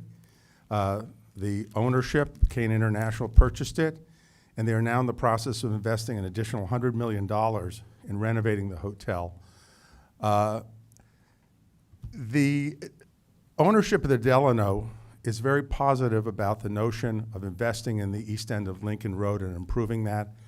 And they welcome the investment by the owners of the Ritz-Carlton and Sagamore in building a quality residential project. The Delano, however, has a concern, which is with regard to the height and location of the tower, and specifically the shade impact that will create on their pool area. We understand that there is not a legal right to view. That was decided in the famous Fontainebleau case. But unlike the era when the Fontainebleau's spite wall was built, blocking out the sun from the Eden Rocks pool deck, there was no historic preservation board in Miami Beach or design review board to deal with the siting and the height in relation to the site. You can do that. That's your purview.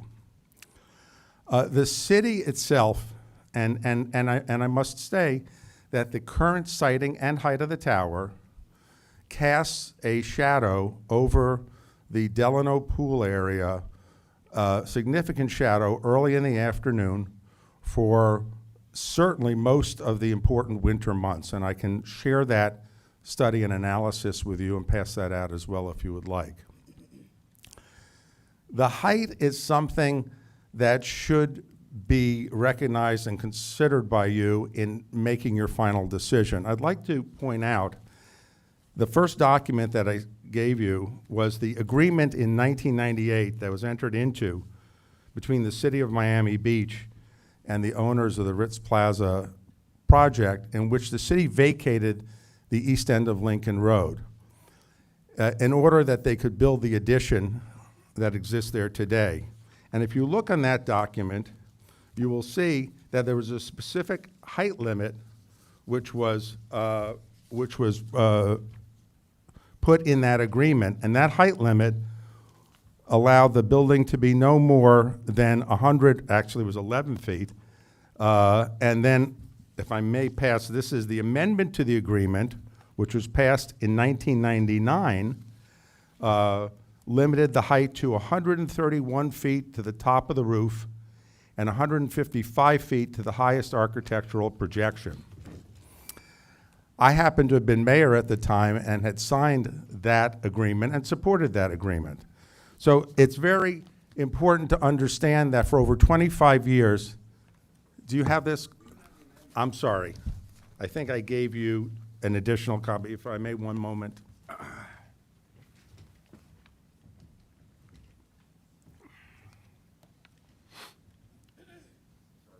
No, Ray's got the amendment. That's how I knew that I didn't. Thank you.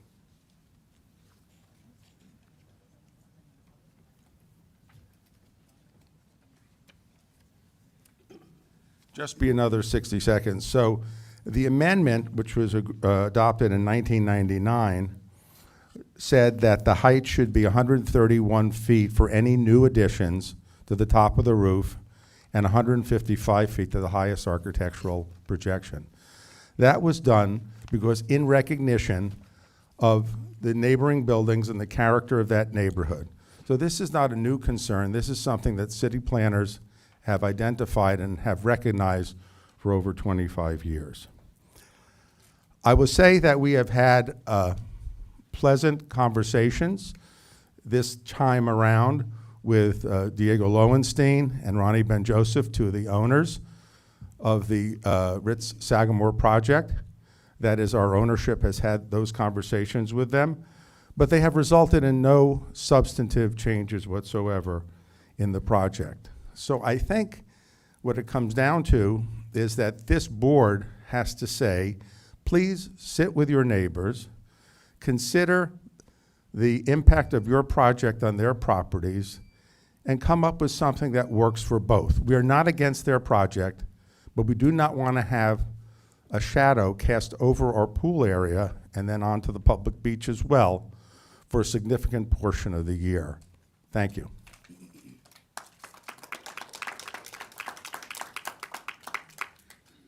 Hi, my name is Troy Wright, Executive Director of the Washington Avenue Business Improvement District. And I will say that this project is a breath of fresh air. If you look at the vision that was by the board of Washington Avenue previously to help establish and change what it is, you see that there were a lot of changes. I mean, from Washington, from 5th to 17th, have been amazing. And I think that that same vision is happening right now with this group. It needs beautification. It will help Washington Avenue. And yes, I'm being selfish about that. It will help Miami Beach tremendously. But more than anything, it will bring people to the beach that we may not have or had previously. One example of that is a couple of months ago, Washington Avenue hosted an event, a live music series that brought over 1,000 people to Washington Avenue. And it was not just locals, but it were people actually from Wynwood, it was from Brickell, and from other areas to help enhance Washington Avenue. It helped bring people back. The same thing happened just Saturday night, where we had again over almost 1,000 people come back to Washington Avenue. And why? It was because of a vision that someone had to change the avenue. And I think that that same vision, like I said, persists here. Now, I don't want this to be confused. This is not like a Clevelander situation. This is not it at all. This is a different mindset. This is a different project. And I think this is something that we all should support, and I think that we should move forward on. And I know that Washington Avenue Business Improvement District, we support this initiative, and we would love for this project to push forward. Thank you very much. And one more thing. This is how excited, I hate to say this, but literally, right 5 minutes before I walked in here, I had a conversation with somebody who is a Grammy winner who called me because he wants to perform on Washington Avenue. When was the last time that happened? But again, I go back to it was all because of a vision, and it's the same vision that I believe that this group has to make a positive change on Miami Beach. Thank you. Thank you. Good afternoon. My name is Ingrid Pujol, and I am the board president of the Decoplage Condominium Association, and I am here today before you to formally endorse this project, the private and both projects. I think this will change the area. I'm an owner for 18 years, and every year that area is being neglected and is going down. So I'm here to formally endorse both projects, and I hope that you guys will consider that. Thank you so much.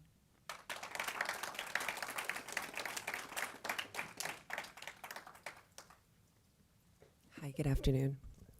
My name is Violet Camacho. I'm here representing Matthew Massa, owner of Mr. Hospitality, and most recently, a lot of venues in Miami Beach.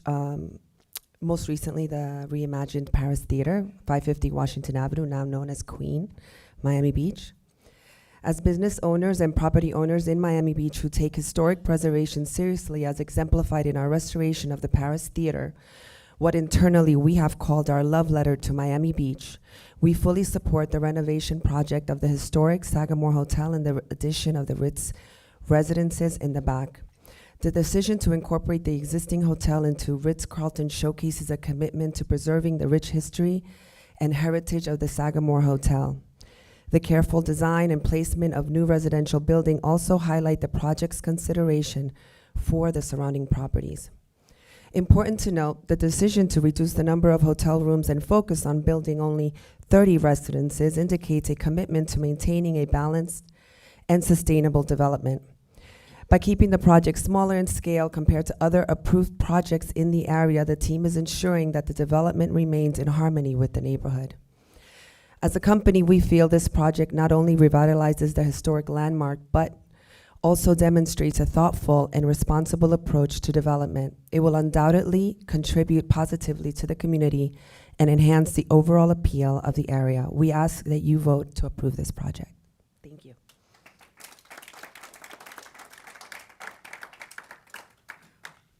Hello there, I'm Daniel Neary, a local resident. I'm here to support the project, and mainly the only reason why is that Miami Beach is too transient, and if we take some of the hotels away and add high-end residential, then that will definitely focus Miami Beach more on people that will stay here and not just treat it like a trash can. And that's why I'm in support of this project. Thank you.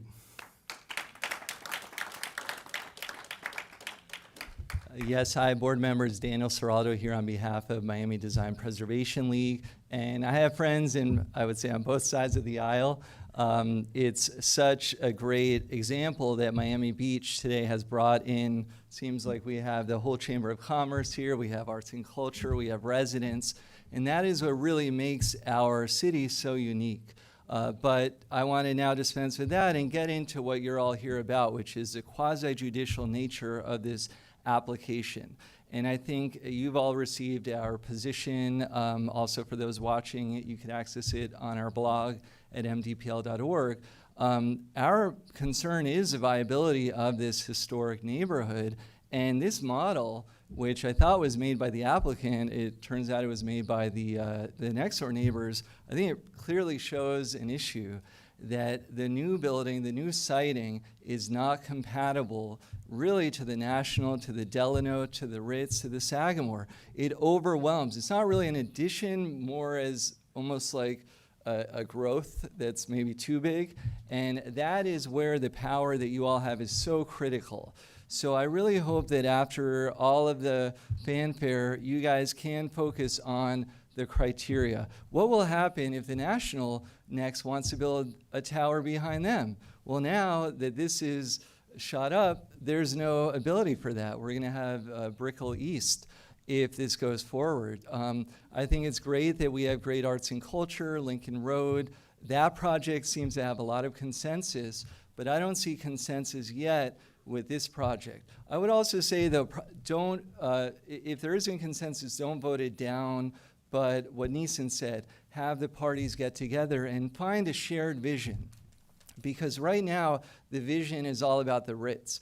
And Neeson mentioned that they've had an addition on their top floors above the Delito, which isn't allowed for the National or the Delano. They've had cabana structures. Now they've gone next door to the Sagamore and they want their tower. It's like everything in the kitchen sink. But what does that do to the overall balance of the neighborhood? Will the 30 new luxury condos have an impact on the crime at the 7-Eleven? I don't think you could find a planning expert that could give you evidence that that would be the case, although it is a good goal to have. So I would hope we could all be respectful and continue working together to make sure that whatever happens here is sensitive. I think the city's biggest error is not thinking that our boardwalk is part of the public right-of-way. I've been here about 10 years. I've never heard the city talk about the view of our buildings from the ocean, which is why we made the boardwalk back in the day. So we really need to think about all angles and hopefully protect this place that we all love so much. Thank you.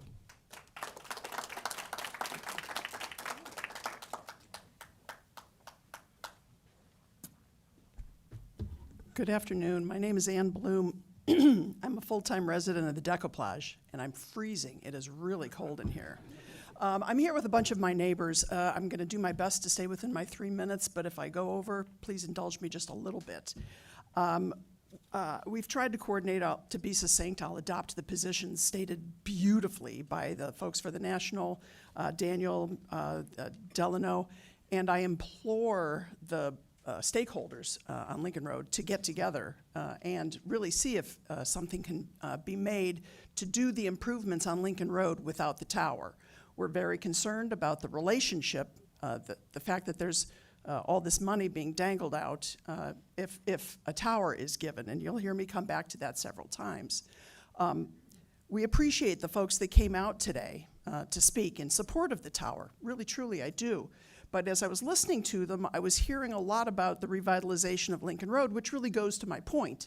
This is conflating the Lincoln Road improvements in the 200 and 300 blocks with the tower. And it's not fair. It's not right. We live here. You're going to hear from me, myself, and a bunch of my neighbors. We live here either full or part-time. And I'll speak for myself. I am a full-time resident. My views are facing south. This tower, if allowed, will not impact my views. What it does impact is my life, and it impacts me because I chose to live here full-time. I moved here from Chicago, not only for the weather, but for the beach, for the openness. I have all the benefits of a city. This is Miami Beach. We have city benefits, but we have the beach and we have the outdoors. We are here, I took a leading role in gathering my neighbors and creating a petition to object to this tower because of the relationship between the public-private partnership and this tower. It's not right. I can read the comments from the MDPL, but I won't because I'm running out of time already. The tower as proposed, that's before you right now, is really, we think, it's not a redesign. It is 18 feet shorter and there's $8 million hanging out. That's the only difference that we can see. So we're very disappointed, but we're here today, and I have hope. The name of your board, you are the Historic Preservation Board. It gives me hope that you will, in fact, vote today to preserve history.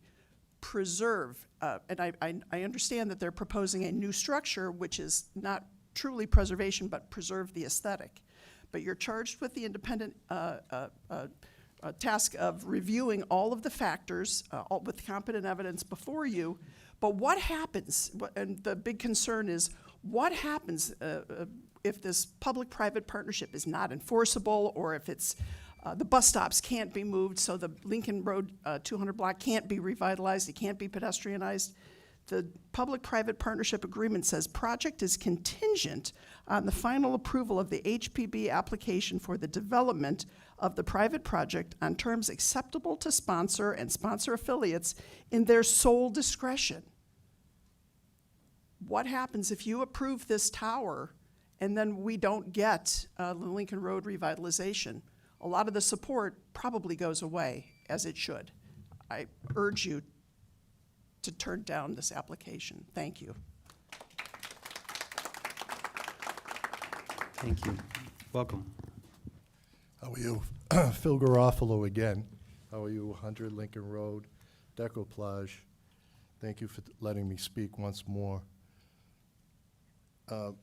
As I stated earlier, I do have a petition, and I think I emailed it to all of you as well. If you ever want to see it, it's here. We have, between wet signatures and online signatures, 1,034 signatures. I think that really hits a chord. I hope it hits a chord as far as that. And today I've heard homelessness, safety, this and that. A tower is not going to bring that. A tower is not going to bring that.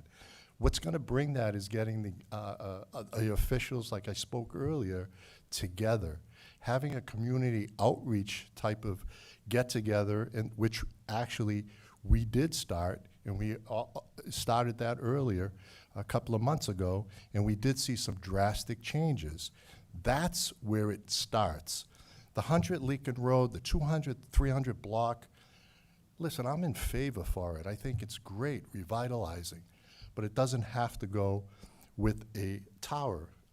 As Ian just spoke, it's kind of like dangling something out. And as Daniel spoke from the MDPL, what stops them from making all of these towers down the coastline? That's my concern. I don't want to get into, I had this speech, you're lucky. I had this big speech, but I think a lot of people have spoke about it, so I'm not going to bore you with more details. But one thing I do want to say is all of these individuals that are here, our neighbors, and everyone that signed this petition, and there are many, believe Miami Beach and Art Deco defines the look of the city. Life magazine noticed this back in December of 1947, publishing, and I believe it was on a video, but they did not acknowledge Life magazine, publishing 12 pages showcasing the glamour of Miami Beach Art Deco hotels. Development is necessary, but so is historic preservation. It is so necessary that Barbara Kapman obviously created the MDPL in 1976, and then right after that, in the 80s, around 1989, the city of Miami Beach started the Historic Preservation Board. Can I just want to end with this, please. No one knows the future, what the future holds, but we do know who holds the future of Art Deco and preservation in their hands today. It is you, and we're counting on you. Please do not let us down. Thank you. Mr. Garofalo, do you want to distribute, you said you had a document, do you want to share it with the board, or you mailed it already in? I did email you the change.org. I did not email you the wet signatures, but I do have, I have one copy. Okay. Do you want to perhaps pass it down? We can pass it down so everybody can at least take a glance at it? Sure. Okay. Thank you. Come back here.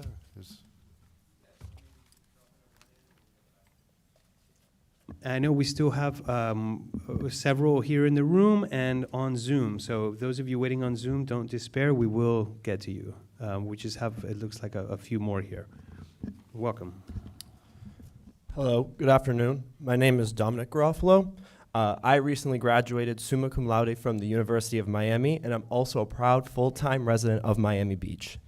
My passion for art history actually started with the Miami Art Deco design, and I hold immense respect for all of the people who have worked to protect it over the decades. When the proposal of the Ritz-Carlton Tower was brought to my attention, I was devastated. This isn't just about me, it affects every resident, government official, tourist, and preservation advocate who cherishes our iconic South Beach skyline. For those who do not remember, Miami Beach was riddled with crime and poverty in the 70s and the early 80s. What pushed Miami Beach into a booming tourist destination is the revitalization of the Art Deco design. We must not forget the work of Barbara Kappenman and the MDPL that preserve these beautiful buildings that millions of people from all over the world come to visit. It has also been noted by public policy professors Listikin and Drolit that few historic preservation efforts in the United States have achieved the outstanding economic success of South Beach. Miami ranks as the second most visited city in the US with 26.5 million visitors in 2022. And on top of that, Miami Beach tops as the highest neighborhood visited by both domestic and international travelers.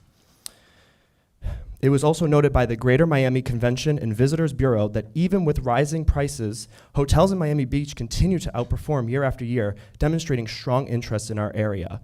And you might ask, what are the highest points of interest? That includes Ocean Drive, Lincoln Road, and the Art Deco district as a whole, only second to the beaches themselves. Which is interesting because if you're on the beach, all it takes is to turn around and you can see the beautiful Art Deco buildings that decorate our skyline. The Ritz's addition is not only gaudy and out of place, but completely disregards and disrespects the work towards protection of this ever-iconic skyline. Miami Beach owes its reputation to the Preservation League and the portrayal of Art Deco buildings and entertainment like Miami Vice, transforming it from an eyesore, as it used to be seen, into a vibrant, opportunity-filled destination. Defacing the skyline that Miami Beach is known for is just going to hurt us in the long run. Why come here then? What would be here that's not at Bayside, or at Biscayne and Crandon, or in the Keys? What makes this city special? Why drive 40 minutes out of Miami just to see the same buildings you could see in Brickell? Allowing this development sets a precedent for other hotels and businesses how much sway they can have with the right price and a little pressure for a revitalization of some streets. And proceeding destroys the charm of Miami Beach that we had to fight for consistently. Look in the long term, not the short term. Is this what Kappenman wanted? Is this what Lapidus wanted? We speak so highly of them, so why are we disrespecting their vision? Lapidus once said, "I designed Lincoln Road Mall for the people. A car never bought anything." So why deface the skyline for 30 residences? Again, 30. We can say all we want about how they're going to bring something, but I can promise you they cannot replace the economic impact of tourists. And if you just want to destroy what tourists come to see, you're going to lose a lot. Thank you.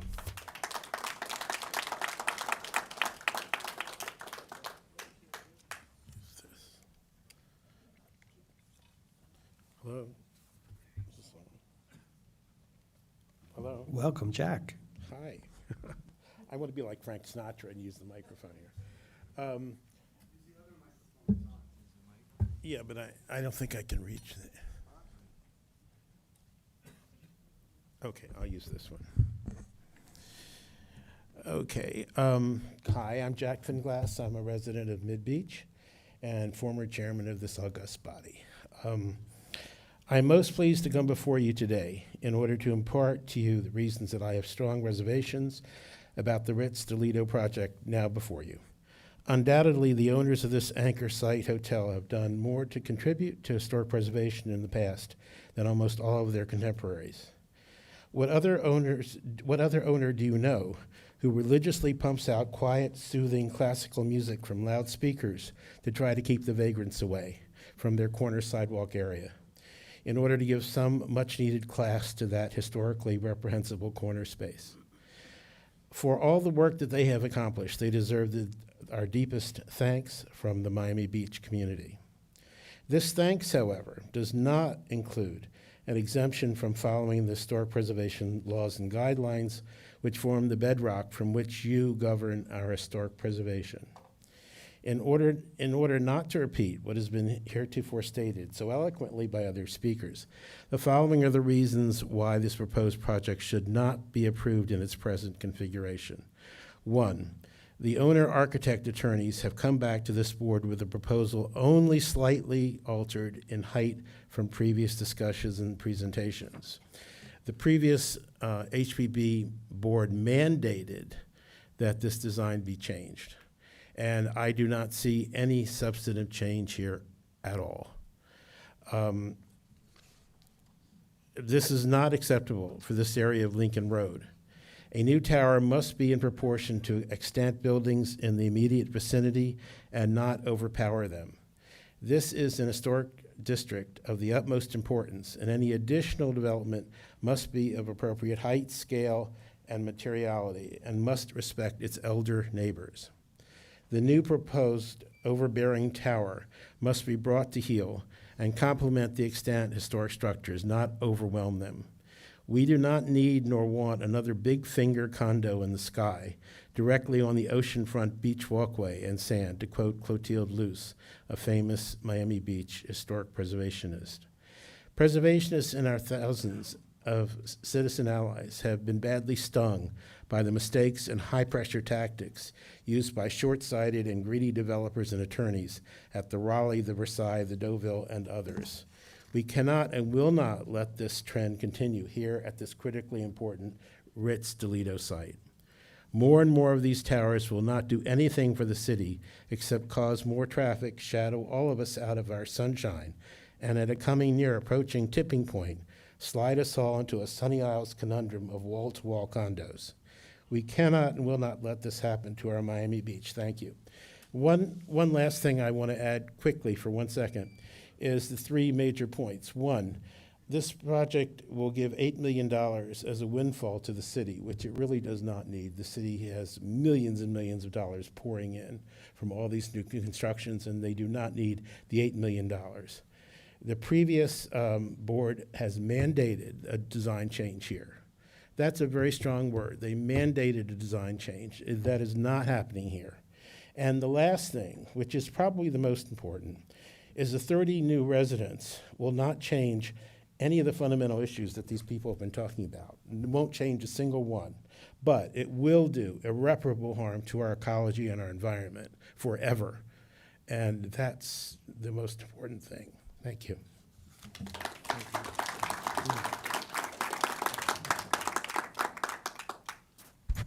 Good afternoon. My name is Isam Yaldo, and I'm one of the residents at the Decoplage, 100 Lincoln. First, I'm very grateful to this beautiful country that allows people to speak their mind and support or against, because I come from Iraq, and in Iraq, what the dictator Saddam Hussein says happens. And this is a fact that was documented. When they were rebuilding Babylon, which almost all of us know about, the hanging towers of Babylon and what have you, the hanging gardens, I'm sorry, he demanded all the archaeologists and the historians that were rebuilding Babylon to put his name on the clay bricks that were being put back together, saying that at the time of his presidency that Babylon was rebuilt. I'm here because you are my representatives. You are gonna be deciding on my behalf and on everybody else's behalf that surround this beautiful high-rise that is gonna block every inch of our views and is gonna completely change the historic landscape and it's going to diminish the historical design of this entire strip. It's in your hands, and you are our representatives to do the right thing and please deny it. Make the necessary changes to make everybody comfortable with it, hoping that we can live together as neighbors. And by the way, my unit shares 180 feet east to west facing that tower. And it's at the top floor. So I will not be seeing any of the historic buildings to the north whatsoever because they're completely blocked. And I can point, by the way, that green is the appropriate color for the building because it's the dollar sign. The dollar color, I'm sorry.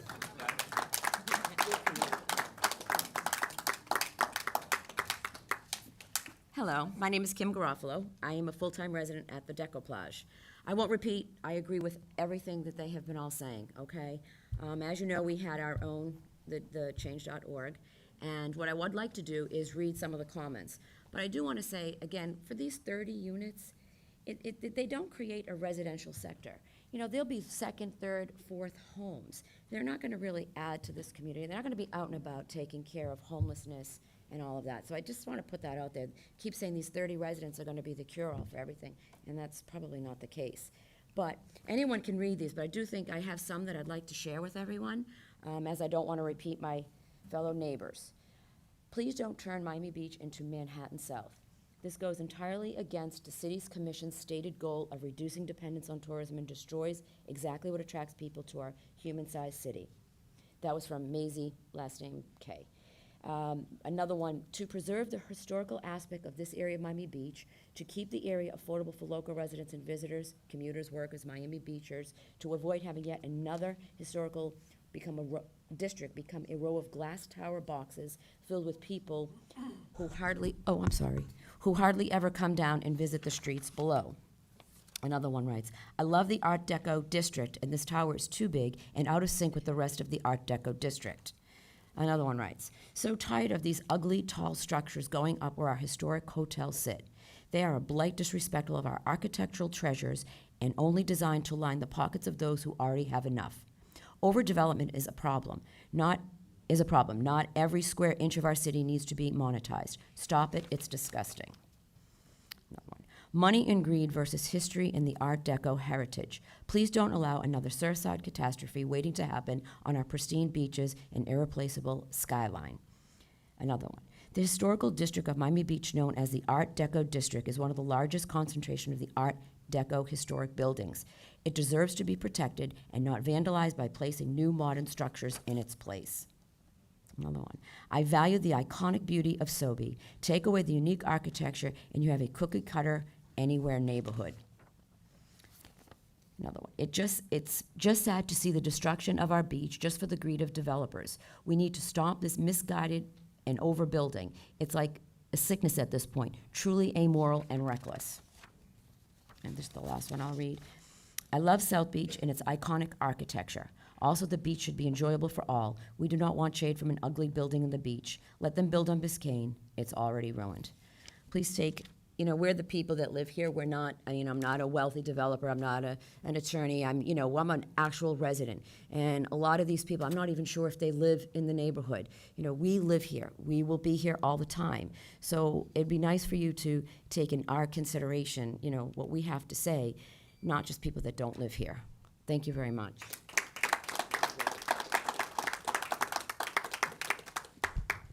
Good afternoon. My name again is Sandra Sidmore.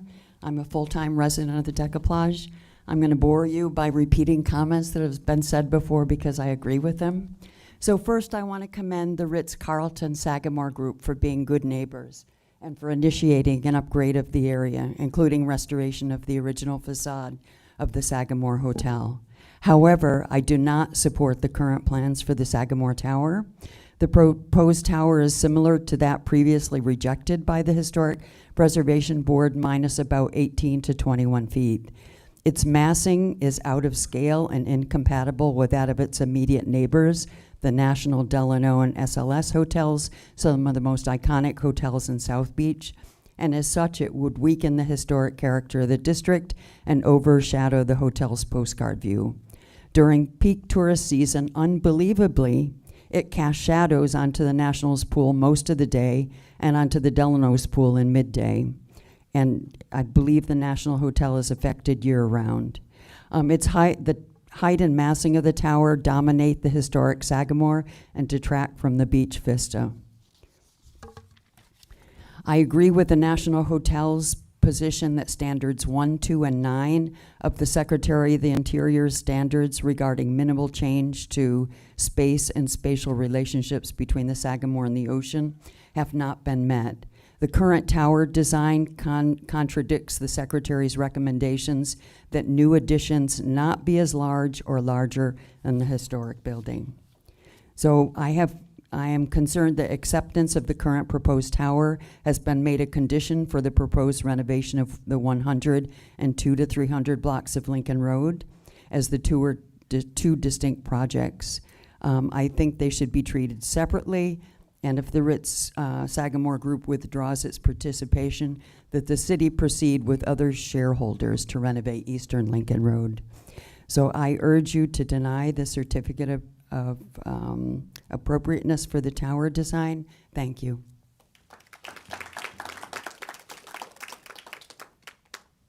Hi again, I'm Judy. Sorry, is that too loud? Is that okay?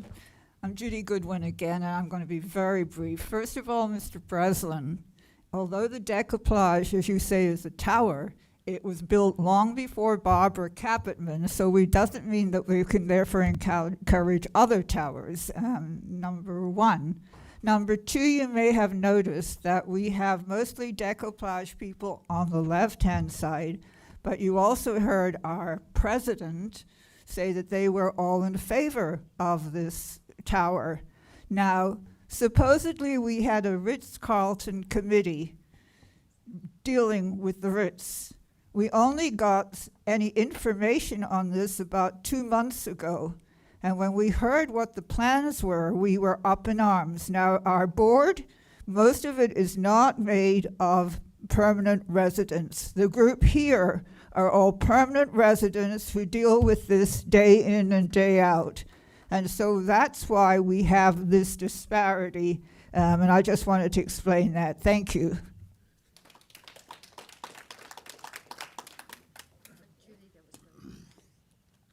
Hello, my name's Jeff McInnes. I'm a business owner here on the beach, local Florida native for my whole life. I've lived right here on Collins Avenue. My wife and I, we own a number of restaurants here in South Beach, on Stiltsville Fish Bar in Sunset Harbor. I created a place called Yardbird. My wife and I pride ourselves on creating good business, real businesses, businesses that house and grow other good businesses. I'm a firm believer that good business breeds good business. Good people breed good people. And good residents breed more good residents. While living here on the beach, while my wife was pregnant, actually living in the Shelbourne, it was really upsetting to see her be harassed in the area. And I can tell you firsthand that the Lowenstein family, the Candace family, and the Newman family are good people. They create good business. They create good residents. And to stop them from doing anything positive in this area, as a taxpayer, as a father, as a local, I'm telling you that's the wrong move. We need to give these people what they want. They need to build this residence. They need to build and house more good people to create a better community, to create, so that way I can have small mom and pop shops and mom and pop restaurants instead of these big conglomerates. More residents is what we need. We've needed it for a long time. We all know there are bad businesses on the beach. We all know what Ocean Drive is. We all know that there are bad business owners. These people are complete opposite, and we can't stop people like this. We need to nurture them. That's all. Thank you.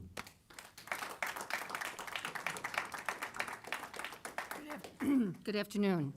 My name is Annie Kloss, and I live at the Decoplage. I have owned since 2004. I want to thank you all for what all of you do for Miami, because it's important, very important. And unfortunately, we're not capable of making the decision that you're making. We're depending on you. We're depending on you to make the right decision. We plead that you really think about this. I love my neighbor, the Ritz-Carlton. They are the best. I've been traveling across the street since 2004. You guys are great. I just don't agree with the size of the building. I really don't. We're depending on you. Good luck. Thank you. Good afternoon. My name is Janice Good. I am also a resident of the Decoupage. I'm a full-time year-round resident and an owner. And I agree with all that our group has been saying. I would say that we all agree that we need to improve Lincoln Road and want that to happen. I'm concerned about it being linked to building a tower with very little difference from what was already rejected. So I encourage you to separate it. Thank you.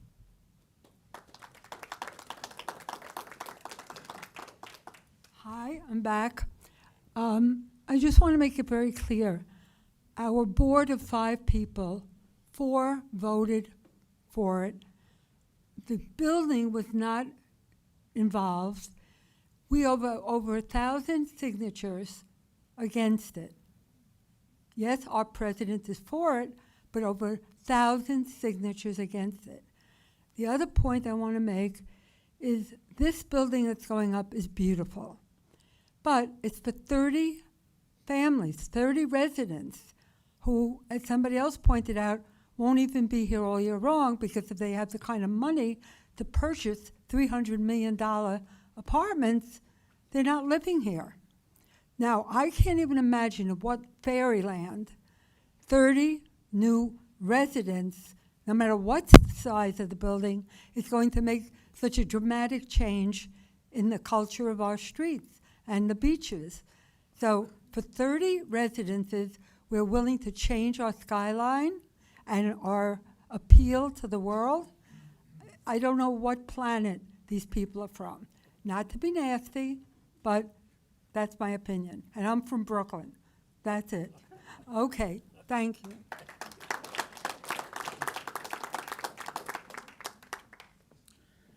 Carl Bender, Decoplage, part-time resident back again. I was going to say one thing, but I'm going to change it entirely and hit on 3 points, I think, which I view as important. Is this? Okay, sorry. Yeah.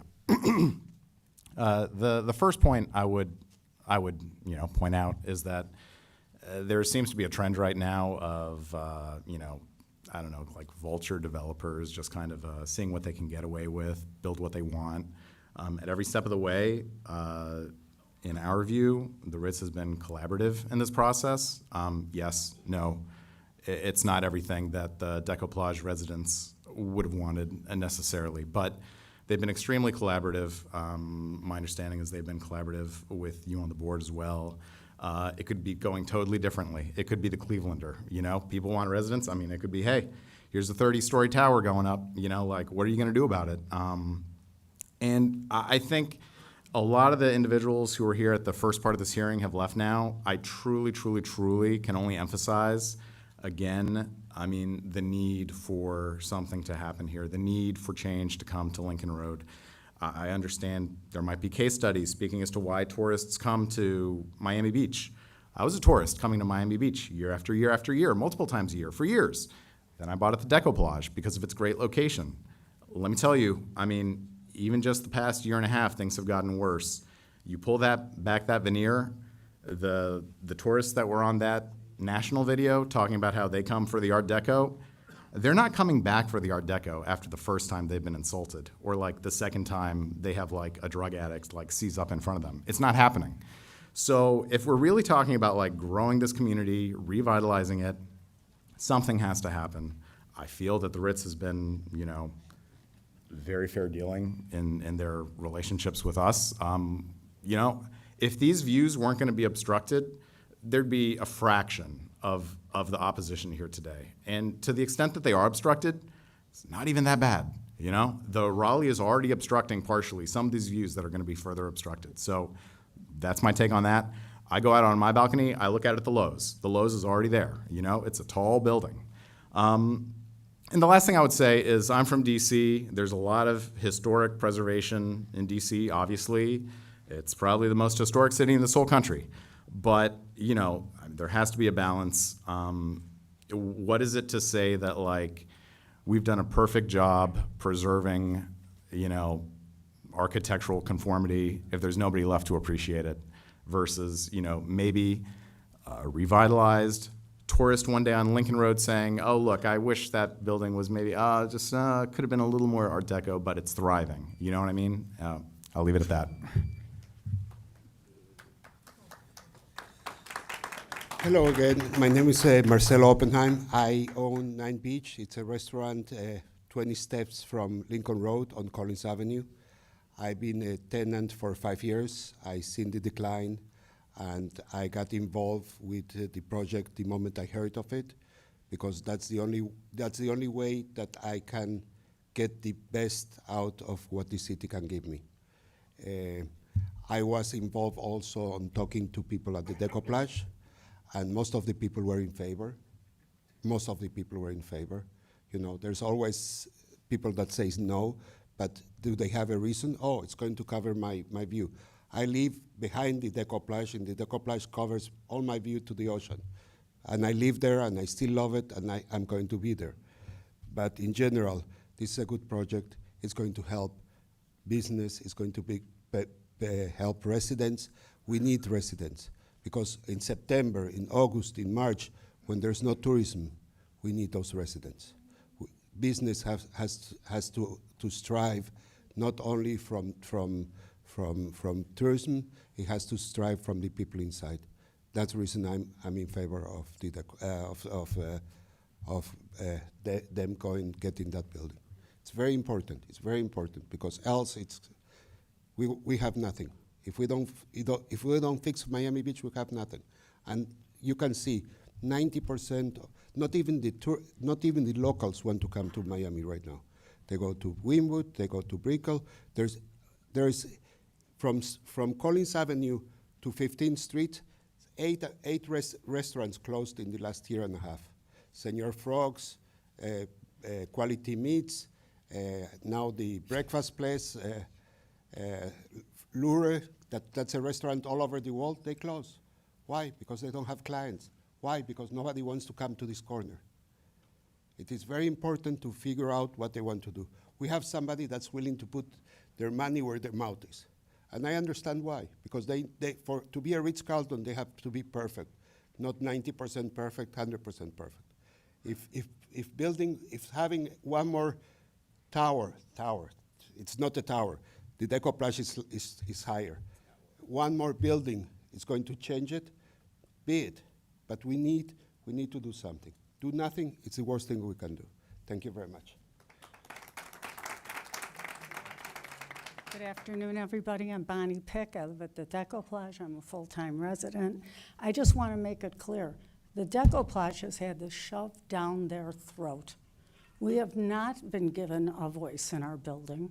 We have 5 people telling us what we're allowed to do. We were given a survey that was not properly recorded. And the first thing I saw on that list was, of endorsements was the Decoplage. That isn't a fact. And I just wanted to make that very clear. And yes, our views are being ruined. I don't know where this gentleman lives in the building, but I know my view and many of us have our views being ruined.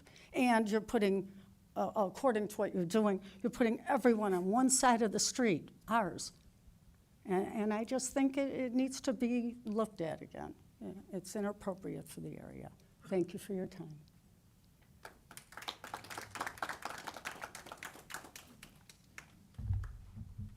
Good afternoon, everyone. For those who don't know me, my name is Yasser Mohammed, and I have been part of the hospitality world for the last 33 years, and 17 of them at the National Hotel in Miami Beach.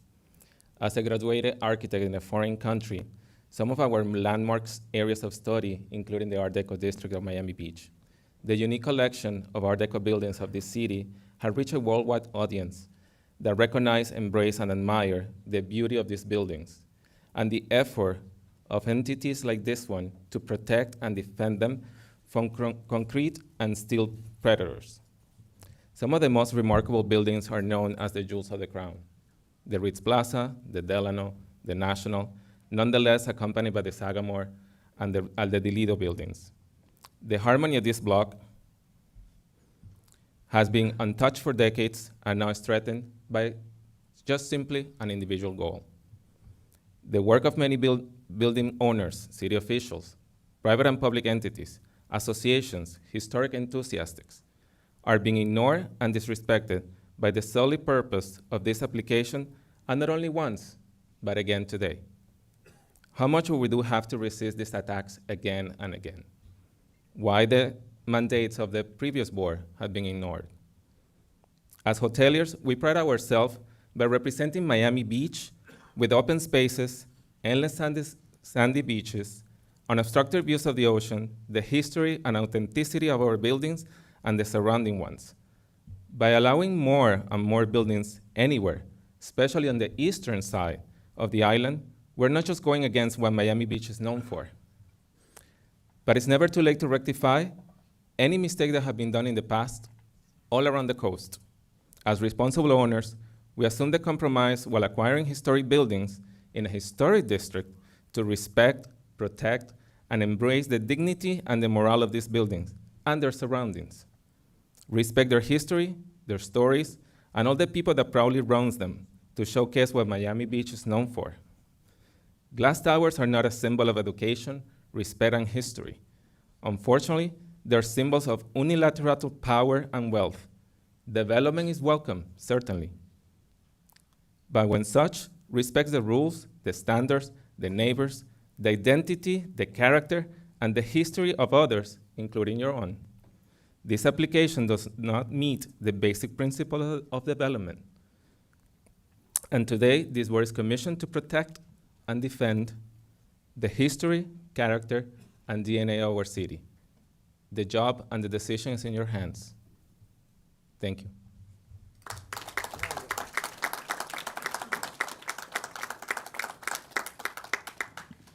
Do we have any more speakers in the room here? It looks like we have one more, and then we'll turn it over to Zoom, right? Welcome. Hello, good morning, well, good afternoon. Andres Lizarraldi, a full-time resident, and I fully support the project. Thank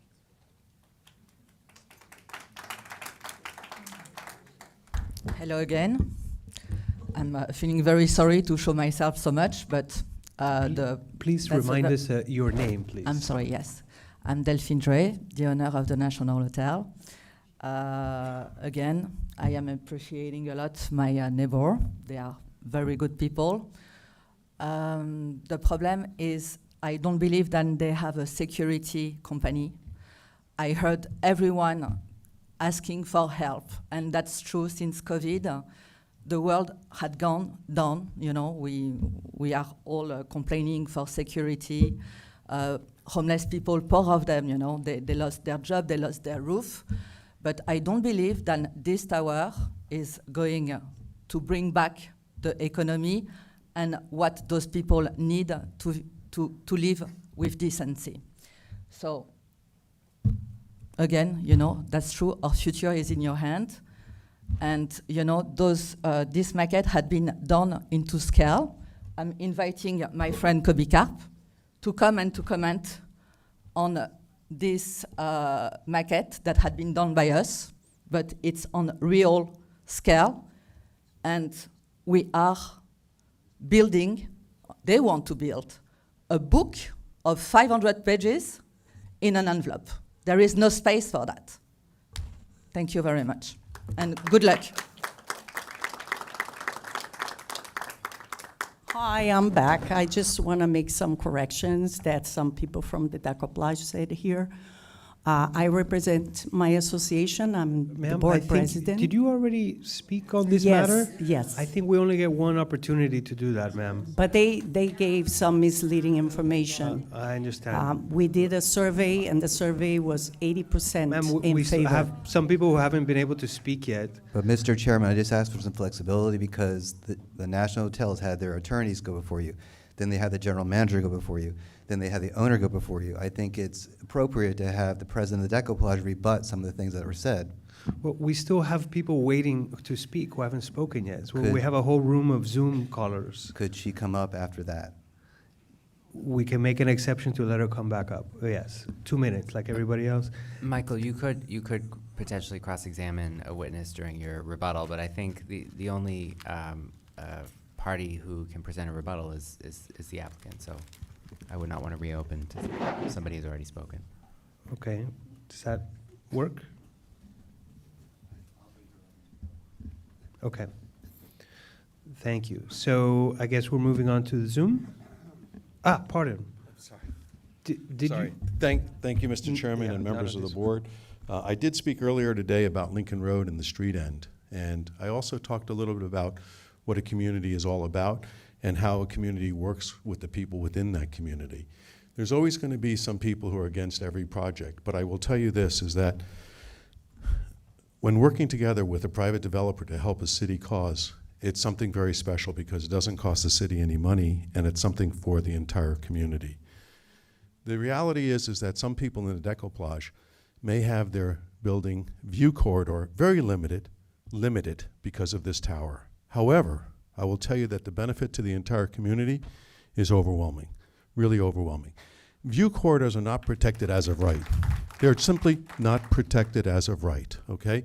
And the one that's going here is so limited in nature that it's almost impossible to give it any credence or value. I will tell you that the value of cleaning up Lincoln Road, removing the vagrants, is substantially more important than the view corridor of some of the people in the decoupage, and I respect those people. I have no issue with them. I think today is a very important decision for each of you to make, and it's really about the future of Lincoln Road and the future of our community. This is as of right. They're protecting the Sagamore facade. It took years to get the assumption or to get the belief that replication is a true form of historic preservation. That was accepted by many other cities. It wasn't accepted by Miami Beach for many, many years. But today, thank God, I think it is more accepted. I think that, you know, for every action, there is a reaction. It's time now to be progressive, not responding to other things that happen. I think what happened in the Clevelander is a shame, really a shame, and it's something that no one in this community wants. But I think in response, if you're going to take away liquor rights from them to sell liquor at 2 a.m., close their outside space, that's what happens in this type of response. These people are doing it as of right. They're not outside of the height limit. In fact, I think they're a little bit below the height limit. They're doing it as of right. I have no financial stake here, but I am telling you I have a financial stake in this community. I truly believe that we have an opportunity here to to do something that would be fantastic for our community and something that will be beneficial to all. Thank you very much for your time today.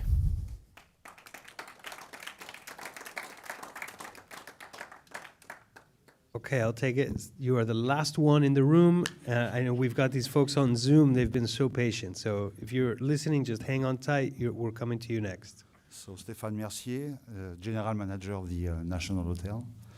You may have understood already that I am French, but I wanted to differentiate what has been differentiated, I think, multiple times. 30 residences are not going to change anything about security. And it's a shame. I would have loved it. Everybody would have loved it. I think here we're talking about respecting, once again, what makes Miami Beach, and this tower is probably, is certainly an insult to our history, where we're coming from. And on the other side, we're talking about the Lincoln Road project that can be, where you can have probably an unanimity about doing something over here, where you can probably get funding to do something without any counterpart. So I'm asking you just to think about it, and I wish you a wonderful day. Thank you.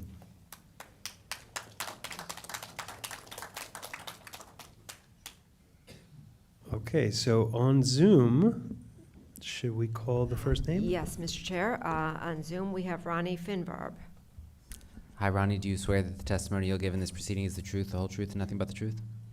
Yes, I do. Thank you. You have 3 minutes. Thank you. I'll keep this quick since this has gone for a long time today, but it's a very important project.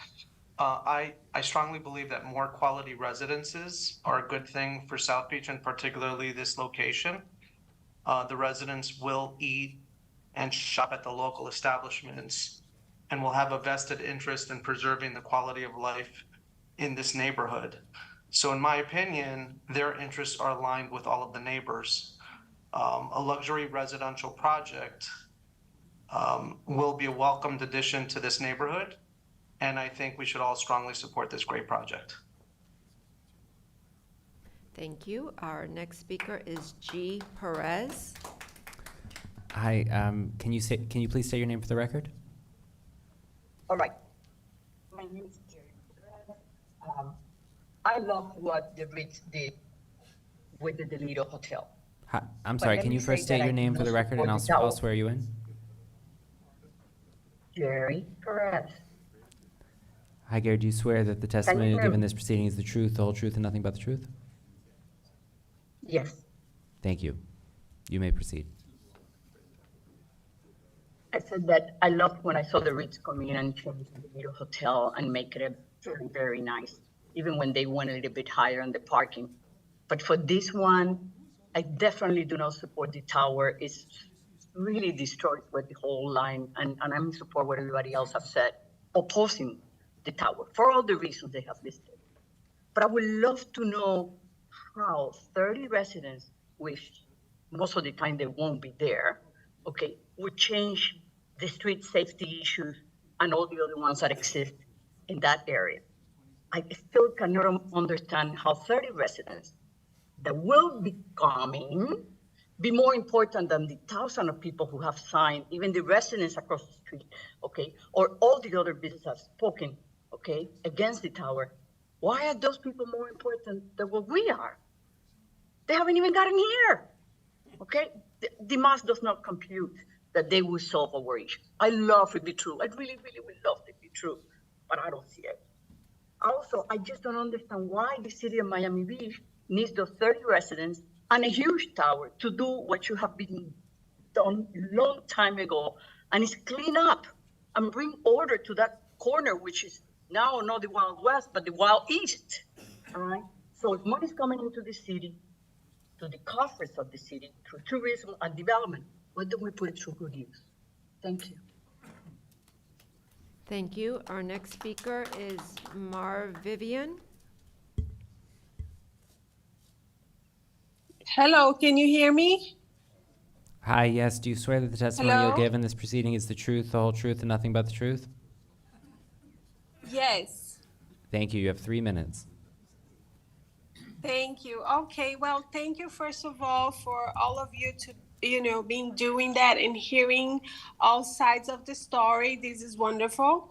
I have been a resident at the Decoplage for over 20 years, and I love it here. It's true that this area is getting really bad, but I do not think that they should build a tower in here. The Ritz, they made a little presentation for us, but the big elephant in the room, which is the big tower, is only mentioned very lightly, like 1% of the presentation. They don't need to put a high-rise tower in order to revamp Lincoln Road. These two items should be dealt separately. No more buildings in South Beach. They are doing very well for themselves. They already mentioned it. So there is no need to put a big building that's going to bog Decoplage views, the National Hotel, the Delano Hotel, bring shade to the beach, and bring noise, traffic, erosion, sea level rise. Is insane. And they are good people. We love the Ritz.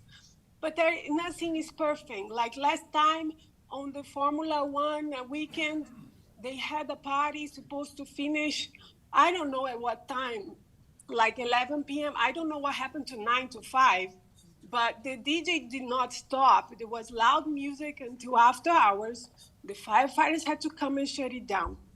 Anyhow, but I just want to say to the Ritz, go ahead, help revamping Lincoln Road, bring a green space together with the city, which is the city responsibility using our taxpayer dollars. But please do not even think of bringing another tower rise, unnecessary building killing our historic heritage and trespassing all other issues with our neighbors and community mentioned before. So again, help bring a green and secure space to Lincoln Road, but please do not bring a high-rise building. We don't need that. Thank you for your attention. Thank you. Our next speaker is Michael Silverman. Michael, do you swear the testimony you'll give in this proceeding is the truth, the whole truth, and nothing but the truth?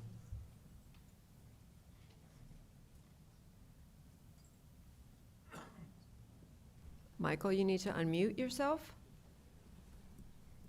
Is that better? Can you hear me? Yes. Yes. Okay, great. Do you so swear? Okay, so yes, I do. Thank you. You have 3 minutes.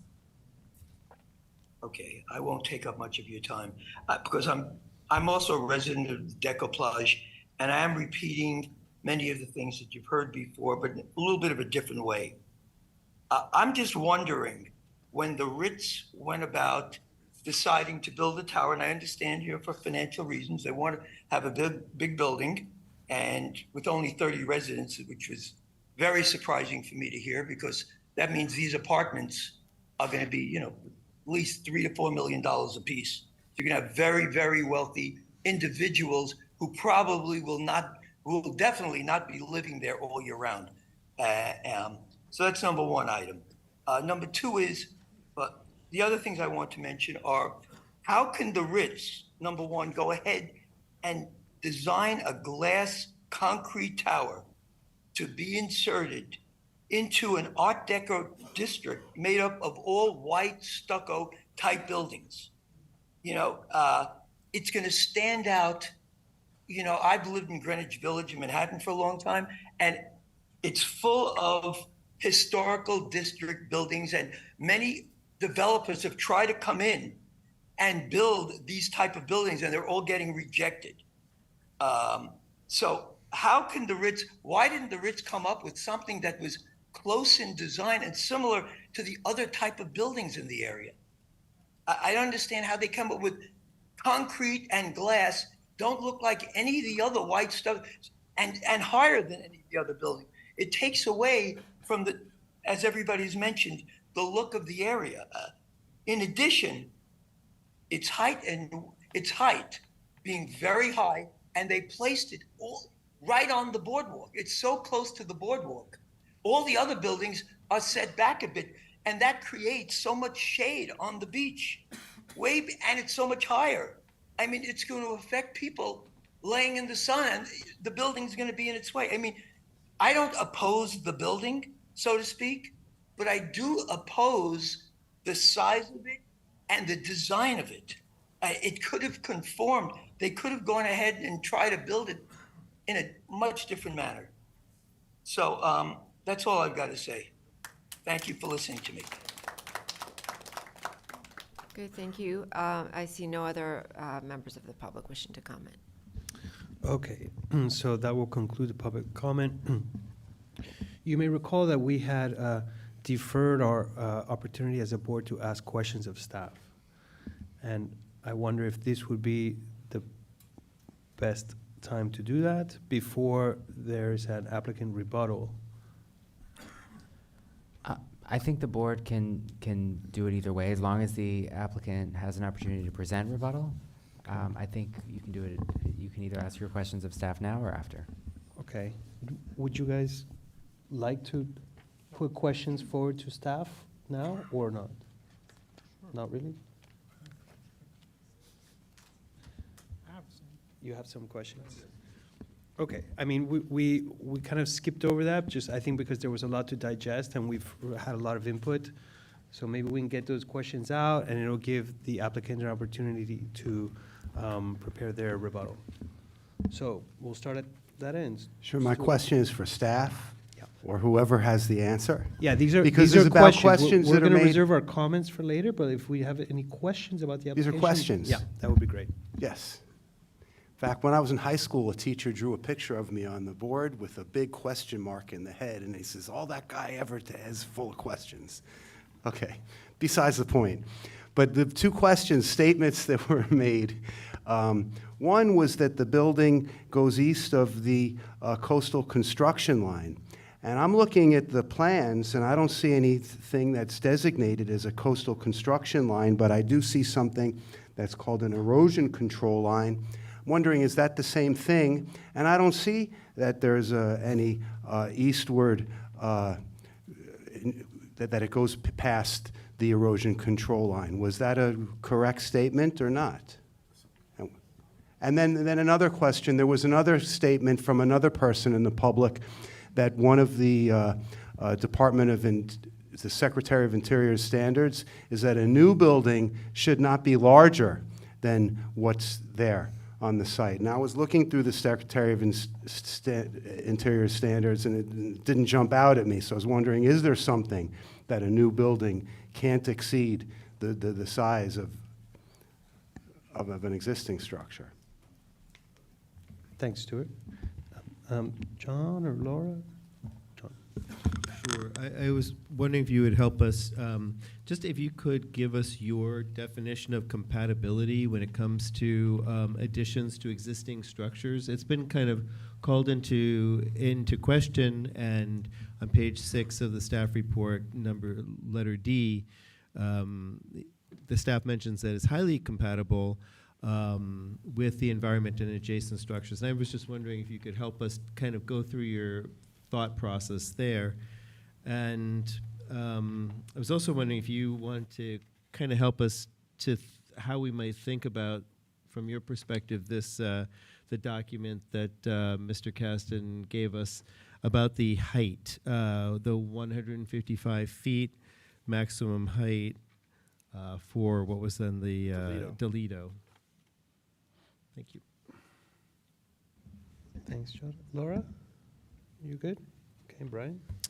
Yeah, to echo John's points, I just did want to return to Neeson's arguments on the development agreements, just to kind of understand a little bit about the context of what was going on in this moment. If I know that might be a bit, much for you to kind of go back in history here, but to really understand what it was, or what was like the good faith kind of intention here. With that, along with that, on the shade, because it seems like the shade is kind of one of the larger issues with the two neighbors. We can get into some of the other issues with obviously all of you residents at the Decoupage as well. But on the shade studies, or rather any mitigation or discussion of that kind of invasiveness of shade on any of the properties, I guess, that are abutting this property. And then also whether the results of or similar shade like impact was similar in other projects that we've looked at this board before. And then I guess I'm really struggling with kind of all the new spate of development projects that have been approved on Miami Beach, which are typical, which do not appear to be out of line with this project, that actually seem quite consistent. If you look at, the Raleigh, the Shore Club, and others. So I just maybe, without getting too much into the weeds of all of that, just kind of basic context of how you might see this falling in line, out of line, or if it's just non-applicable and I should just move on from that. But it's kind of in the back of my head because, these are things that are going on today that are being built regardless. So we have to be fair to everyone involved.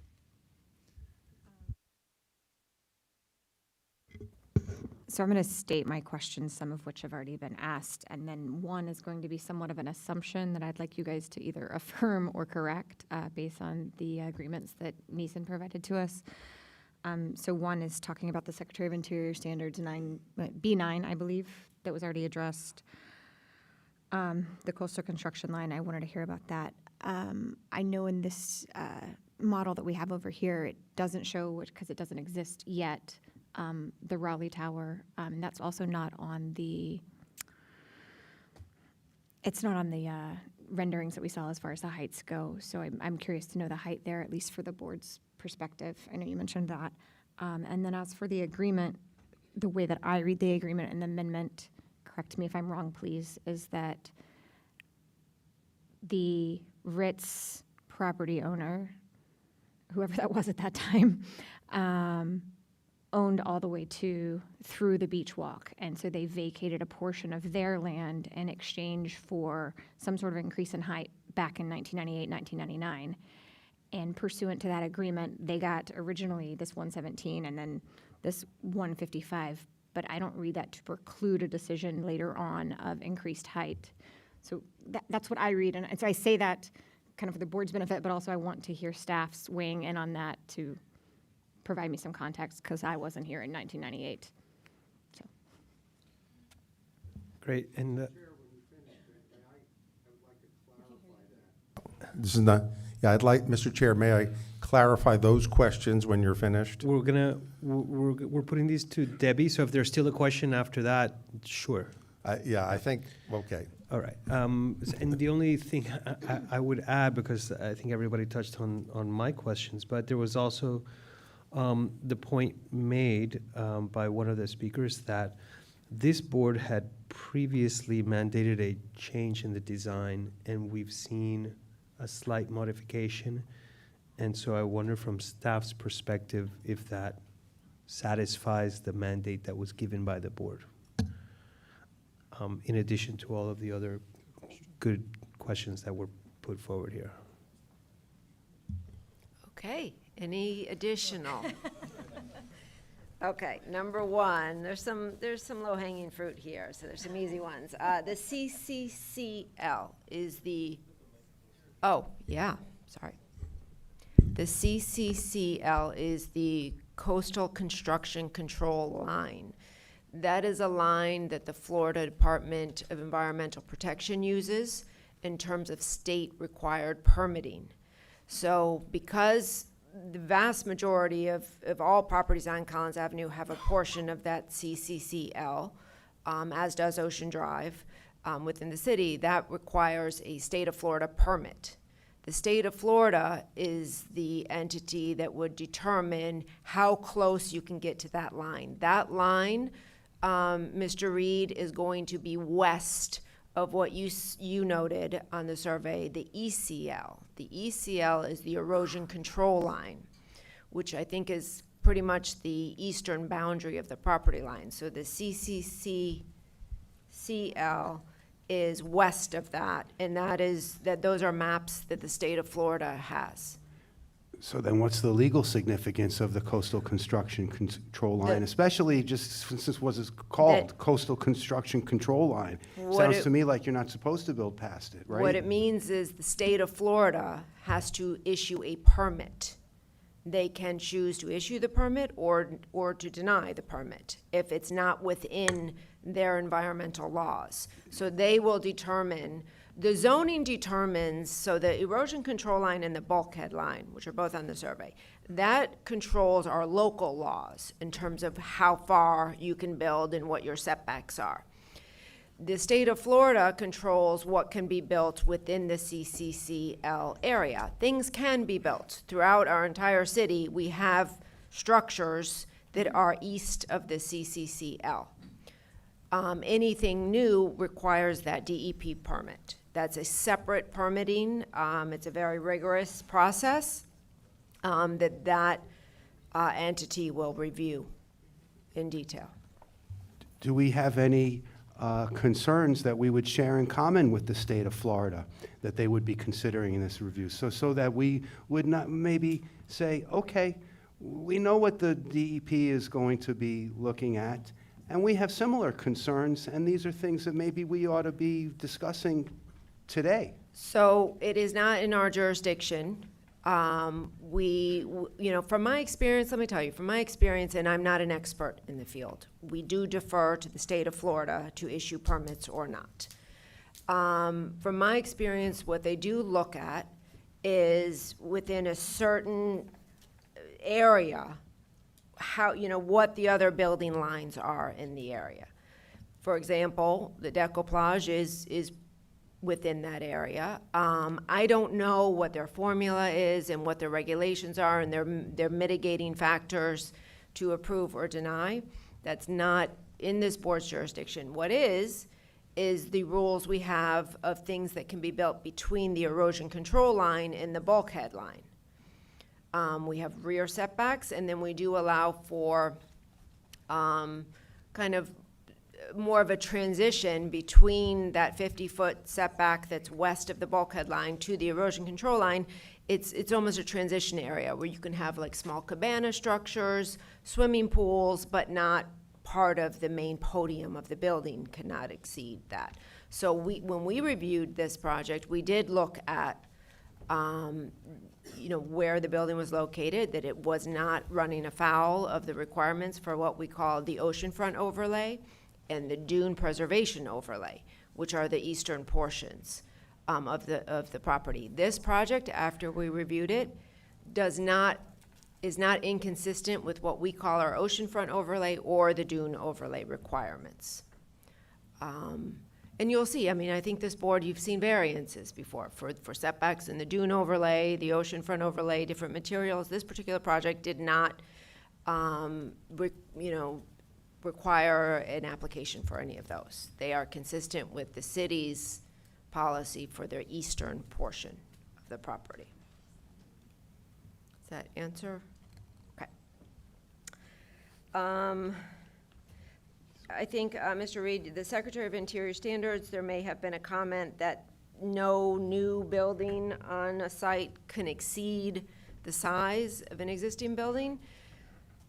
The Secretary of Interior Standards does not say that. It does not have a criteria that talks about a specific size or, in comparison to any existing building. What it does say is that the building should be compatible with the massing scale, and I'm paraphrasing here because I don't have the standard in front of me, and character of the district and the existing properties.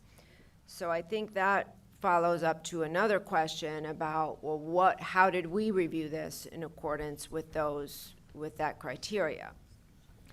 And I mean, size is one thing that we look at, right? But size on a two-dimensional drawing is very different from how we experience our urban environments in our historic districts. So we look at a multitude of factors in design when determining compatibility. One of which is the setbacks. How far is it away? What is the perception of this building when viewed from the public areas? And does that view impede any of the historic elements of the district or of the contributing buildings? In this case, we have 3 contributing buildings on the site, as well as the adjacent neighbor. So when we're reviewing this, we look at not only the size of it, but how it is perceived, not in 2 dimensions, but perceived in a built form from the pedestrian perspective. I would note that, number one, the Sagamore, which this is behind, has the rear of the Sagamore is 1998 construction. So we did not see, we thought by placing it at the rear, as far away from the original construction, that would be the most appropriate.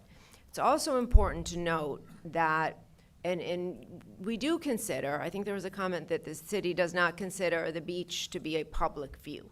We do consider that, all views from the beach walk to be public views. But one thing to keep in mind is historically, our beach itself has changed dramatically since the 1940s and 50s when these properties were built. Prior to the late 1970s, there really was no beach to walk up and down. When architects were designing these buildings historically, they recognized that. So they focused most of the significant architecture of the vast majority of the buildings on the front-facing facades. The Collins Avenue facade was the postcard. That was the facade that had the most significant design.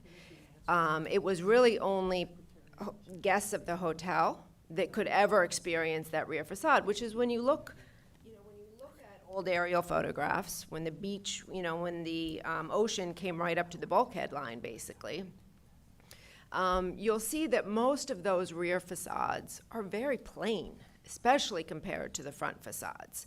A lot of times they were just punched masonry openings with almost no ornament whatsoever. It's been the practice of this board as well as the city to allow for greater flexibility on those east-facing frontages because that was not part of the historic view.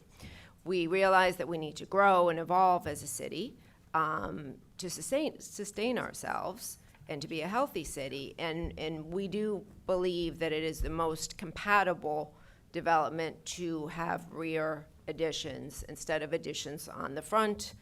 And in this area too, we also have a prohibition for the most part. There are certain small exceptions on rooftop additions because we know a lot of those buildings were designed with very delicate roof features, et cetera, which is one of the reasons why we were so happy that the Sagamore that was altered in the 1950s, in our opinion inappropriately, is being restored back to its original design, the Annis design.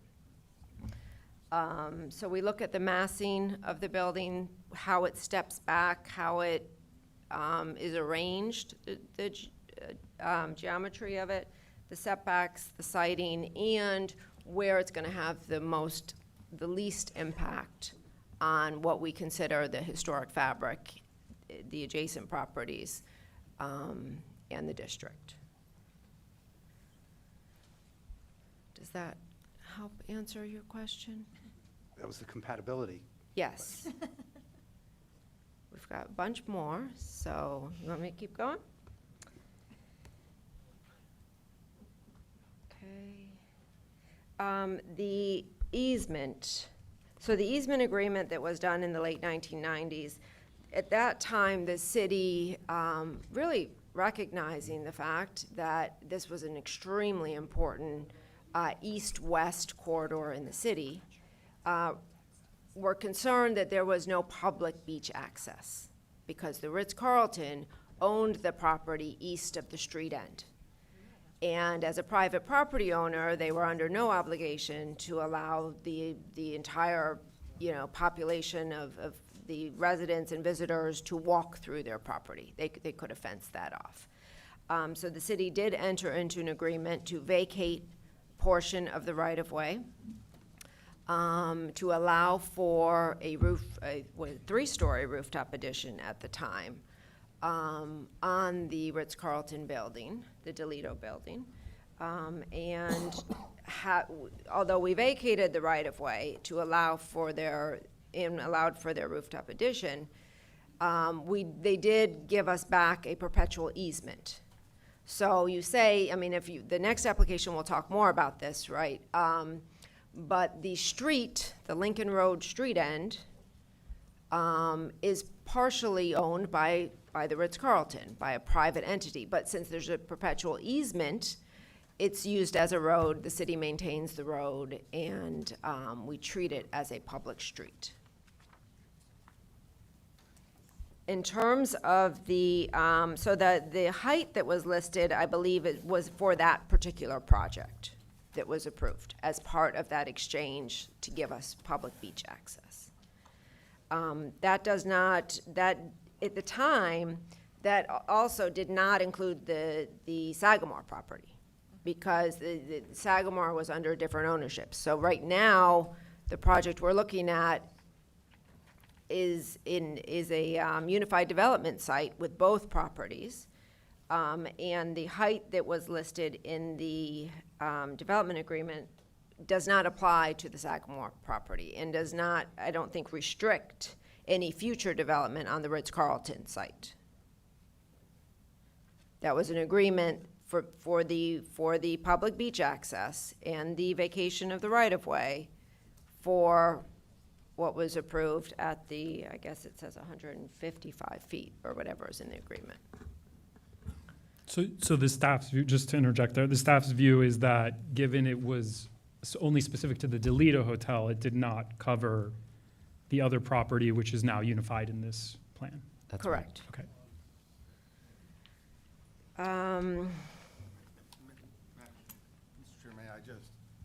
Mr. Chair, may I address the point? Mr. Chairman, you've closed the public hearing. I think if the board has any questions for a presenter, obviously you always have the ability to ask questions of presenters, but the public hearing is closed. I understand. I think if Just to someone has clarify. a question or wants to clarify, then that's what you're saying, that we Right. could ask someone to provide a clarification? You could ask, correct, you could ask a speaker if you have questions for speakers. Okay, I think we're trying to get through Debbie's Right. answers. If you wanted me to clarify that, I would be happy to. We can, yeah, thank you for offering to clarify that. Okay, go ahead, Debbie. Okay, shade studies. So, for this type of project, which we have seen before, The applicants also, often we request, but the applicants often already do this, these shade studies. This is something that staff takes into consideration. But again, we are bound really by the Certificate of Appropriateness criteria, Secretary of Interior criteria. And it's not, it doesn't have the impact of saying a property is not compatible if a building is going to create a shadow on someone else's property, because all structures will create shadows. It is something we take into consideration. It is something that the applicants review with their neighbors. We request that they do that, and work with their neighbors to try to minimize all of that. Can you ever reduce it to zero? Not if a project is going to move forward. We have had similar discussions with the Raleigh project. We also had similar discussions with the Versailles Tower, with the neighboring Saxony, and that is something that the board considers. Is it really specific to any of our actual review criteria? No, it's not. But it's definitely something in terms of relationship. I think that's a bit of a stretch, because it's the shadow is not necessarily a physical thing that's being built. It is something that the built structure, will cast. But I think in general, we try to get the massing and location, the siting of any addition where it will have the least impact. But I think I heard one of the speakers did bring up the Spite Wall case, which was all about shadows. And that there is a good amount of case law that light, which is shadow, the absence of light would be shadow, and air is not something that is protected or that we should be imposing. But yeah, the Eden Rock I could go on and I won't have time, but why there was a second pool added to the Eden Rock was for that very situation, because the spite wall of the Fontainebleau was built purposely to shade the entire original swimming pool of the Eden Rock. So Morris Lapidus designed another pool at a higher level to the north. So if you ever go there, you'll notice that it's very interesting. So yes, and I believe at the Shore Club, we did shadow studies as well that the board did take into consideration. The previous mandate of the Historic Preservation Board was also a question. There was no mandate, at least a formal mandate. The previous application was reviewed and discussed by this board. This board denied the application. So there's no order that prescribes conditions for what the applicant needs to do. There was a lot of discussion about the height, but there was no mandate that it be required to be changed, because the board actually voted to deny that application. So there was an order to deny. Question, Debbie. Currently, you can build 200 feet in this area. When did that happen? When was that? The maximum height for this property and several other properties is 200 feet for an addition to a property of a certain size that contains a contributing building. That happened in 2019-ish. I'd have to actually look back. I don't think we... Because many of the people that came here today, they feel that it's our responsibility and we're falling within what it is. They should be lobbying some other organization to change the height. The 200 feet was adopted by the mayor and city commission at least 3 or 4 years ago. That's right. I can find the That was exact taken date. to the voters, or was it just No, by ordinance. By ordinance. There's no FAR. There was no FAR as increase, as part of that height increase. It was just increasing the height for very, specific set of circumstances. So not every property would be eligible for that additional height. Debbie, thank you for addressing that tall hill of questions. There is one more from our friend right here. Okay. Lindsay, you had one more thing for Debbie? I guess it's a clarifying question on what I was asking, and it might be Debbie, it might be Nick, and this may be what our former mayor was going to address. Because the clarifying question back here was that, one, this development agreement and subsequent ordinance that was recorded did not affect the Sagamore site, only the Ritz-Carlton, because they were two separate properties at that time as opposed to the unified development site that they are now. But my point was, and you kind of addressed that with the 200 feet, is that now at this point, as of right, they would be allowed 200 feet regardless of what this ordinance said. That was kind of where I was going with that. That this doesn't preclude them from taking advantage of what the zoning code says today. I think how I would respond to that is that the code has been amended to increase the height in this district for eligible properties. So the applicant would be eligible to apply for a project at the height provided in the code. Thank you. Another question. When the code was amended to increase the height to 200 feet, did it address this agreement? I mean, did it cancel the agreement in any way? Because I understand the reason why we're saying the agreement doesn't apply now is maybe two things. One, because the code was amended, but I don't know if that would cancel a private agreement. And number two, because doesn't sit only on the Ritz-Carlton property, because it sits on the Sagamore property too. I don't know how that puts it outside of the agreement, but my question too is, you're calling it now a unified property development. What does a property owner have to do to be able to be considered a unified development and have an application before a board? Well, I mean, it's more than just having two pieces of property, because there are setbacks. There are all kinds of rules that apply to particular properties. What do you have to do in order to have an application considered unified? There must be some sort of groundwork that has to come first. Before you answer that, I think that Mr. Kazan has offered to offer a clarification if the board needs it. I unfortunately have to step away because I have to make it to my class on the other side of town. So I'll leave it in Laura's hands to manage. And I think that we have a hard stop here at 4 o'clock anyway, so that's in about 20 minutes. Okay. If I may, Mr. Chair, Debbie's analysis is correct. What I offered was not to say that that agreement is in effect today, because in fact, when the street was vacated and the addition was built, the agreement was fulfilled, and by its terms, it was terminated. So it's not a governing document today. It was only offered to show that at the time that this vacation took place, that it was guidance from the city as to what the appropriate height for new construction would be. So I just want to clarify it as to its legal standing and why the significance for which it's offered. Thank you.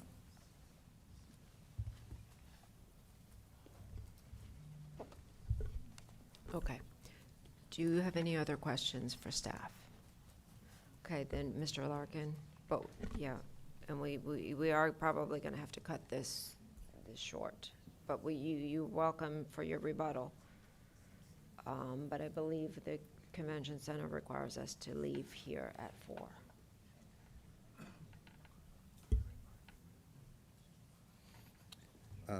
First of all, this is to staff, to Debbie and Nick.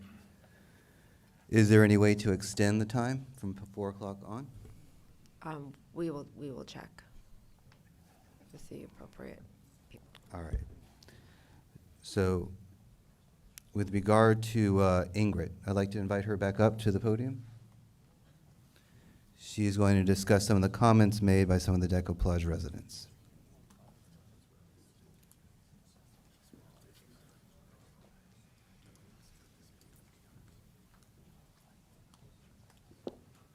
Hi. Thanks for having me back. I just want to clarify some misleading information that some owners of the Decoupage did hear. They do not represent the association. I and my board of directors do. We did a survey at the Decoupage. We formed a committee. It's not 2 months. We've been working with the Ritz-Carlton for almost a year. So I just want to clarify that. and we endorse both projects. Thank you. Okay, we're not doing public, the public comment portion is closed. Can't we just at least? No, the public comment, the public hearing is closed. Okay, Mr. Larkin, would you like to continue?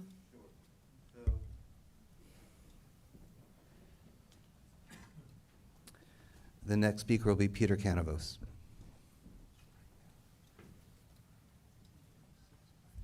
For the record, Peter Canavos, co-owner, Ritz-Carlton, 1 Lincoln Road.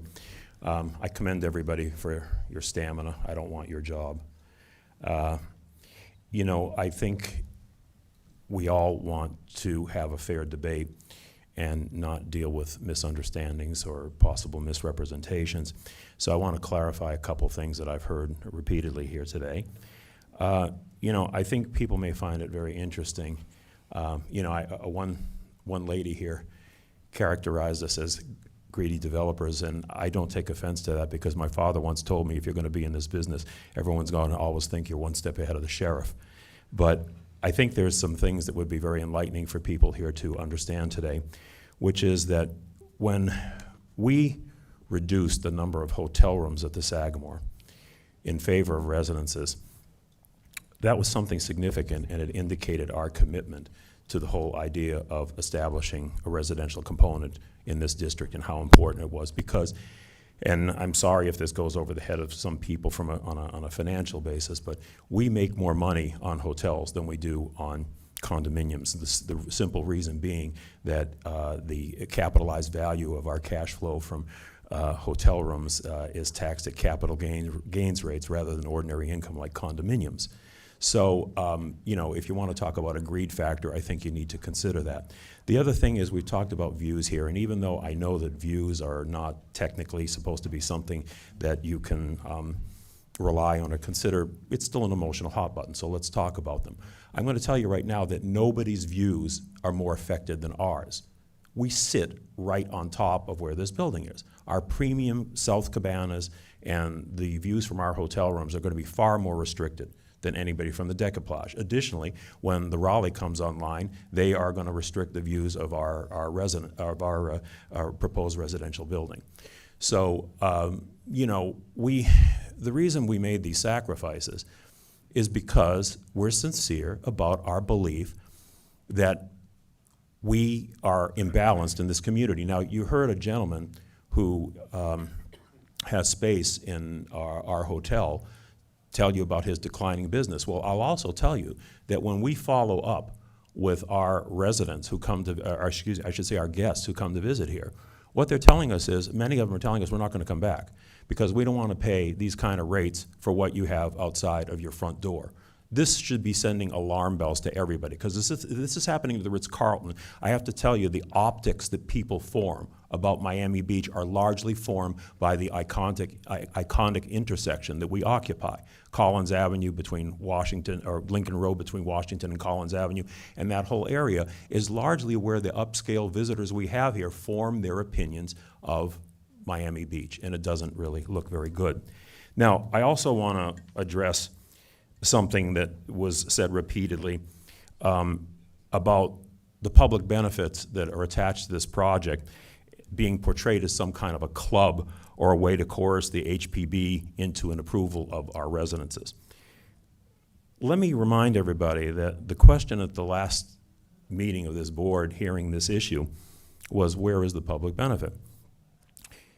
This is a fundamental question that honestly I've heard asked in every jurisdiction that I have appeared in on entitlement issues.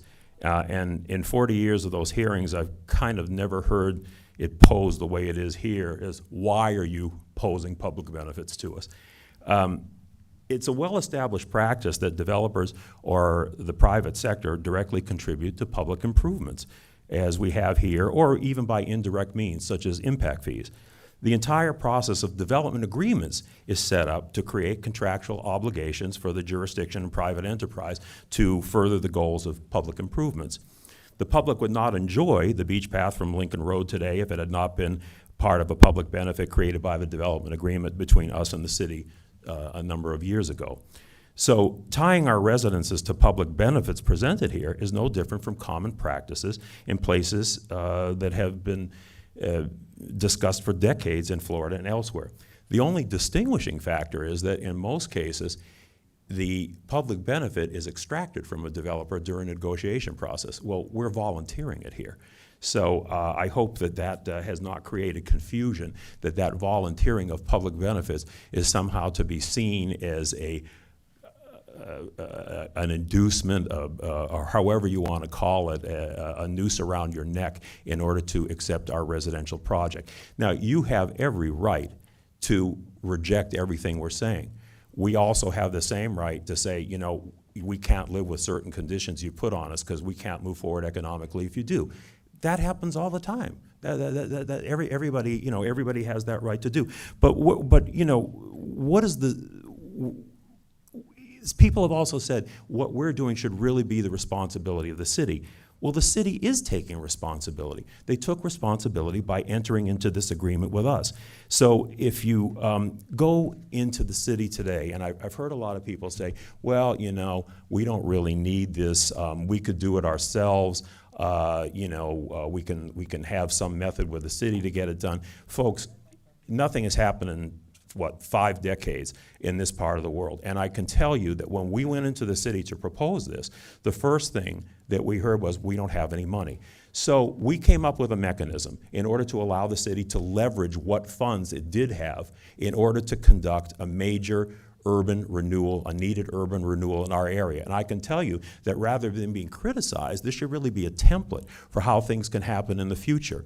If other developers get together, we're doing this as a one-off, but if other developers got together with a plan like we had and pooled their money like we had and went into the city, you would see more beneficial development happening in this city at a much more rapid pace in our lifetimes.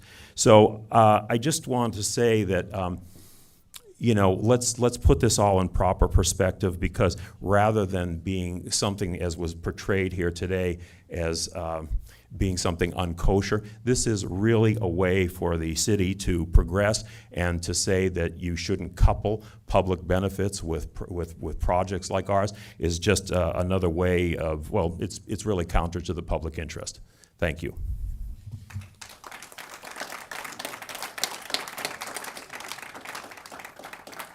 So, board members, with the departure of the chairman, we would like to request a continuance to October. We feel that this application is such a monumental importance that it deserves to be considered by the entire board, and that's our request. And with regard to the 100 block application, well known as a public application, I'd like to request both of those to October, to the beginning of the agenda. Do we need to have discussion about the continuance? You can have discussion. I mean, it does require a motion and a vote. I mean, I would like to make a motion to continue it, but I would like to wait if we need to have this discussion first. Like if, for It's not example, required. anybody from the public has to have a No, comment. the public comment is closed, but it's not required that the board discuss the request for continuance, Okay. but you I can. move for a continuance. I'll second it. Okay, and this would be to the October. October 10th meeting. That's correct, 10th? October 10th meeting. So that's for HPB 230574. Motion, do I have a second? Yes. Okay. All those in favor? Aye. Okay. And then we have a second request for HPB 230575, and that request is to continue to the October 10th meeting. I'll also move that we continue the 0275, what is it? Okay, she's making a Continue the motion to second. continue to the October 10th meeting, 230575. All those in favor? Okay, thank you. And Debbie, I also would recommend a motion continuing the remaining applications to the October 10th meeting. I know we have that, Please. if I may, I know the applicant for the next application is standing behind Mr. Larkin. I don't know. I would move that we continue it. Yes, I think we need to continue the remaining applications on the agenda. Mr. Chair, staff, I think we can actually finish our application in 7 minutes if you can allow us that time. We've been pending for quite a long time. This application was deferred and renoticed. If you could indulge us for 5 minutes, maybe you can. If not, you can always continue it.